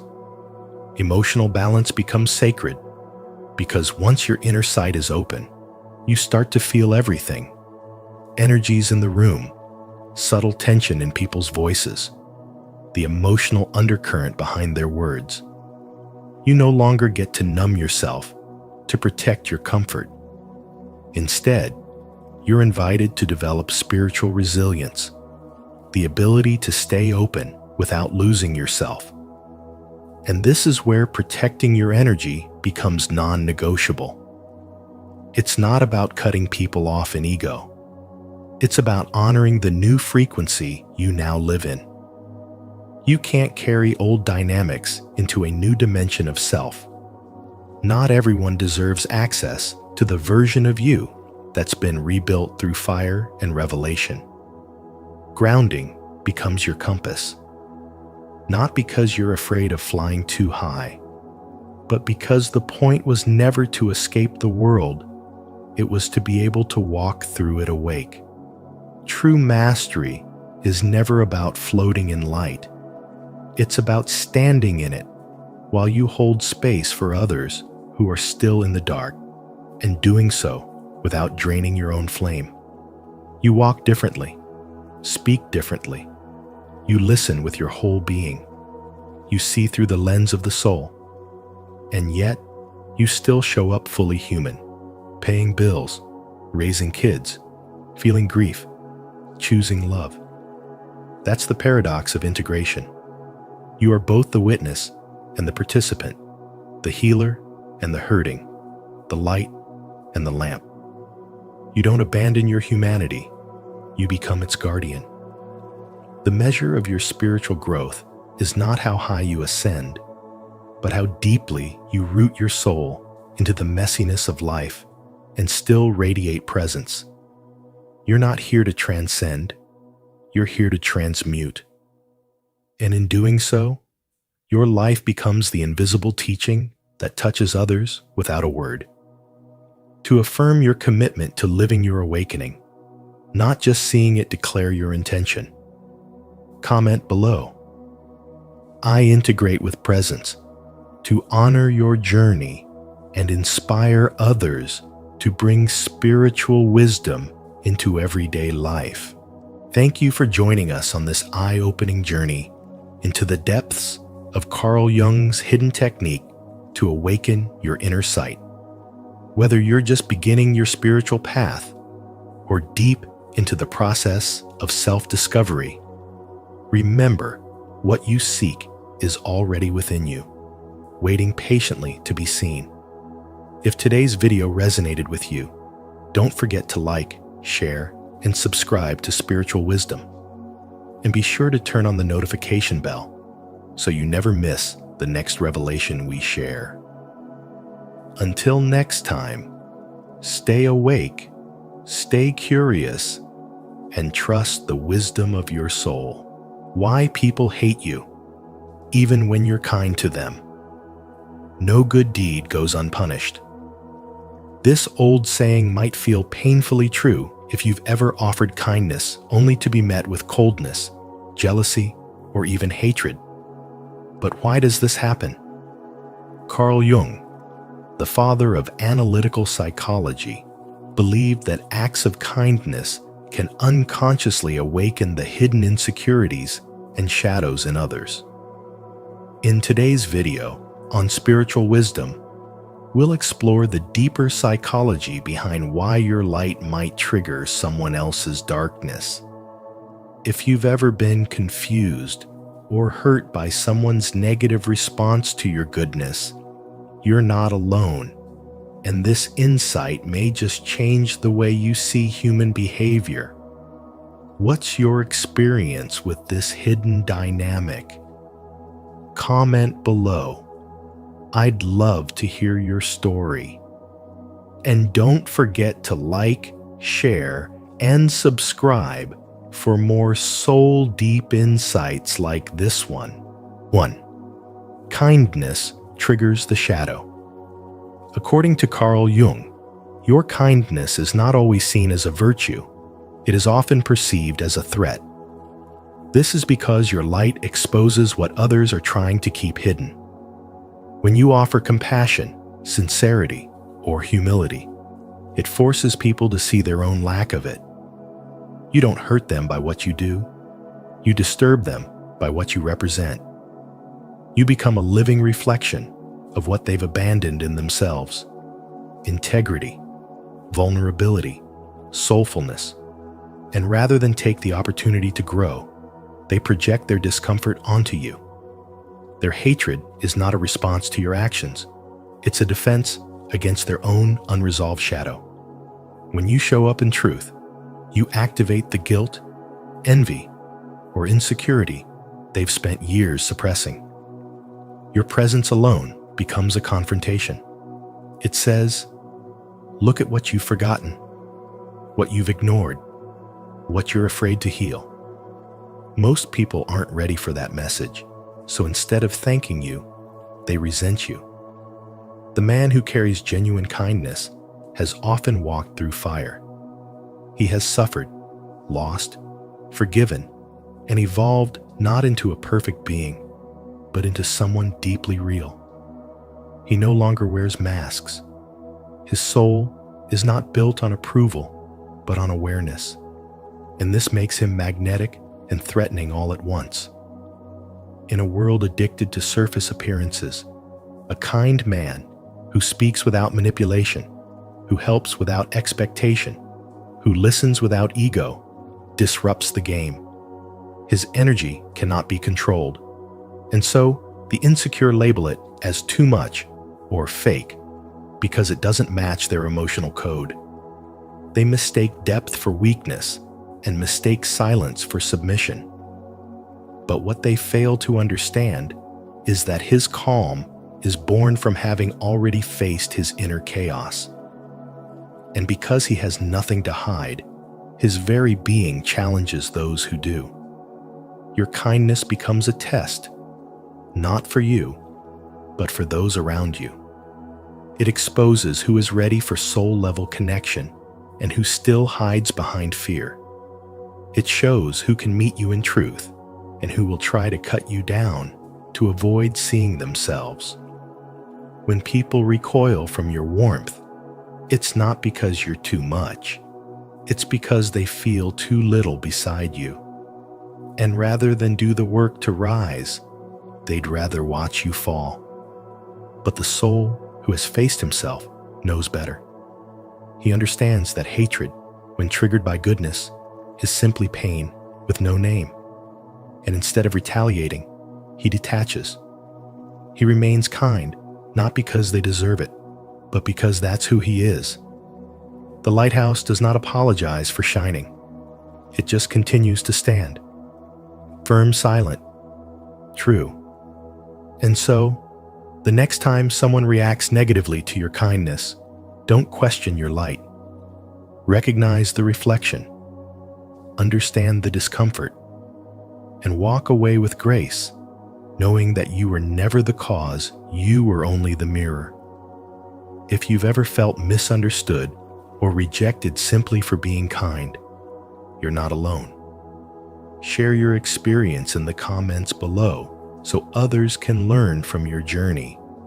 And if this message resonates with you, type, "I choose to stay kind, even in the face of shadow," to affirm your spiritual strength. Let's grow through this together. 2. People project their inner wounds onto you. Carl Jung's concept of projection explains something most people never realize about human behavior, especially when it comes to kindness. When someone accuses you of being fake, manipulative, or too sensitive, they're often not reacting to you at all. They're reacting to the parts of themselves they can't bear to acknowledge. Your emotional honesty, your calm strength, your willingness to lead with heart, all of that threatens the false self they've carefully built to survive. You become a mirror, and what they see in that reflection isn't your soul, it's their shadow. Jung believed that the less someone becomes aware of their own shadow, the more likely they are to project it onto others. And this is why your presence can trigger hatred in people who haven't done the work to integrate their own inner wounds. Your light disrupts their illusion, and instead of thanking you for the mirror, they try to smash it. There was a man who worked in healthcare, known for his deep empathy and quiet acts of compassion. One evening, after staying late to support a grieving family, a colleague snapped at him, accusing him of being a show-off. But the truth was, his kindness had simply exposed her own absence of empathy. She wasn't angry at him. She was ashamed of the parts of herself that his actions highlighted. This is how projection works in daily life. The moment you embody what others are running from, they'll turn you into the enemy in their inner war. Your integrity threatens their defense mechanisms. Your emotional intelligence reminds them of what they've repressed. Your soul challenges their ego's fragile stability. And instead of facing the discomfort honestly, they attack the source of it, you. Jung once said, "Everything that irritates us about others can lead us to an understanding of ourselves." But what he left unsaid is that when you live with emotional clarity and spiritual sincerity, you become the trigger for that understanding in others, whether they're ready for it or not. And most aren't. People who have buried their own shame, weakness, or unmet needs can't stand to be around someone who has learned to embrace those same things with grace. So they call you weak. But what they mean is, "You remind me of my own suppressed pain." They call you fake, but what they mean is, "I've been performing for so long, I don't recognize authenticity anymore." They call you manipulative, but what they mean is, "I can't accept that someone would give without a hidden motive because I always have one." The truth is, your kindness doesn't make you a target because it's flawed. It makes you a target because it's rare. And rarity threatens the systems people build around their unhealed wounds. Your soul, just by being present, becomes a quiet force of disruption. And not everyone welcomes disruption. But don't let that stop you. Because their reaction isn't proof that you're too much. It's proof that they haven't yet learned how to hold what you bring. Stay true to your essence, no matter how many people misunderstand it. The projection isn't your burden to carry. It's their invitation to heal. If you've ever felt misunderstood or unfairly judged, this message is for you. Comment below, "I choose to see clearly, not project," if you're ready to break the cycle and stand in your emotional truth. 3. Performative kindness backfires. When your kindness is rooted in a desire to be liked, validated, or seen as good, it stops being true kindness and it becomes a performance. Carl Jung called this the helper's neurosis, a spiritual dysfunction where you unconsciously use kindness to control how others perceive you. And the moment your actions carry hidden motives, people feel it. Even if they can't explain why, something inside them recoils. They sense that your kindness isn't entirely pure. It's not love for love's sake, it's strategy. And what you think will earn you appreciation or connection ends up triggering resistance, even hatred, because people can feel when they're being emotionally managed, even through something as noble sounding as generosity. Jung's spiritual insight was that what remains unconscious will rule your life and sabotage your intentions. You may think you're being helpful, but deep inside, you're playing a role that demands gratitude, recognition, or moral superiority in return. True kindness is spiritual, not performative. It doesn't calculate. It doesn't keep score. It doesn't offer a hand with one eye on the reward. It gives because giving is a natural expression of who you are, not because you're hoping to get something back. The moment you expect a specific emotional outcome, you place your kindness in the hands of others. And when they don't respond the way you need them to, you feel rejected, invisible, even angry. That's when the shadow shows itself, not because you're unkind, but because your kindness was never clean. And instead of healing relationships, it deepens the emotional wound for both sides. Because on a soul level, we all crave truth. And when your kindness isn't aligned with truth, it disturbs more than it soothes. It becomes a mask that hides fear, neediness, or the desire to control. And others feel that contradiction. So they pull away. They resent you. Not because they hate love, but because they don't trust the strings attached. You may wonder why your acts of goodness get dismissed or even attacked. But when your spiritual energy isn't clean, when you haven't done the inner work to purify your intentions, your kindness carries a subtle pressure, a weight, a silent plea to be acknowledged. That's not love. That's an emotional transaction. And people sense it, especially those who are wounded themselves. They might project their own pain onto you. Or worse, they might punish you for reminding them of their own unreadiness to receive. In that sense, your false light threatens their shadow, and their rejection is not personal. It's a form of self-protection. But instead of reacting with hurt, pause and reflect. What inside you still needs to be healed? Where are you still giving to get? Because the soul doesn't grow by avoiding these questions, it grows by confronting them. Kindness, when authentic, is a spiritual act of liberation. It sets both the giver and the receiver free. But kindness laced with need is a spiritual leash, silently pulling others toward the version of them you want them to be. So if you truly want to love, let go of needing to be seen as loving. If you want to help, release the urge to be seen as helpful. And if you want your kindness to be trusted, strip it of expectation.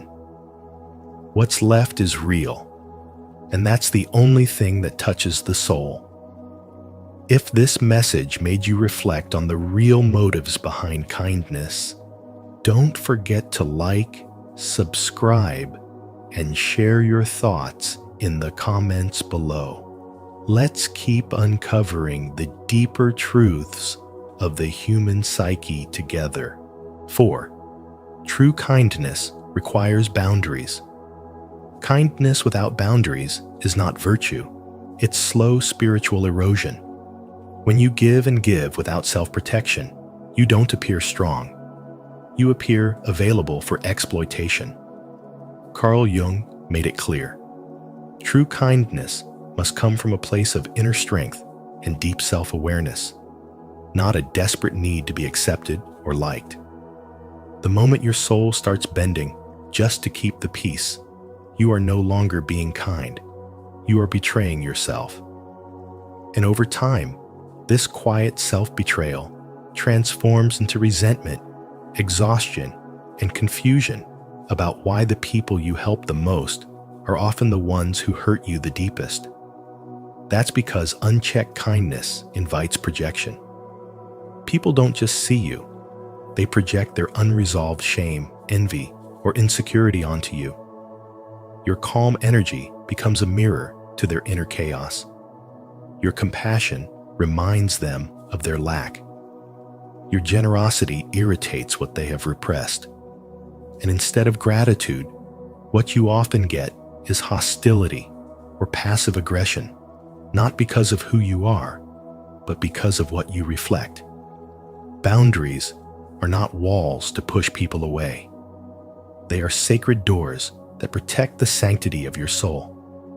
When you operate without them, your kindness gets hijacked by guilt, fear, and emotional survival patterns. You become the man who always fixes, always listens, always sacrifices, but no one notices when your cup is empty. Jung's wisdom is piercing here. A man disconnected from his shadow, from his own limits, is not whole. And without wholeness, kindness becomes currency for approval, not an expression of love. When you set a boundary, you're not being selfish. You're being spiritually intelligent. You're saying, my soul matters too. You're choosing substance over performance, alignment over appeasement. And in a world that confuses people-pleasing with goodness, that kind of clarity is revolutionary. Many men have been conditioned to associate worth with usefulness. We are taught to provide, protect, solve. But if we are constantly pouring into others without honoring our own emotional thresholds, we become shells externally functional, but internally fading. Real strength is knowing where you end and another begins. Real maturity is saying no when your soul whispers that you're being drained. True kindness is rooted in sovereignty, not sacrifice. It flows not from weakness, but from a deep well of self-respect. And only from that place can love become sustainable, where giving no longer means losing yourself, and helping no longer feels like bleeding. So the next time you feel guilty for pulling back, for saying no, or for not showing up in a way that depletes you, remember this. Kindness without boundaries is self-abandonment dressed as virtue. Your soul was not designed to be a landfill for other people's emotional garbage. It was designed to shine, to serve, to love, but only when anchored in truth. Jung didn't just teach psychology. He taught men how to reclaim their soul. Boundaries are not rejection. They are remembrance. Remembrance of who you are, what you value, and how sacred your energy truly is. Do you believe that true kindness includes protecting your peace? If so, declare it in the comments. My kindness has boundaries, and I honor my soul. 5. Kindness disrupts social and group dynamics. Your kindness doesn't just soften the air in a room, it unsettles it. In a world where power is performed through control, sarcasm, and emotional detachment, someone who chooses warmth and authenticity becomes a silent disruptor. You're not disrupting through noise, but through presence.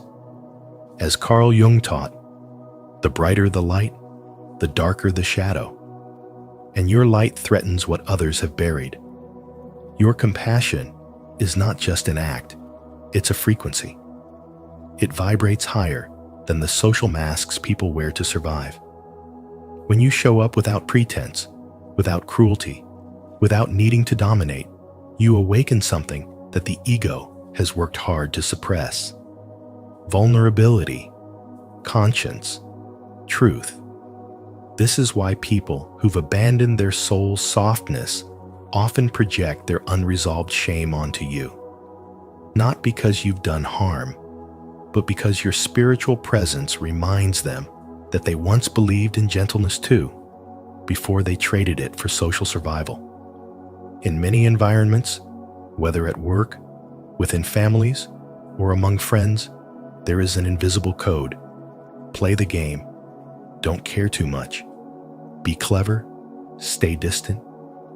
When you break that code simply by being real, you become the outsider. Not because you're broken, but because you won't participate in collective denial. You've become the mirror.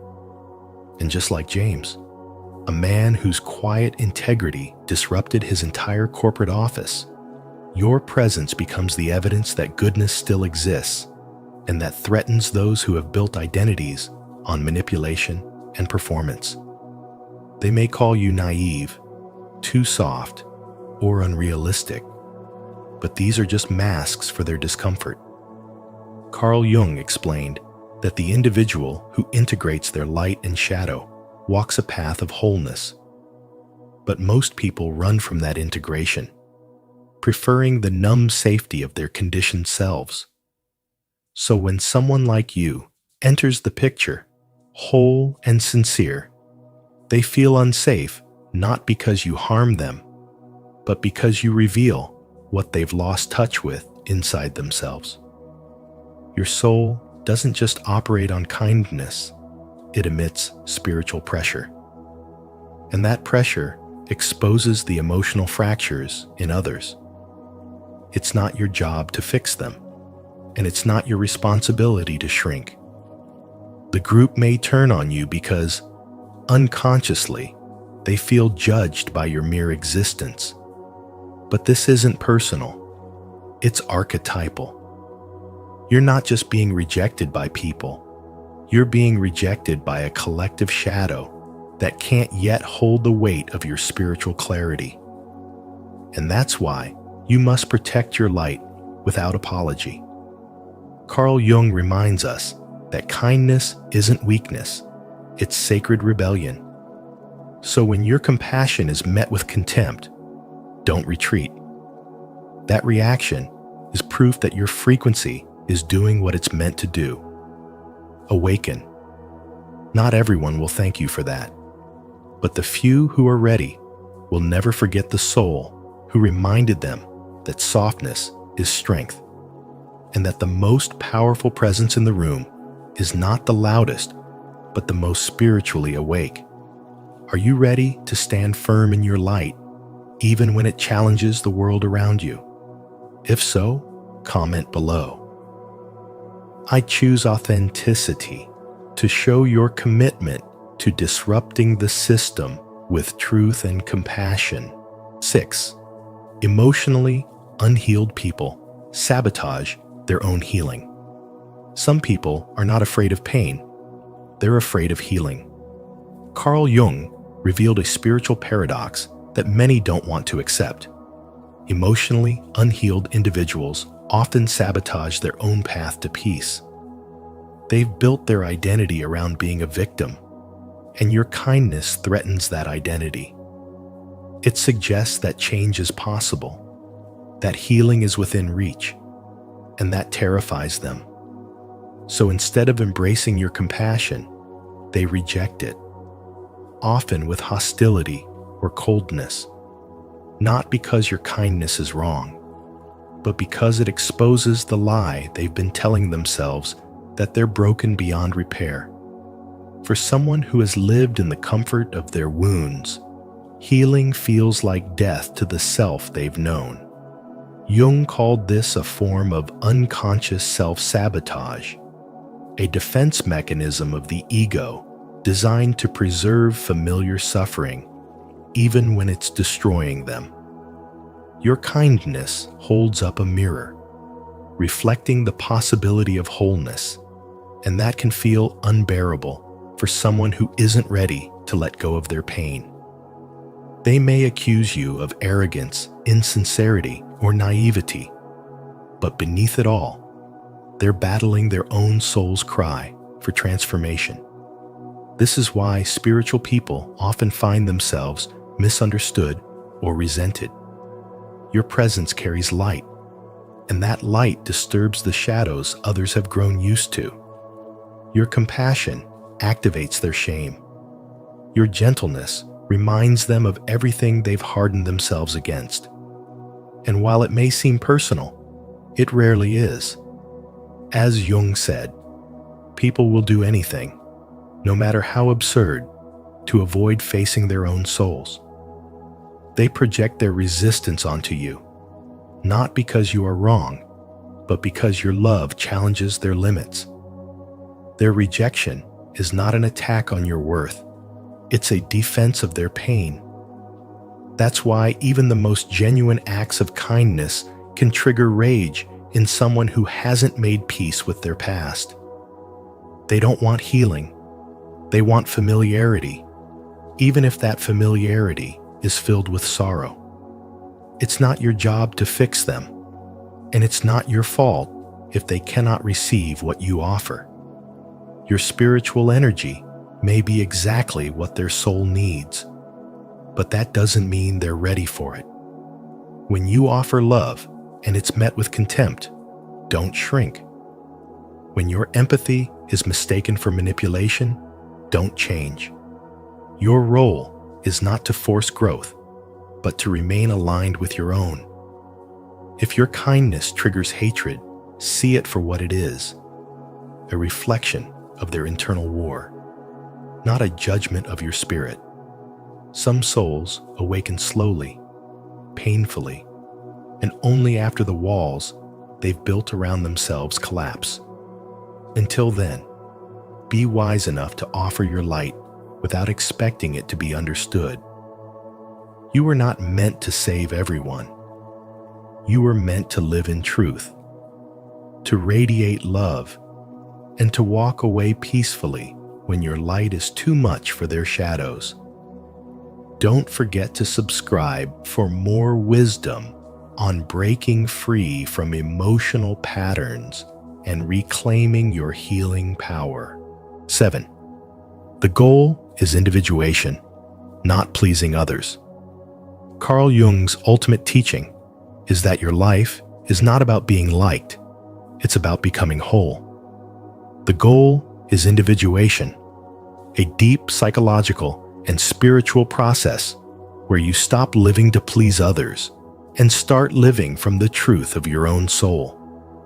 When a man operates from this center of authenticity, his kindness is no longer a currency to buy acceptance. It becomes an expression of inner strength. But that's precisely why it triggers discomfort, even hatred, in others. Because when your kindness comes from wholeness, not from fear, manipulation, or need, it holds a mirror to others' inner fractures. It confronts them with their own masks, their emotional dependency, and the lies they've built their lives upon. And so, instead of gratitude, you get resistance. Instead of warmth, you may be met with coldness or envy, not because you've done something wrong, but because your presence unsettles the unconscious defenses of those who haven't yet faced their own shadow. Jung said, "The privilege of a lifetime is to become who you truly are." That kind of becoming demands the death of the false self, the persona constructed to fit in, to be agreeable, to avoid rejection. For many men, especially in midlife, there comes a moment when the burden of pretending becomes too heavy. You stop apologizing for your depth. You stop censoring your wisdom. You stop performing. And when you do, something remarkable happens. You step into your own psychological sovereignty. You begin to act from a place of alignment rather than approval. Your kindness becomes clean, clear, and grounded in the soul. It's no longer performative. It doesn't bend in the wind of others' moods or manipulations. But here's the paradox. The purer your kindness becomes, the more it exposes the impurity in others. Your integrity threatens their illusion. Your calm unsettles their chaos. Your light forces them to confront the parts of themselves they've buried. This is why some people will try to diminish you, mock your sincerity, or twist your intentions. They are not reacting to you. They're reacting to what you represent. You represent what they've abandoned: truth, authenticity, spiritual depth, and emotional maturity. When your soul shines, it reveals where others are still hiding. And the more awakened you become, the more polarizing your presence will feel. You're no longer digestible to the crowd. You don't belong to the performance. You've become whole. You've become untouchable, not in arrogance, but in essence. Because no one can manipulate a man who is no longer afraid of being misunderstood. No one can weaponize guilt or shame against a man who has made peace with his past. And no one can seduce a man who is already anchored in the love of his own soul. That is the hidden power behind your kindness, and that is why it triggers hatred. Not because you're weak, but because you are free. If this message resonated with your soul, affirm your journey by commenting, "I choose authenticity over approval. I am becoming who I was meant to be."